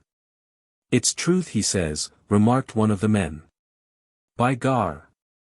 You'd best hurry yourselves, cried the man below. The windows are all lighting up, and you'll have the whole town here inside of 5 minutes. There was indeed the sound of shouting in the street, and a little group of compositors and pressmen was forming in the hall below and nerving itself to action. Leaving the limp and motionless body of the editor at the head of the stair, the criminals rushed down and made their way swiftly along the street. Having reached the Union House, some of them mixed with the crowd in McGinty's saloon, whispering across the bar to the boss that the job had been well carried through. Others, and among them McMurdo, broke away into side streets, and so by devious paths to their own homes. 4. The Valley of Fear. When McMurdo awoke next morning he had good reason to remember his initiation into the lodge. His head ached with the effect of the drink, and his arm, where he had been branded, was hot and swollen. Having his own peculiar source of income, he was irregular in his attendance at his work, so he had a late breakfast, and remained at home for the morning writing a long letter to a friend. Afterwards he read the Daily Herald. In a special column put in at the last moment he read: "Outrage at the Herald office, editor seriously injured." It was a short account of the facts with which he was himself more familiar than the writer could have been. It ended with the statement: "The matter is now in the hands of the police, but it can hardly be hoped that their exertions will be attended by any better results than in the past. Some of the men were recognized, and there is hope that a conviction may be obtained.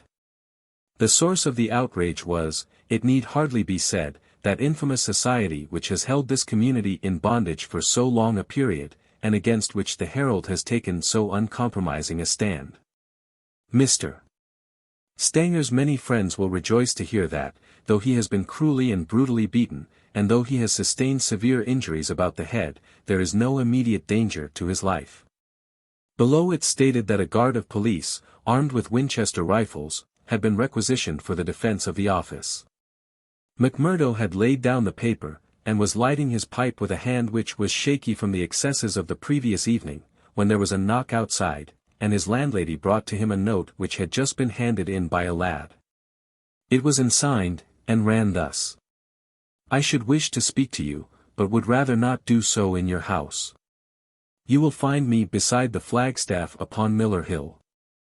If you will come there now, I have something which it is important for you to hear and for me to say." McMurdo read the note twice with the utmost surprise, for he could not imagine what it meant or who was the author of it.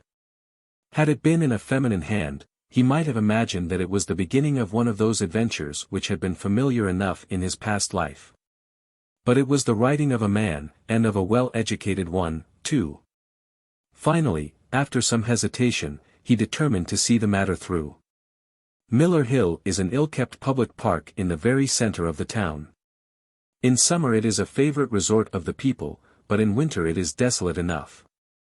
From the top of it one has a view not only of the whole straggling, grimy town, but of the winding valley beneath, with its scattered mines and factories blackening the snow on each side of it, and of the wooded and white-capped ranges flanking it. McMurdo strolled up the winding path hedged in with evergreens until he reached the deserted restaurant which forms the center of summer gaiety. Beside it was a bare flagstaff, and underneath it a man, his hat drawn down and the collar of his overcoat turned up. When he turned his face McMurdo saw that it was Brother Morris, he who had incurred the anger of the Bodymaster the night before. The lodge sign was given and exchanged as they met. "I wanted to have a word with you, Mr. McMurdo," said the older man, speaking with a hesitation which showed that he was on delicate ground. "It was kind of you to come. Why did you not put your name to the note? One has to be cautious, Mr. One never knows in times like these how a thing may come back to one. One never knows either who to trust or who not to trust. Surely one may trust brothers of the lodge." "No, no, not always," cried Morris with vehemence. "Whatever we say, even what we think, seems to go back to that man McGinty." "Look here," said McMurdo sternly. "It was only last night, as you know well, that I swore good faith to our Bodymaster. Would you be asking me to break my oath?" "If that is the view you take," said Morris sadly, "I can only say that I am sorry I gave you the trouble to come and meet me. Things have come to a bad pass when two free citizens cannot speak their thoughts to each other." McMurdo, who had been watching his companion very narrowly, relaxed somewhat in his bearing. "Sure, I spoke for myself only," said he. "I am a newcomer, as you know, and I am strange to it all. It is not for me to open my mouth, Mr. Morris, and if you think well to say anything to me I am here to hear it." "And to take it back to Boss McGinty," said Morris bitterly. "Indeed, then, you do me injustice there," cried McMurdo. "For myself I am loyal to the lodge, and so I tell you straight, but I would be a poor creature if I were to repeat to any other what you might say to me in confidence. It will go no further than me. Though I warn you that you may get neither help nor sympathy. I have given up looking for either the one or the other, said Morris. I may be putting my very life in your hands by what I say. But, bad as you are, and it seemed to me last night that you were shaping to be as bad as the worst, still you are new to it, and your conscience cannot yet be as hardened as theirs. That was why I thought to speak with you. Well, what have you to say? If you give me away, may a curse be on you. Sure, I said I would not. I would ask you, then, when you joined the Freeman Society in Chicago and swore vows of charity and fidelity, did ever it cross your mind that you might find it would lead you to crime? If you call it crime, McMurdo answered. Call it crime, cried Morris, his voice vibrating with passion. You have seen little of it if you can call it anything else. Was it crime last night when a man old enough to be your father was beaten till the blood dripped from his white hairs? Was that crime, or what else would you call it? There are some would say it was war, said McMurdo, a war of two classes with all in, so that each struck as best it could. Well, did you think of such a thing when you joined the Freeman Society at Chicago? No, I'm bound to say I did not. Nor did I when I joined it at Philadelphia. It was just a benefit club and a meeting place for one's fellows. Then I heard of this place, cursed the hour that the name first fell upon my ears, and I came to better myself. My God! To better myself. My wife and 3 children came with me. I started a dry goods store on Market Square, and I prospered well. The word had gone round that I was a freeman, and I was forced to join the local lodge, same as you did last night. I've the badge of shame on my forearm and something worse branded on my heart. I found that I was under the orders of a black villain and caught in a meshwork of crime. What could I do? Every word I said to make things better was taken as treason, same as it was last night. I can't get away. For all I have in the world is in my store. If I leave the society, I know well that it means murder to me, and God knows what to my wife and children. Oh, man, it is awful, awful. He put his hands to his face, and his body shook with convulsive sobs. McMurdo shrugged his shoulders. You were too soft for the job, said he. You are the wrong sort for such work. I had a conscience and a religion. But they made me a criminal among them. I was chosen for a job. If I backed down I knew well what would come to me. Maybe I'm a coward. Maybe it's the thought of my poor little woman and the children that makes me one. Anyhow I went. I guess it will haunt me forever. It was a lonely house, 20 miles from here, over the range yonder. I was told off for the door, same as you were last night. They could not trust me with the job. The others went in. When they came out their hands were crimson to the wrists. As we turned away a child was screaming out of the house behind us. It was a boy of 5 who had seen his father murdered. I nearly fainted with the horror of it, and yet I had to keep a bold and smiling face. For well I knew that if I did not it would be out of my house that they would come next with their bloody hands and it would be my little Fred that would be screaming for his father. But I was a criminal then, part sharer in a murder, lost forever in this world, and lost also in the next. I am a good Catholic, but the priest would have no word with me when he heard I was a Scowrer, and I am excommunicated from my faith. That's how it stands with me. And I see you going down the same road, and I ask you what the end is to be. Are you ready to be a cold-blooded murderer also, or can we do anything to stop it? What would you do? Asked McMurdo abruptly. You would not inform. God forbid, cried Morris. Sure, the very thought would cost me my life. That's well, said McMurdo. I'm thinking that you are a weak man and that you make too much of the matter. Too much. Wait till you have lived here longer. Look down the valley. See the cloud of 100 chimneys that overshadows it. I tell you that the cloud of murder hangs thicker and lower than that over the heads of the people. It is the valley of fear, the valley of death. The terror is in the hearts of the people from the dusk to the dawn. Wait, young man, and you will learn for yourself. Well, I'll let you know what I think when I have seen more, said McMurdo carelessly.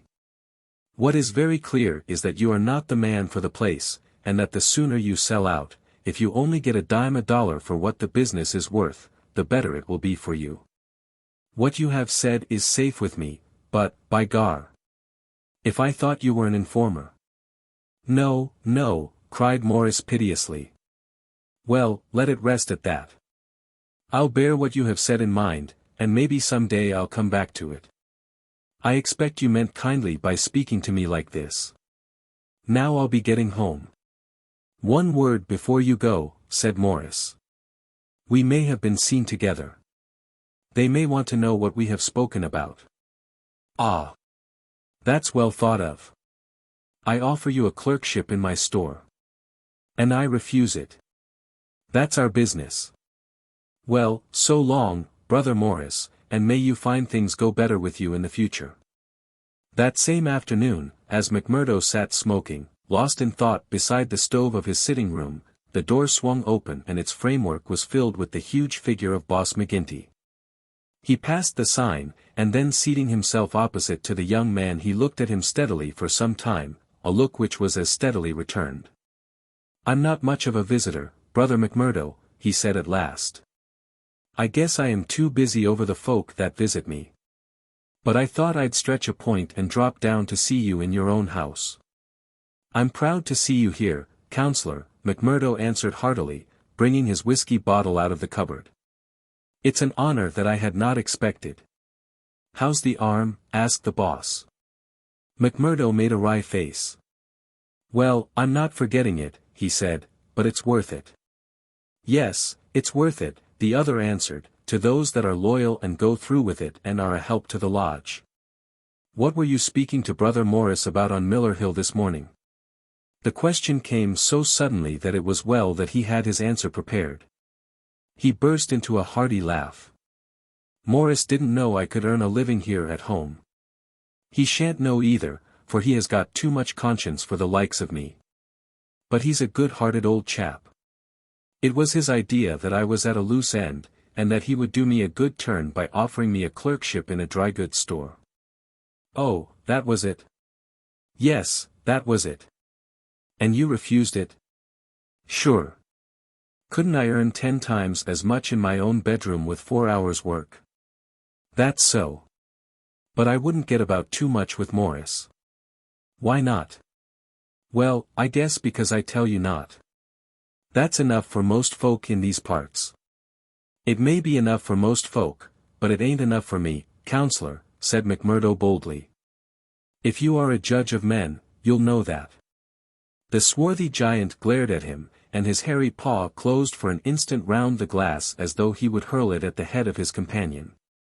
Then he laughed in his loud, boisterous, insincere fashion. You're a queer card, for sure, said he. Well, if you want reasons, I'll give them. Did Morris say nothing to you against the lodge? No. Nor against me? No. Well, that's because he daren't trust you. But in his heart he is not a loyal brother. We know that well. So we watch him and we wait for the time to admonish him. I'm thinking that the time is drawing near. There's no room for scabby sheep in our pen. But if you keep company with a disloyal man, we might think that you were disloyal, too. See? There's no chance of my keeping company with him, for I dislike the man, McMurdo answered. As to being disloyal, if it was any man but you he would not use the word to me twice. Well, that's enough, said McGinty, draining off his glass.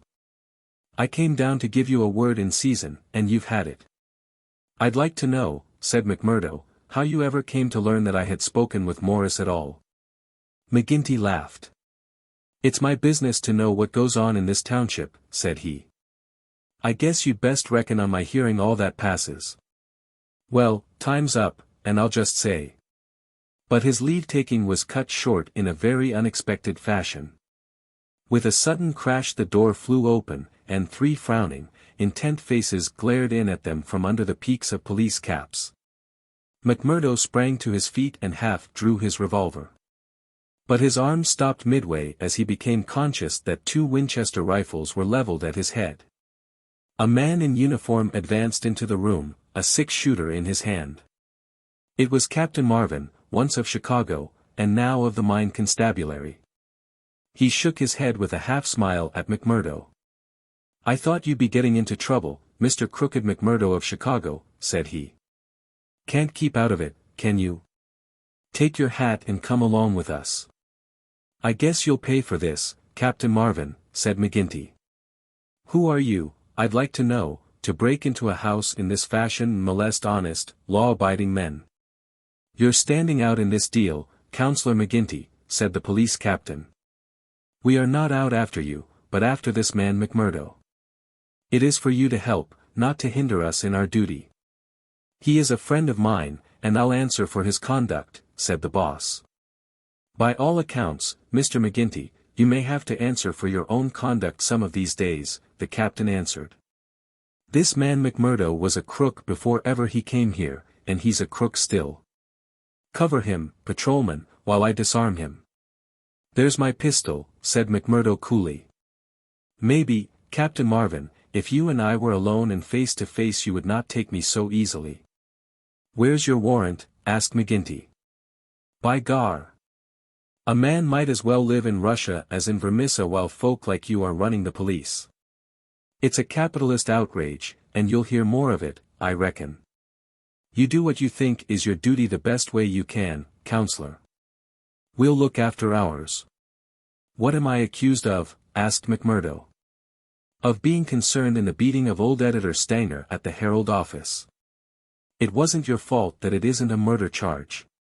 "Well, if that's all you have against him," cried McGinty with a laugh, "you can save yourself a deal of trouble by dropping it right now.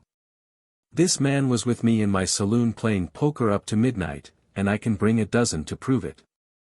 That's your affair, and I guess you can settle it in court tomorrow. Meanwhile, come on, McMurdo, and come quietly if you don't want a gun across your head. You stand wide, Mr. McGinty. For I warn you I will stand no resistance when I am on duty." So determined was the appearance of the captain that both McMurdo and his boss were forced to accept the situation. The latter managed to have a few whispered words with the prisoner before they parted. "What about?" He jerked his thumb upward to signify the coining plant. "All right," whispered McMurdo, who had devised a safe hiding place under the floor. "I'll bid you goodbye," said the boss, shaking hands. "I'll see Riley the lawyer and take the defense upon myself. Take my word for it that they won't be able to hold you. I wouldn't bet on that. Guard the prisoner, you too, and shoot him if he tries any games. I'll search the house before I leave." He did so, but apparently found no trace of the concealed plant. When he had descended he and his men escorted McMurdo to headquarters.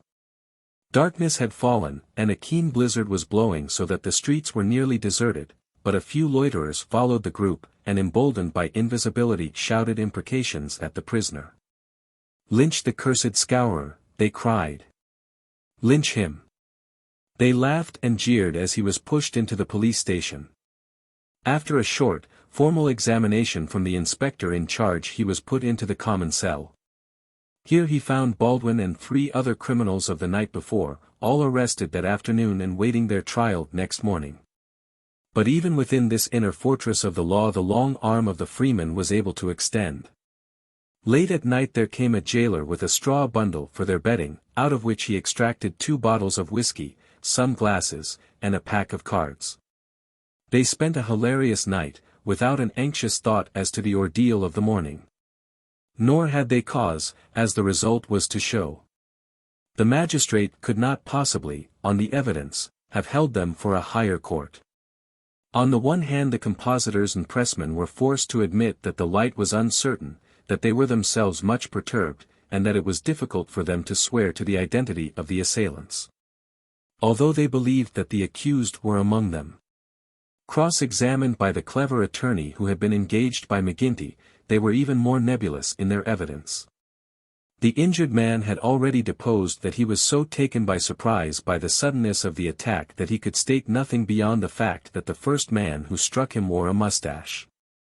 He added that he knew them to be Scowrers, since no one else in the community could possibly have any enmity to him, and he had long been threatened on account of his outspoken editorials. On the other hand, it was clearly shown by the united and unfaltering evidence of 6 citizens, including that high municipal official, Councillor McGinty, that the men had been at a card party at the Union House until an hour very much later than the commission of the outrage.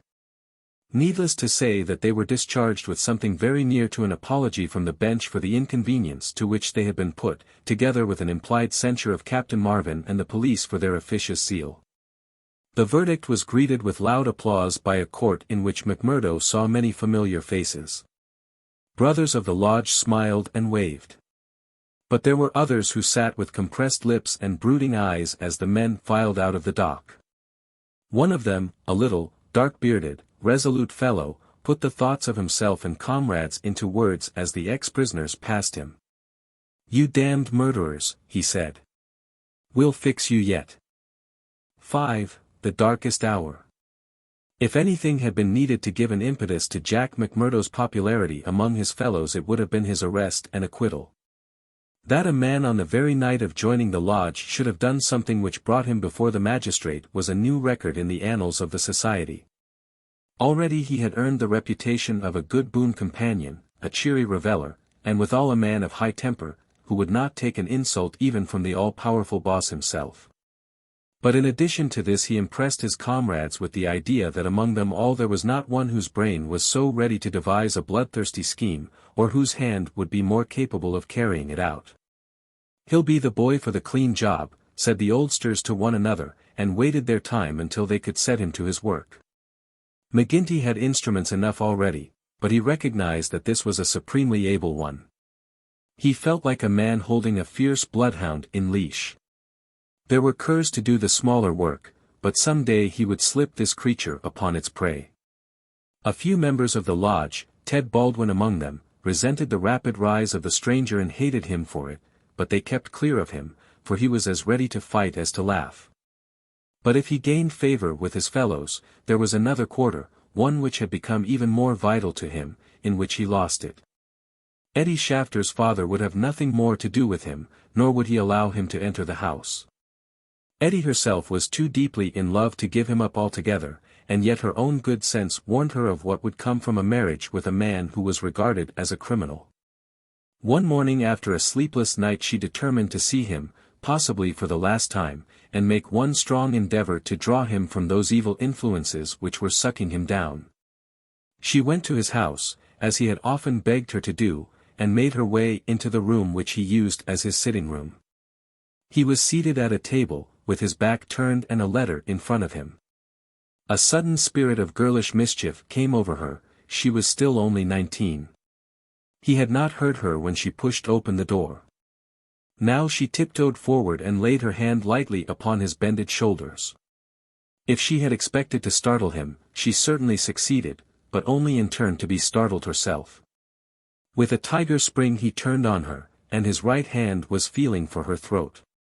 At the same instant with the other hand he crumpled up the paper that lay before him. For an instant he stood glaring.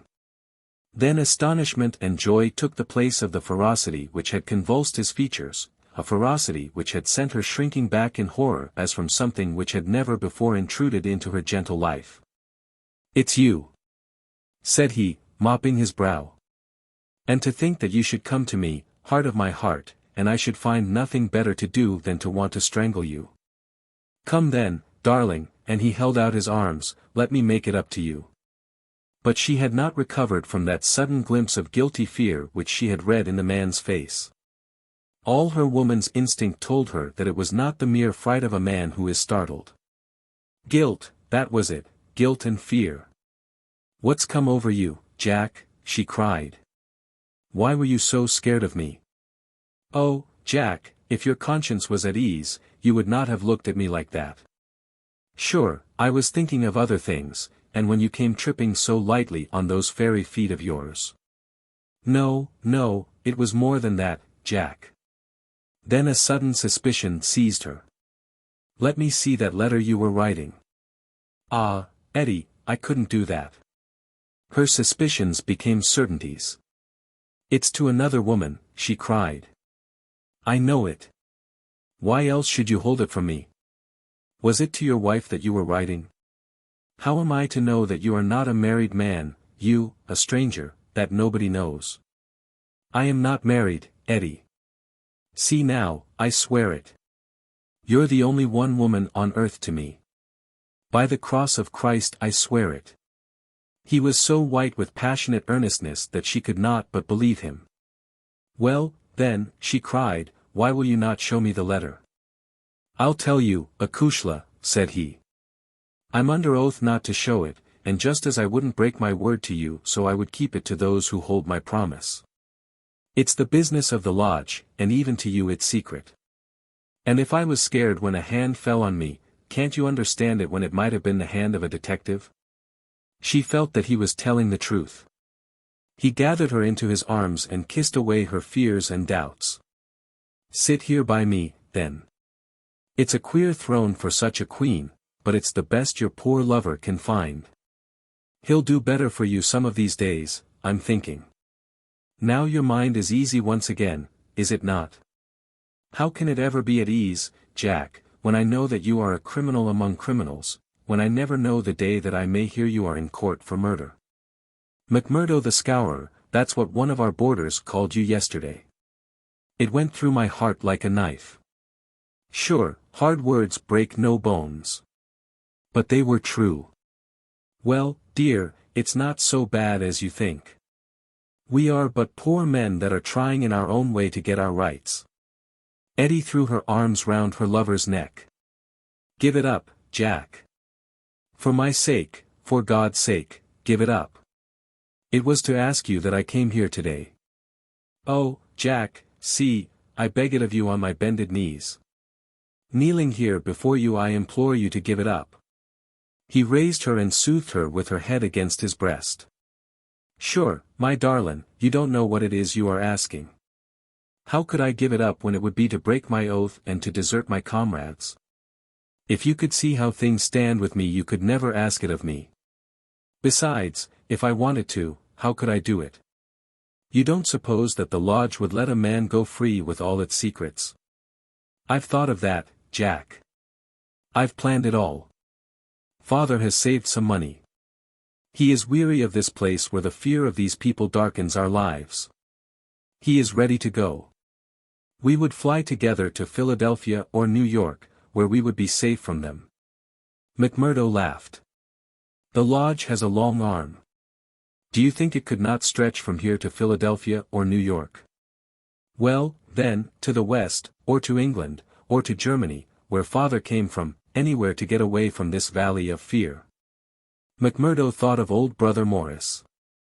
"Sure, it is the second time I have heard the valley so named," said he. "The shadow does indeed seem to lie heavy on some of you. It darkens every moment of our lives. Do you suppose that Ted Baldwin has ever forgiven us? If it were not that he fears you, what do you suppose our chances would be? If you saw the look in those dark, hungry eyes of his when they fall on me. By gar! I'd teach him better manners if I caught him at it. But see here, little girl. I can't leave here. I can't, take that from me once and for all. But if you will leave me to find my own way, I will try to prepare a way of getting honorably out of it. There is no honor in such a matter. Well, well, it's just how you look at it.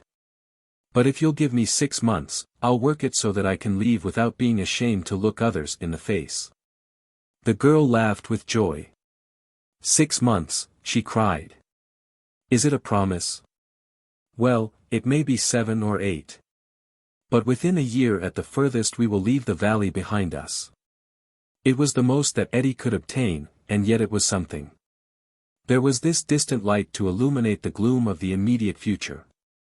She returned to her father's house more light-hearted than she had ever been since Jack McMurdo had come into her life. It might be thought that as a member, all the doings of the society would be told to him. But he was soon to discover that the organization was wider and more complex than the simple lodge. Even Boss McGinty was ignorant as to many things. For there was an official named the county delegate, living at Hobson's Patch farther down the line, who had power over several different lodges which he wielded in a sudden and arbitrary way. Only once did McMurdo see him, a sly, little grey-haired rat of a man, with a slinking gait and a sidelong glance which was charged with malice. Evans Pott was his name, and even the great boss of Vermissa felt towards him something of the repulsion and fear which the huge Danton may have felt for the puny but dangerous Robespierre. One day Scanlon, who was McMurdo's fellow boarder, received a note from McGinty enclosing one from Evans Pott, which informed him that he was sending over 2 good men, Lawler and Andrews, who had instructions to act in the neighborhood. Though it was best for the cause that no particulars as to their objects should be given. Would the Bodymaster see to it that suitable arrangements be made for their lodgings and comfort until the time for action should arrive? McGinty added that it was impossible for anyone to remain secret at the Union House, and that, therefore, he would be obliged if McMurdo and Scanlon would put the strangers up for a few days in their boarding house. The same evening the 2 men arrived, each carrying his gripsack. Lawler was an elderly man, shrewd, silent, and self-contained, clad in an old black frock coat, which with his soft felt hat and ragged, grizzled beard gave him a general resemblance to an itinerant preacher. His companion Andrews was little more than a boy, frank-faced and cheerful, with the breezy manner of one who is out for a holiday and means to enjoy every minute of it. Both men were total abstainers, and behaved in all ways as exemplary members of the society, with the one simple exception that they were assassins who had often proved themselves to be most capable instruments for this association of murder. Lawler had already carried out 14 commissions of the kind, and Andrews 3. They were, as McMurdo found, quite ready to converse about their deeds in the past, which they recounted with the half-bashful pride of men who had done good and unselfish service for the community. They were reticent, however, as to the immediate job in hand. "They chose us because neither I nor the boy here drink," Lawler explained. "They can count on us saying no more than we should. You must not take it amiss, but it is the orders of the county delegate that we obey." "Sure, we are all in it together," said Scanlon, McMurdo's mate, as the 4 sat together at supper. "That's true enough, and we'll talk till the cows come home of the killing of Charlie Williams or of Simon Bird, or any other job in the past. But till the work is done we say nothing. There are half a dozen about here that I have a word to say to," said McMurdo, with an oath. "I suppose it isn't Jack Knox of Ironhill that you are after. I'd go some way to see him get his deserts." "No, it's not him yet." "Or Herman Strauss?" "No, nor him either."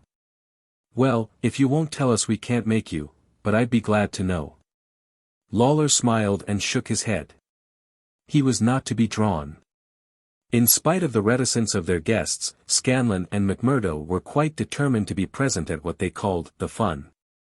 When, therefore, at an early hour one morning McMurdo heard them creeping down the stairs he awakened Scanlon, and the 2 hurried on their clothes. When they were dressed they found that the others had stolen out, leaving the door open behind them. It was not yet dawn, and by the light of the lamps they could see the 2 men some distance down the street. They followed them warily, treading noiselessly in the deep snow. The boarding house was near the edge of the town, and soon they were at the crossroads which is beyond its boundary. Here 3 men were waiting, with whom Lawler and Andrews held a short, eager conversation. Then they all moved on together. It was clearly some notable job which needed numbers. At this point there are several trails which lead to various mines. The strangers took that which led to the Crow Hill, a huge business which was in strong hands which had been able, thanks to their energetic and fearless New England manager, Josiah H. Dunn, to keep some order and discipline during the long reign of terror. Day was breaking now, and a line of workmen were slowly making their way, singly and in groups, along the blackened path. McMurdo and Scanlon strolled on with the others, keeping in sight of the men whom they followed. A thick mist lay over them, and from the heart of it there came the sudden scream of a steam whistle. It was the 10-minute signal before the cages descended and the day's labor began. When they reached the open space round the mine shaft there were 100 miners waiting, stamping their feet and blowing on their fingers. For it was bitterly cold. The strangers stood in a little group under the shadow of the engine house. Scanlon and McMurdo climbed a heap of slag from which the whole scene lay before them. They saw the mine engineer, a great bearded Scotchman named Menzies, come out of the engine house and blow his whistle for the cages to be lowered. At the same instant a tall, loose-framed young man with a clean-shaved, earnest face advanced eagerly towards the pit head.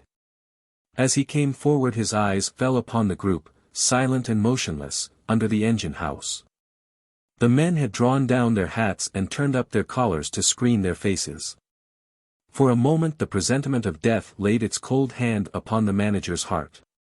At the next he had shaken it off and saw only his duty towards intrusive strangers. "Who are you?" he asked as he advanced. "What are you loitering there for?"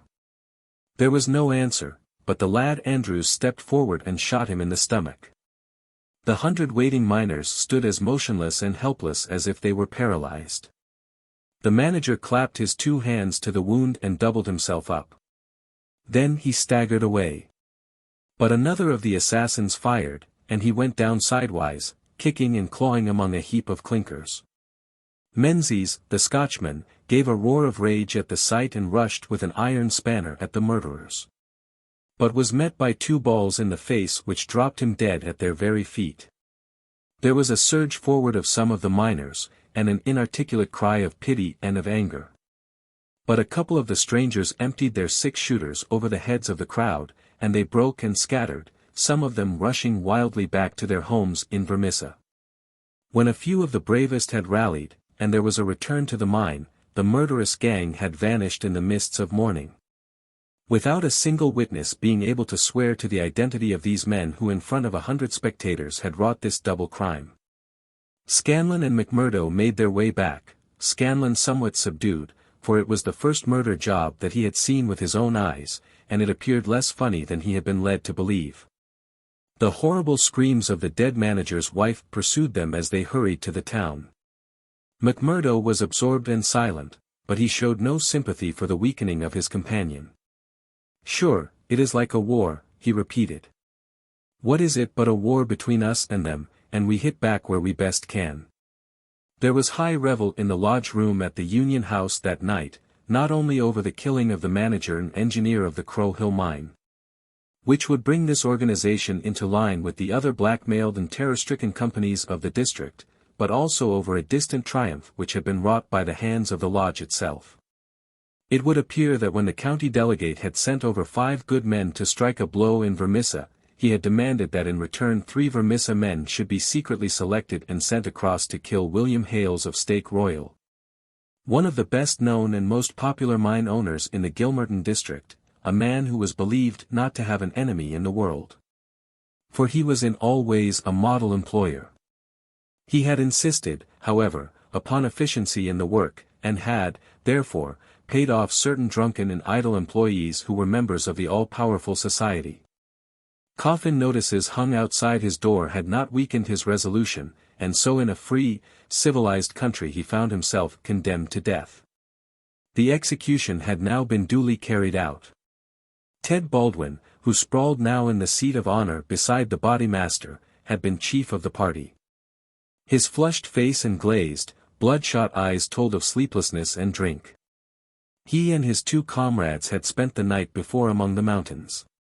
They were unkempt and weather-stained. But no heroes, returning from a forlorn hope, could have had a warmer welcome from their comrades. The story was told and retold amid cries of delight and shouts of laughter. They had waited for their man as he drove home at nightfall, taking their station at the top of a steep hill, where his horse must be at a walk. He was so furred to keep out the cold that he could not lay his hand on his pistol. They had pulled him out and shot him again and again. He had screamed for mercy. The screams were repeated for the amusement of the lodge. "Let's hear again how he squealed," they cried. None of them knew the man, but there is eternal drama in a killing, and they had shown the Scowrers of Gilmerton that the Vermissa men were to be relied upon. There had been one contretemps. For a man and his wife had driven up while they were still emptying their revolvers into the silent body. It had been suggested that they should shoot them both. But they were harmless folk who were not connected with the mines, so they were sternly bidden to drive on and keep silent, lest a worse thing befall them. And so the blood-mottled figure had been left as a warning to all such hard-hearted employers, and the three noble avengers had hurried off into the mountains where unbroken nature comes down to the very edge of the furnaces and the slag heaps. Here they were, safe and sound, their work well done, and the plaudits of their companions in their ears. It had been a great day for the Scowrers. The shadow had fallen even darker over the valley. But as the wise general chooses the moment of victory in which to redouble his efforts, so that his foes may have no time to steady themselves after disaster, so Boss McGinty, looking out upon the scene of his operations with his brooding and malicious eyes, had devised a new attack upon those who opposed him. That very night, as the half-drunken company broke up, he touched McMurdo on the arm and led him aside into that inner room where they had their first interview. "See here, my lad," said he, "I've got a job that's worthy of you at last. You'll have the doing of it in your own hands." "Proud I am to hear it," McMurdo answered. "You can take 2 men with you, Manders and Riley. They have been warned for service. We'll never be right in this district until Chester Wilcox has been settled, and you'll have the thanks of every lodge in the coal fields if you can down him. I'll do my best, anyhow. Who is he, and where shall I find him?" McGinty took his eternal half-chewed, half-smoked cigar from the corner of his mouth, and proceeded to draw a rough diagram on a page torn from his notebook. "He's the chief foreman of the Iron Dike Company. He's a hard citizen, an old color sergeant of the war, all scars and grizzle. We've had 2 tries at him, but had no luck, and Jim Carnaway lost his life over it. Now it's for you to take it over. That's the house, all alone at the Iron Dike crossroad, same as you see here on the map, without another within earshot. It's no good by day. He's armed and shoots quick and straight, with no questions asked. But at night, well, there he is with his wife, 3 children, and a hired help. You can't pick or choose. It's all or none. If you could get a bag of blasting powder at the front door with a slow match to it. What's the man done? Didn't I tell you he shot Jim Carnaway? Why did he shoot him? What in thunder has that to do with you? Carnaway was about his house at night, and he shot him. That's enough for me and you. You've got to settle the thing right. There's these 2 women and the children. Do they go up too? They have to, else how can we get him? It seems hard on them, for they've done nothing. What sort of fool's talk is this? Do you back out? Easy, counselor, easy. What have I ever said or done that you should think I would be after standing back from an order of the Bodymaster of my own lodge? If it's right or if it's wrong, it's for you to decide. You'll do it, then? Of course I will do it. When? Well, you had best give me a night or 2 that I may see the house and make my plans. Then. Very good, said McGinty, shaking him by the hand. I leave it with you. It will be a great day when you bring us the news. It's just the last stroke that will bring them all to their knees. McMurdo thought long and deeply over the commission which had been so suddenly placed in his hands. The isolated house in which Chester Wilcox lived was about 5 miles off in an adjacent valley. That very night he started off all alone to prepare for the attempt. It was daylight before he returned from his reconnaissance. Next day he interviewed his 2 subordinates, Manders and Riley, reckless youngsters who were as elated as if it were a deer hunt. 2 nights later they met outside the town, all 3 armed, and one of them carrying a sack stuffed with the powder which was used in the quarries. It was 2 in the morning before they came to the lonely house. The night was a windy one, with broken clouds drifting swiftly across the face of a 3/4 moon. They had been warned to be on their guard against bloodhounds, so they moved forward cautiously, with their pistols cocked in their hands. But there was no sound save the howling of the wind, and no movement but the swaying branches above them. McMurdo listened at the door of the lonely house, but all was still within. Then he leaned the powder bag against it, ripped a hole in it with his knife, and attached the fuse. When it was well alight he and his two companions took to their heels, and were some distance off, safe and snug in a sheltering ditch, before the shattering roar of the explosion, with the low, deep rumble of the collapsing building, told them that their work was done. No cleaner job had ever been carried out in the blood-stained annals of the society.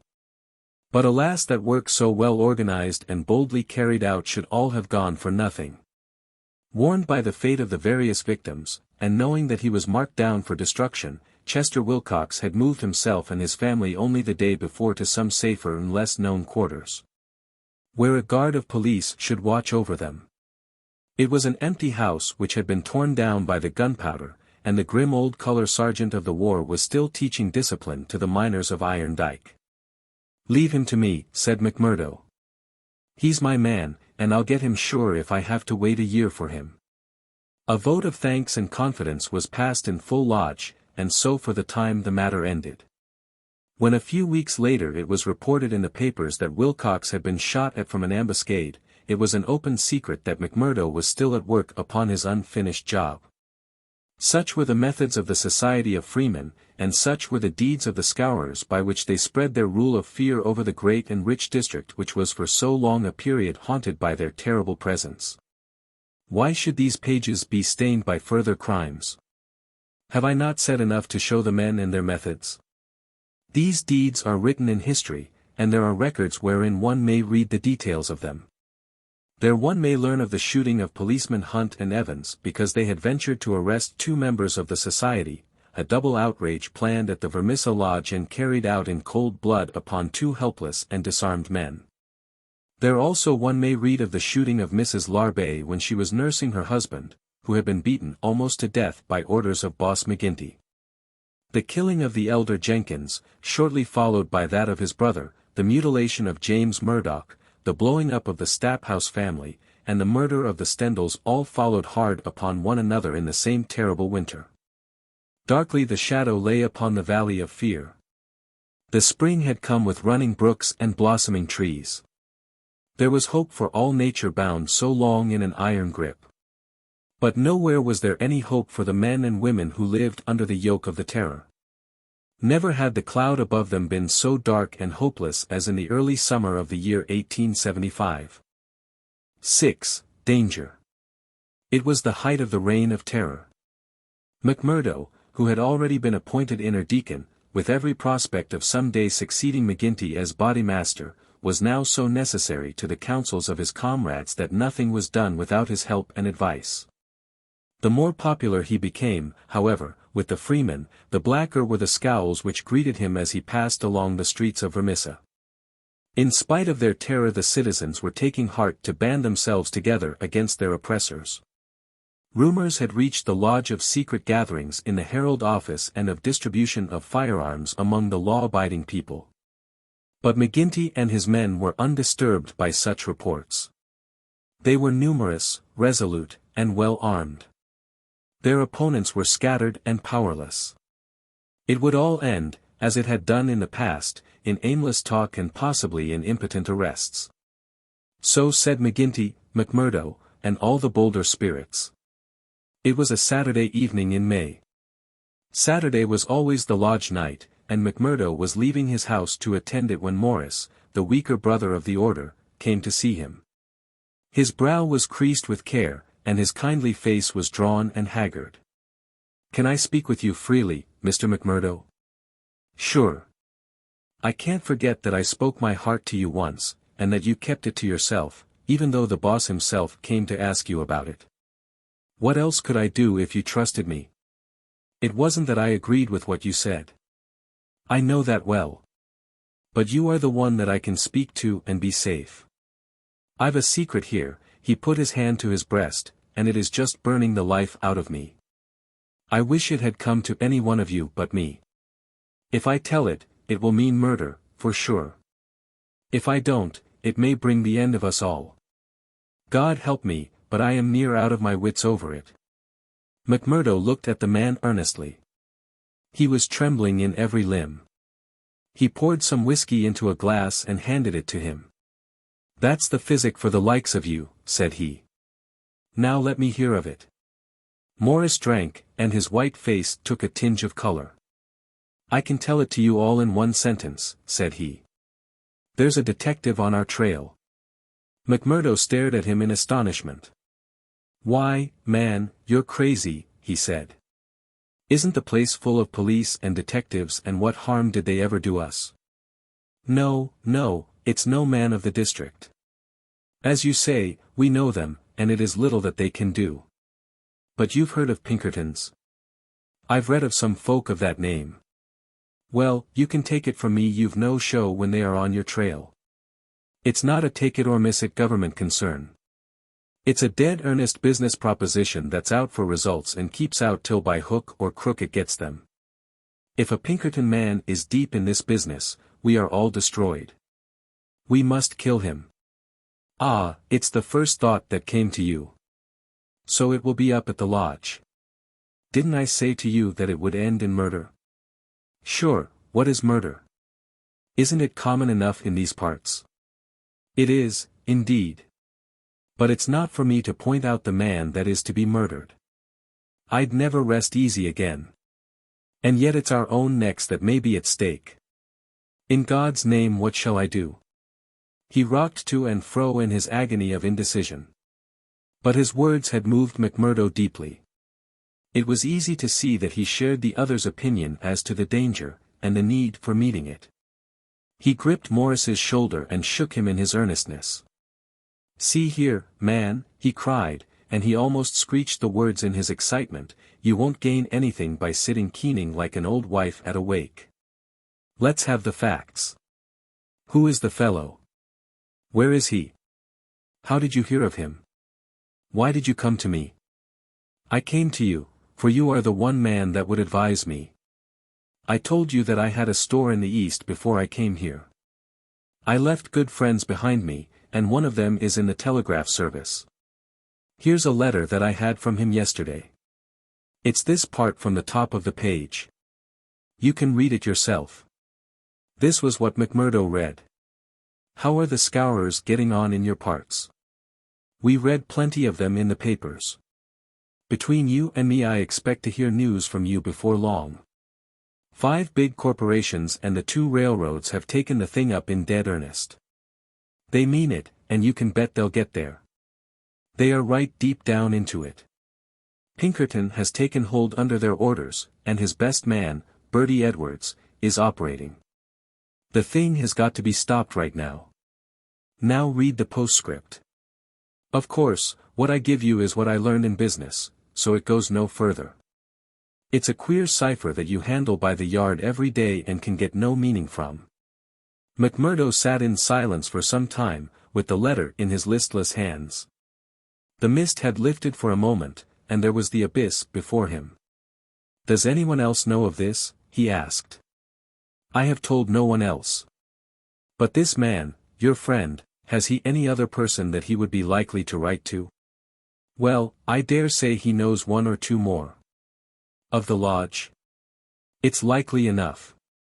I was asking because it is likely that he may have given some description of this fellow Birdy Edwards, then we could get on his trail." "Well, it's possible. But I should not think he knew him. He is just telling me the news that came to him by way of business. How would he know this Pinkerton man?" McMurdo gave a violent start. "By gar," he cried, "I've got him. What a fool I was not to know it. Lord! But we're in luck. We will fix him before he can do any harm. See here, Morris, will you leave this thing in my hands?" "Sure, if you will only take it off mine." "I'll do that. You can stand right back and let me run it. Even your name need not be mentioned. I'll take it all on myself, as if it were to me that this letter has come. Will that content you?" "It's just what I would ask." "Then leave it at that and keep your head shut. Now I'll get down to the lodge, and we'll soon make old man Pinkerton sorry for himself." You wouldn't kill this man. The less you know, friend Morris, the easier your conscience will be, and the better you will sleep. Ask no questions, and let these things settle themselves. I have hold of it now. Morris shook his head sadly as he left. I feel that his blood is on my hands, he groaned. Self-protection is no murder, anyhow, said McMurdo, smiling grimly. It's him or us. I guess this man would destroy us all if we left him long in the valley. Why, Brother Morris, we'll have to elect you Bodymaster yet, for you've surely saved the lodge. And yet it was clear from his actions that he thought more seriously of this new intrusion than his words would show.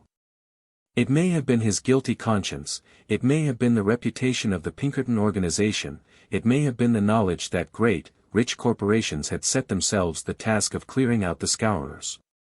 But, whatever his reason, his actions were those of a man who is preparing for the worst.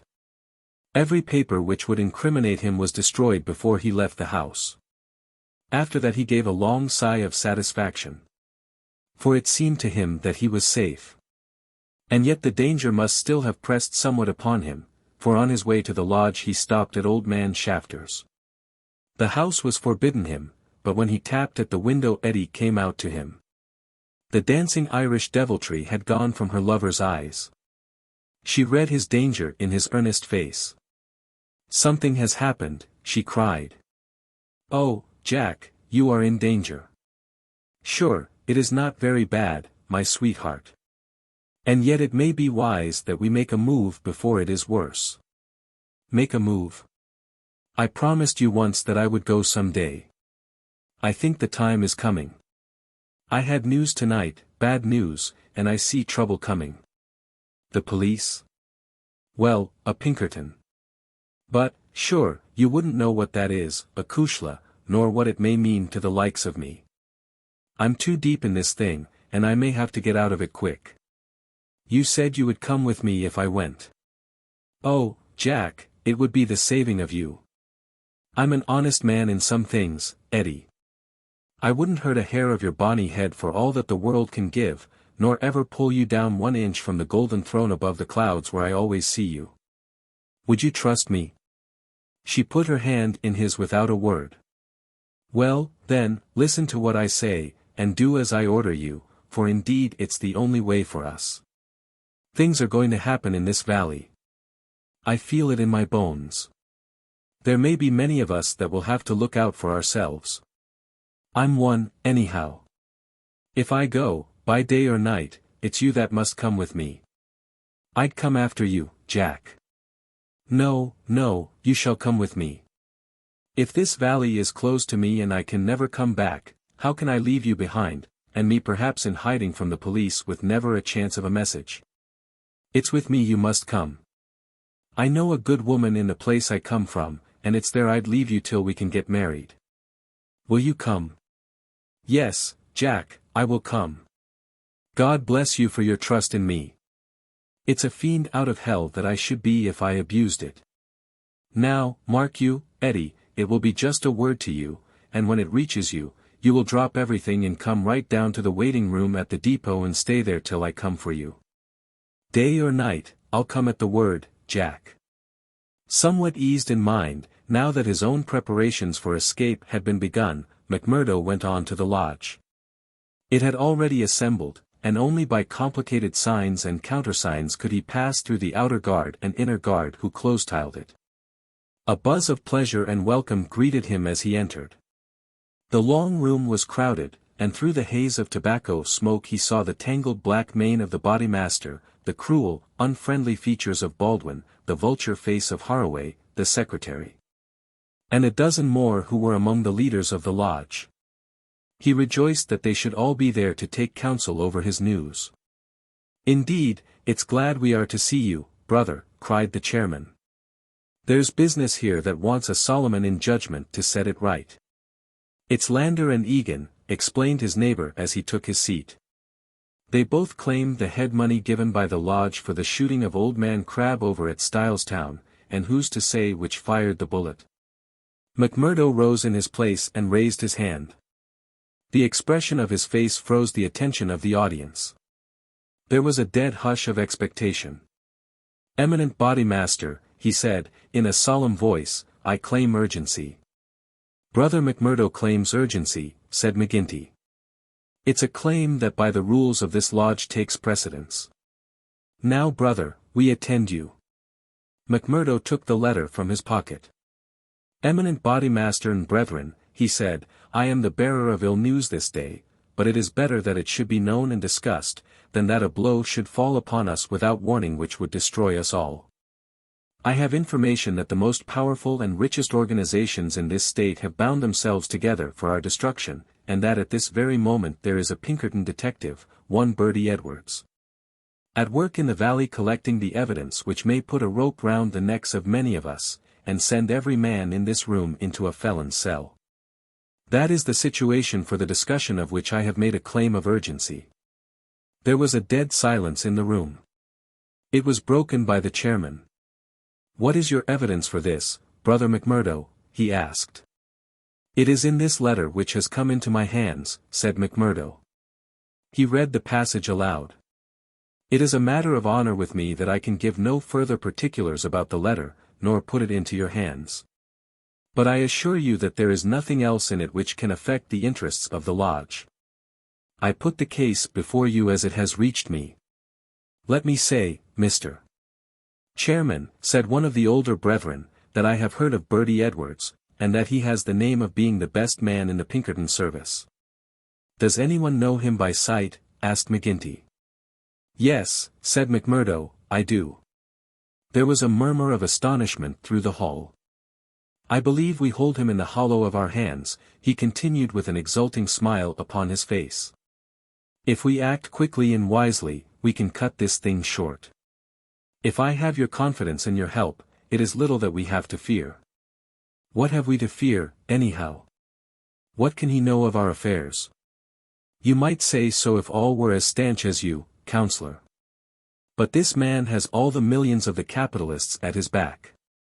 Do you think there is no weaker brother among all our lodges that could not be bought? He will get at our secrets, maybe has got them already. There's only one sure cure.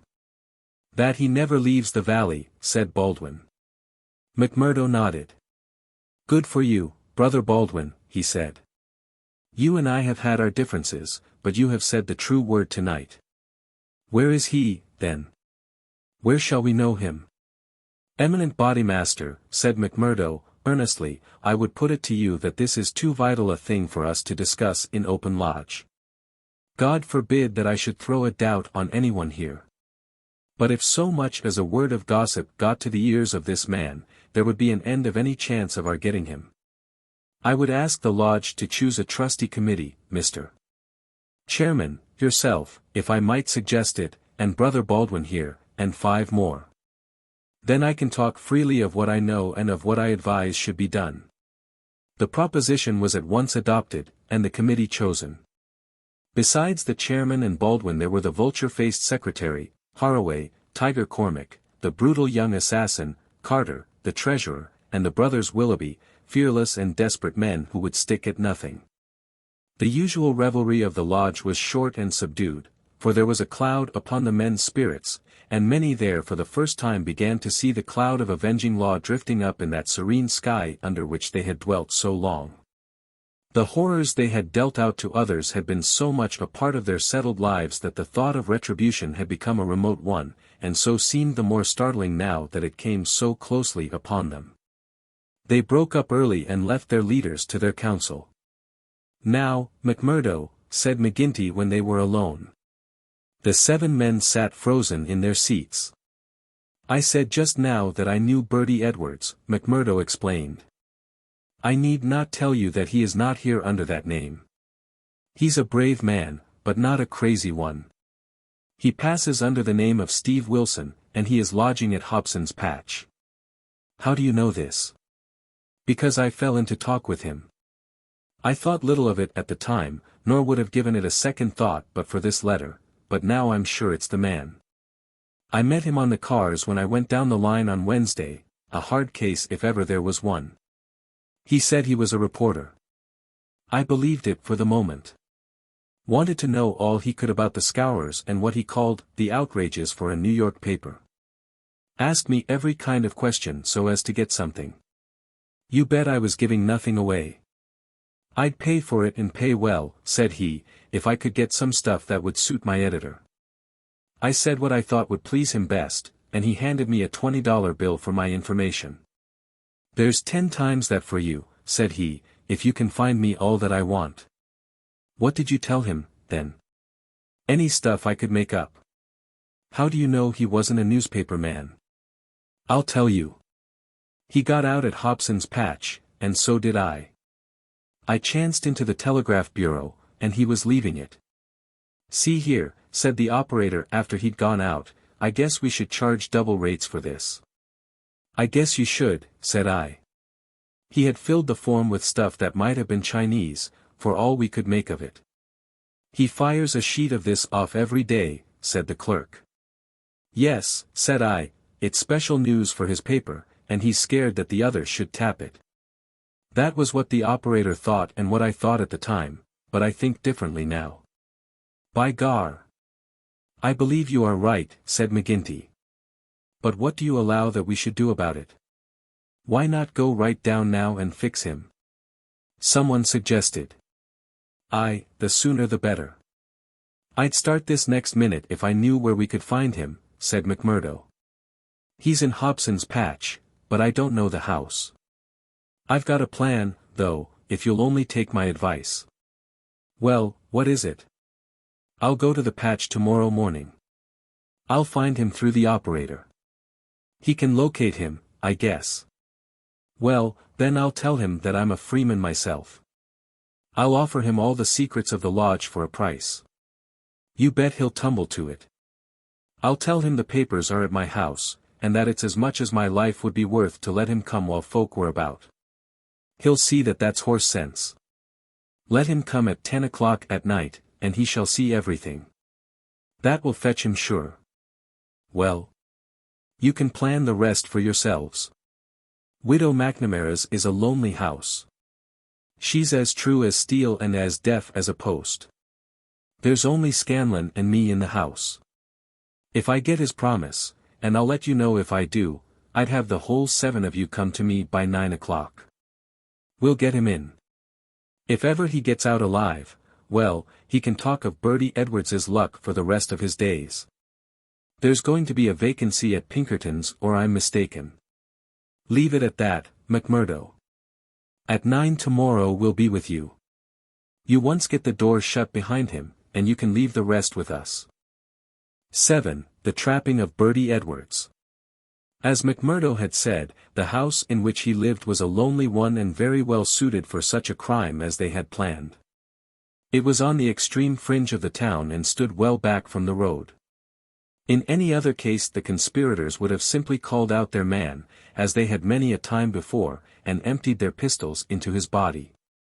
But in this instance it was very necessary to find out how much he knew, how he knew it, and what had been passed on to his employers. It was possible that they were already too late and that the work had been done. If that was indeed so, they could at least have their revenge upon the man who had done it. But they were hopeful that nothing of great importance had yet come to the detective's knowledge, as otherwise, they argued, he would not have troubled to write down and forward such trivial information as McMurdo claimed to have given him. However, all this they would learn from his own lips. Once in their power, they would find a way to make him speak. It was not the first time that they had handled an unwilling witness. McMurdo went to Hobson's Patch as agreed. The police seemed to take particular interest in him that morning, and Captain Marvin, he who had claimed the old acquaintance with him at Chicago, actually addressed him as he waited at the station.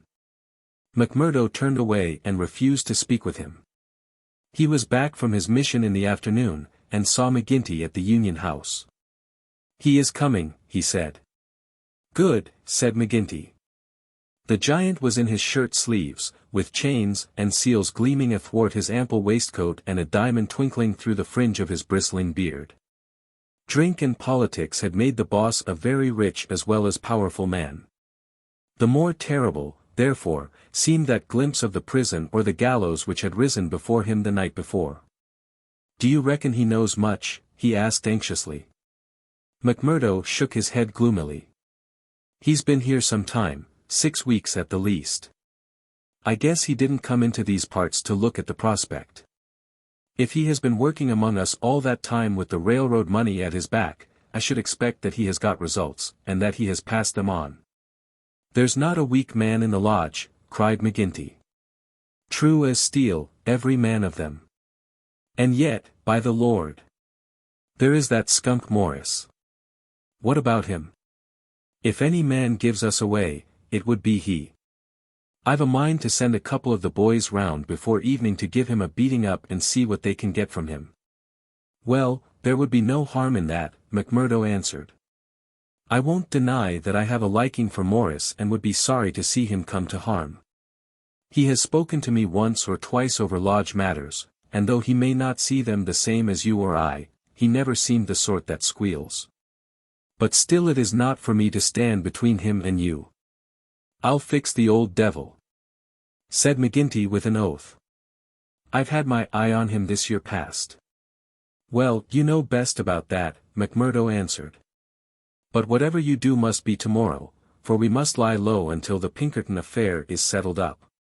We can't afford to set the police buzzing, today of all days. True for you, said McGinty. And we'll learn from Birdy Edwards himself where he got his news if we have to cut his heart out first. Did he seem to scent a trap? McMurdo laughed. I guess I took him on his weak point, he said. If he could get on a good trail of the Scowrers, he's ready to follow it into hell.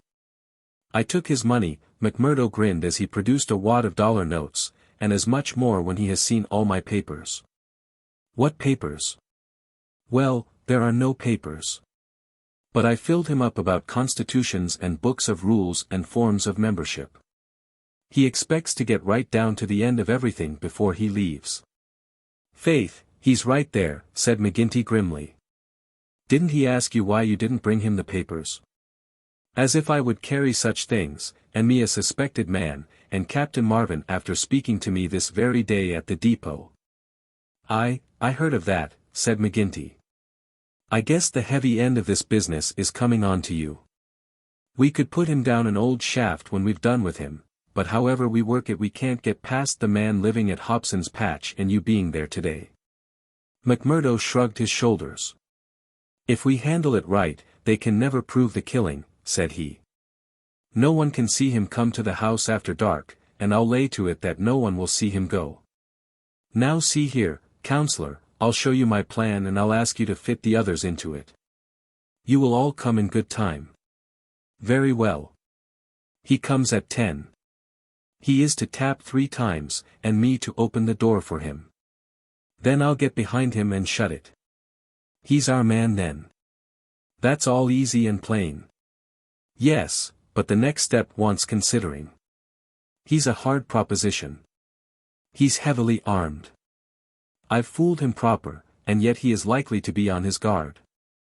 Suppose I show him right into a room with 7 men in it where he expected to find me alone. There is going to be shooting, and somebody is going to be hurt. That's so. And the noise is going to bring every damned copper in the township on top of it. I guess you are right. This is how I should work it. You will all be in the big room, same as you saw when you had a chat with me. I'll open the door for him, show him into the parlor beside the door, and leave him there while I get the papers. That will give me the chance of telling you how things are shaping. Then I will go back to him with some faked papers. As he is reading them I will jump for him and get my grip on his pistol arm. You'll hear me call and then you will rush. The quicker the better, for he is as strong a man as I, and I may have more than I can manage. But I allow that I can hold him till you come. It's a good plan, said McGinty. The lodge will owe you a debt for this. I guess when I move out of the chair I can put a name to the man that's coming after me. Sure, counselor, I am little more than a recruit, said McMurdo, but his face showed what he thought of the great man's compliment. When he had returned home he made his own preparations for the grim evening in front of him. First he cleaned, oiled, and loaded his Smith & Wesson revolver. Then he surveyed the room in which the detective was to be trapped. It was a large apartment, with a long deal table in the center, and a big stove at one side. At each of the other sides were windows. There were no shutters on these, only light curtains which drew across. McMurdo examined these attentively. No doubt it must have struck him that the apartment was very exposed for so secret a meeting. Yet its distance from the road made it of less consequence. Finally he discussed the matter with his fellow lodger. Scanlan, though a Scowrer, was an inoffensive little man who was too weak to stand against the opinion of his comrades, but was secretly horrified by the deeds of blood at which he had sometimes been forced to assist. McMurdo told him shortly what was intended. "And if I were you, Mike Scanlan, would take a night off and keep clear of it. There will be bloody work here before morning." "Well, indeed then, Mac," Scanlan answered. "It's not the will but the nerve that is wanting in me. When I saw Manager Dunn go down at the colliery yonder it was just more than I could stand. I'm not made for it, same as you or McGinty. If the lodge will think none the worse of me, I'll just do as you advise and leave you to yourselves for the evening." The men came in good time as arranged. They were outwardly respectable citizens, well clad and cleanly. But a judge of faces would have read little hope for Birdy Edwards in those hard mouths and remorseless eyes. There was not a man in the room whose hands had not been reddened a dozen times before. They were as hardened to human murder as a butcher to sheep. Foremost, of course, both in appearance and in guilt, was the formidable boss. Haraway, the secretary, was a lean, bitter man with a long, scraggy neck and nervous, jerky limbs, a man of incorruptible fidelity where the finances of the order were concerned, and with no notion of justice or honesty to anyone beyond. The treasurer, Carter, was a middle-aged man, with an impassive, rather sulky expression, and a yellow parchment skin. He was a capable organizer, and the actual details of nearly every outrage had sprung from his plotting brain. The two Willoughbys were men of action, tall, lithe young fellows with determined faces, while their companion, Tiger Cormac, a heavy, dark youth, was feared even by his own comrades for the ferocity of his disposition. These were the men who assembled that night under the roof of McMurdo for the killing of the Pinkerton detective. Their host had placed whiskey upon the table, and they had hastened to prime themselves for the work before them. Baldwin and Cormac were already half drunk, and the liquor had brought out all their ferocity. Cormac placed his hands on the stove for an instant. It had been lighted, for the nights were still cold. "That will do," said he, with an oath. "Aye," said Baldwin, catching his meaning. "If he is strapped to that, we will have the truth out of him." "We'll have the truth out of him, never fear," said McMurdo. He had nerves of steel, this man. For though the whole weight of the affair was on him his manner was as cool and unconcerned as ever. The others marked it and applauded. "You are the one to handle him," said the boss approvingly. "Not a warning will he get till your hand is on his throat. It's a pity there are no shutters to your windows." McMurdo went from one to the other and drew the curtains tighter. "Sure no one can spy upon us now. It's close upon the hour. Maybe he won't come. Maybe he'll get a sniff of danger," said the secretary. "He'll come, never fear," McMurdo answered. "He is as eager to come as you can be to see him." "Hark to that." They all sat like wax figures, some with their glasses arrested halfway to their lips. 3 loud knocks had sounded at the door. "Hush!" McMurdo raised his hand in caution. An exulting glance went round the circle, and hands were laid upon their weapons. "Not a sound, for your lives," McMurdo whispered, as he went from the room, closing the door carefully behind him. With strained ears the murderers waited. They counted the steps of their comrade down the passage. Then they heard him open the outer door. There were a few words as of greeting. Then they were aware of a strange step inside and of an unfamiliar voice. An instant later came the slam of the door and the turning of the key in the lock. Their prey was safe within the trap. Tiger Cormac laughed horribly, and Boss McGinty clapped his great hand across his mouth. "Be quiet, you fool," he whispered. "You'll be the undoing of us yet." There was a mutter of conversation from the next room. It seemed interminable. Then the door opened, and McMurdo appeared, his finger upon his lip. He came to the end of the table and looked round at them. A subtle change had come over him. His manner was as of one who has great work to do. His face had set into granite firmness. His eyes shone with a fierce excitement behind his spectacles. He had become a visible leader of men. They stared at him with eager interest, but he said nothing. Still with the same singular gaze he looked from man to man. "Well," cried Boss McGinty at last. "Is he here? Is Birdy Edwards here?" "Yes," McMurdo answered slowly. "Birdy Edwards is here. I am Birdy Edwards." There were 10 seconds after that brief speech during which the room might have been empty, so profound was the silence. The hissing of a kettle upon the stove rose sharp and strident to the ear. 7 white faces, all turned upward to this man who dominated them, were set motionless with utter terror. Then, with a sudden shivering of glass, a bristle of glistening rifle barrels broke through each window, while the curtains were torn from their hangings. At the sight Boss McGinty gave the roar of a wounded bear and plunged for the half-opened door. A leveled revolver met him there with the stern blue eyes of Captain Marvin of the Mine Police gleaming behind the sights. The boss recoiled and fell back into his chair. "You're safer there, counselor," said the man whom they had known as McMurdo. "And you, Baldwin, if you don't take your hand off your pistol, you'll cheat the hangman yet. Pull it out, or by the Lord that made me, there, that will do. There are 40 armed men round this house, and you can figure it out for yourself what chance you have. Take their pistols, Marvin." There was no possible resistance under the menace of those rifles. The men were disarmed. Sulky, sheepish, and amazed, they still sat round the table. "I'd like to say a word to you before we separate," said the man who had trapped them. "I guess we may not meet again until you see me on the stand in the courthouse. I'll give you something to think over between now and then. You know me now for what I am. At last I can put my cards on the table.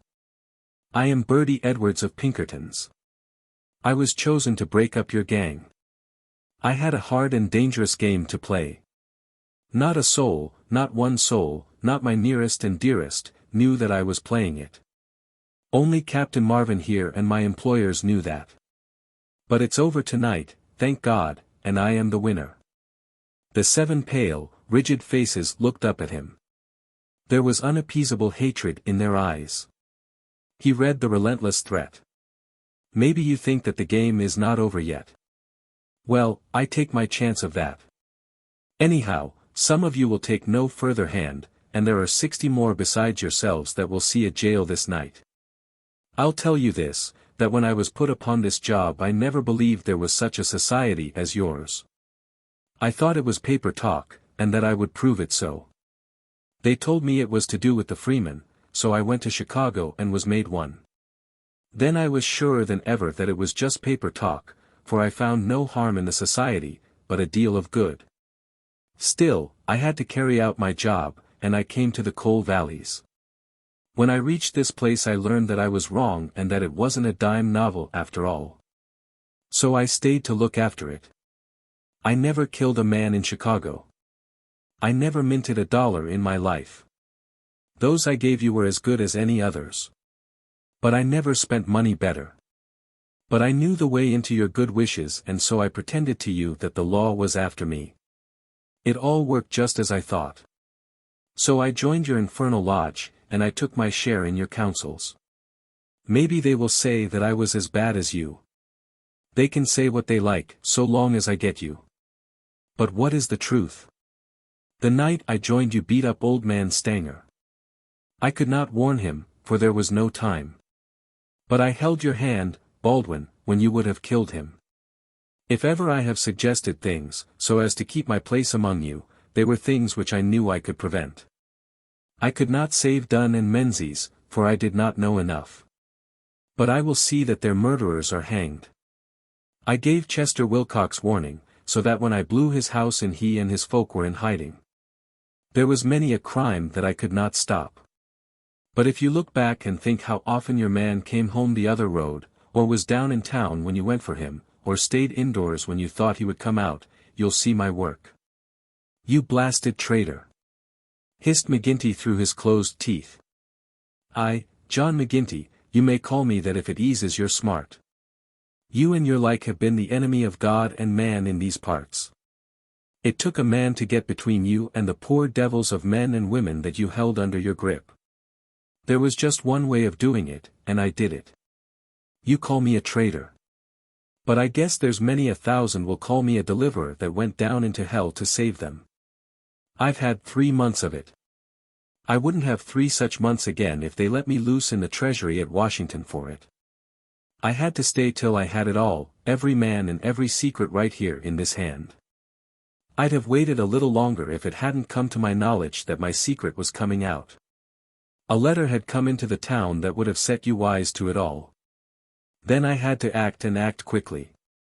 I've nothing more to say to you, except that when my time comes I'll die the easier when I think of the work I have done in this valley.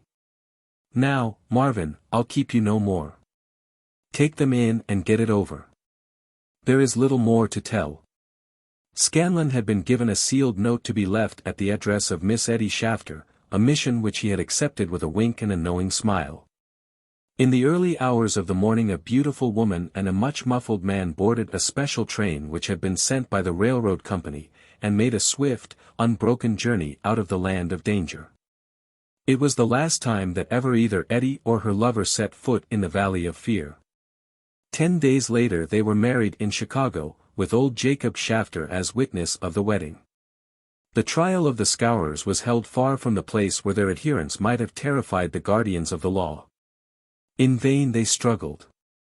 In vain the money of the lodge, money squeezed by blackmail out of the whole countryside, was spent like water in the attempt to save them. That cold, clear, unimpassioned statement from one who knew every detail of their lives, their organization, and their crimes was unshaken by all the wiles of their defenders. At last after so many years they were broken and scattered. The cloud was lifted forever from the valley. McGinty met his fate upon the scaffold, cringing and whining when the last hour came. 8 of his chief followers shared his fate. 50-odd had various degrees of imprisonment. The work of Birdy Edwards was complete. And yet, as he had guessed, the game was not over yet. There was another hand to be played, and yet another and another. Ted Baldwin, for one, had escaped the scaffold, so had the Willoughbys. So had several others of the fiercest spirits of the gang. For 10 years they were out of the world, and then came a day when they were free once more, a day which Edwards, who knew his men, was very sure would be an end of his life of peace. They had sworn an oath on all that they thought holy to have his blood as a vengeance for their comrades. And well they strove to keep their vow. From Chicago he was chased, after 2 attempts so near success that it was sure that the third would get him. From Chicago he went under a changed name to California, and it was there that the light went for a time out of his life when Eddie Edwards died. Once again he was nearly killed, and once again under the name of Douglas he worked in a lonely canyon, where with an English partner named Barker he amassed a fortune. At last there came a warning to him that the bloodhounds were on his track once more, and he cleared, only just in time, for England. And thence came the John Douglas who for a second time married a worthy mate, and lived for 5 years as a Sussex county gentleman, a life which ended with the strange happenings of which we have heard. Epilogue. The police trial had passed, in which the case of John Douglas was referred to a higher court. So had the quarter sessions, at which he was acquitted as having acted in self-defense. Get him out of England at any cost, wrote Holmes to the wife. There are forces here which may be more dangerous than those he has escaped. There is no safety for your husband in England. 2 months had gone by, and the case had to some extent passed from our minds. Then one morning there came an enigmatic note slipped into our letter box. Dear me, Mr. Holmes. Dear me, said this singular epistle. There was neither superscription nor signature. I laughed at the quaint message, but Holmes showed unwonted seriousness. "Deviltry, Watson," he remarked, and sat long with a clouded brow. "Late last night Mrs. Hudson, our landlady, brought up a message that a gentleman wished to see Mr. Holmes, and that the matter was of the utmost importance." Close at the heels of his messenger came Cecil Barker, our friend of the moated manor house. His face was drawn and haggard. "I've had bad news, terrible news, Mr. Holmes," said he. "I feared as much," said Holmes. "You have not had a cable, have you?" "I have had a note from someone who has. It's poor Douglas.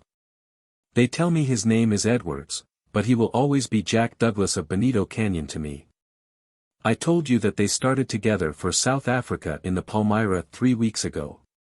"Exactly. The ship reached Cape Town last night. I received this cable from Mrs. Douglas this morning. Jack has been lost overboard in gale off St. Helena. No one knows how accident occurred.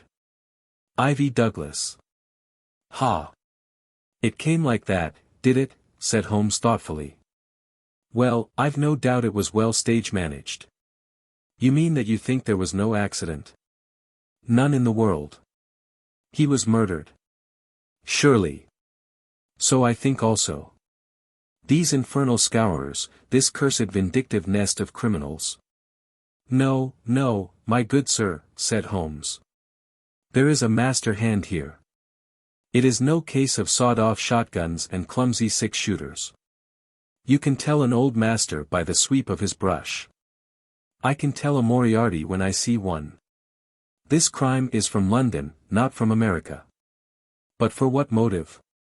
Because it is done by a man who cannot afford to fail, one whose whole unique position depends upon the fact that all he does must succeed. A great brain and a huge organization have been turned to the extinction of one man. It is crushing the nut with the trip hammer, an absurd extravagance of energy, but the nut is very effectually crushed all the same. How came this man to have anything to do with it? I can only say that the first word that ever came to us of the business was from one of his lieutenants. These Americans were well advised.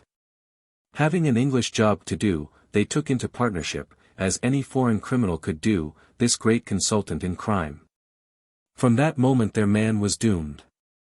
At first he would content himself by using his machinery in order to find their victim. Then he would indicate how the matter might be treated.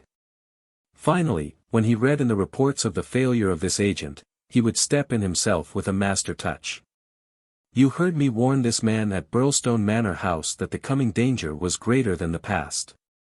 Was I right?" Barker beat his head with his clenched fist in his impotent anger. "Do not tell me that we have to sit down under this. Do you say that no one can ever get level with this king devil?" "No, I don't say that," said Holmes, and his eyes seemed to be looking far into the future. "I don't say that he can't be beat. But you must give me time, you must give me time." We all sat in silence for some minutes while those fateful eyes still strained to pierce the veil. The end.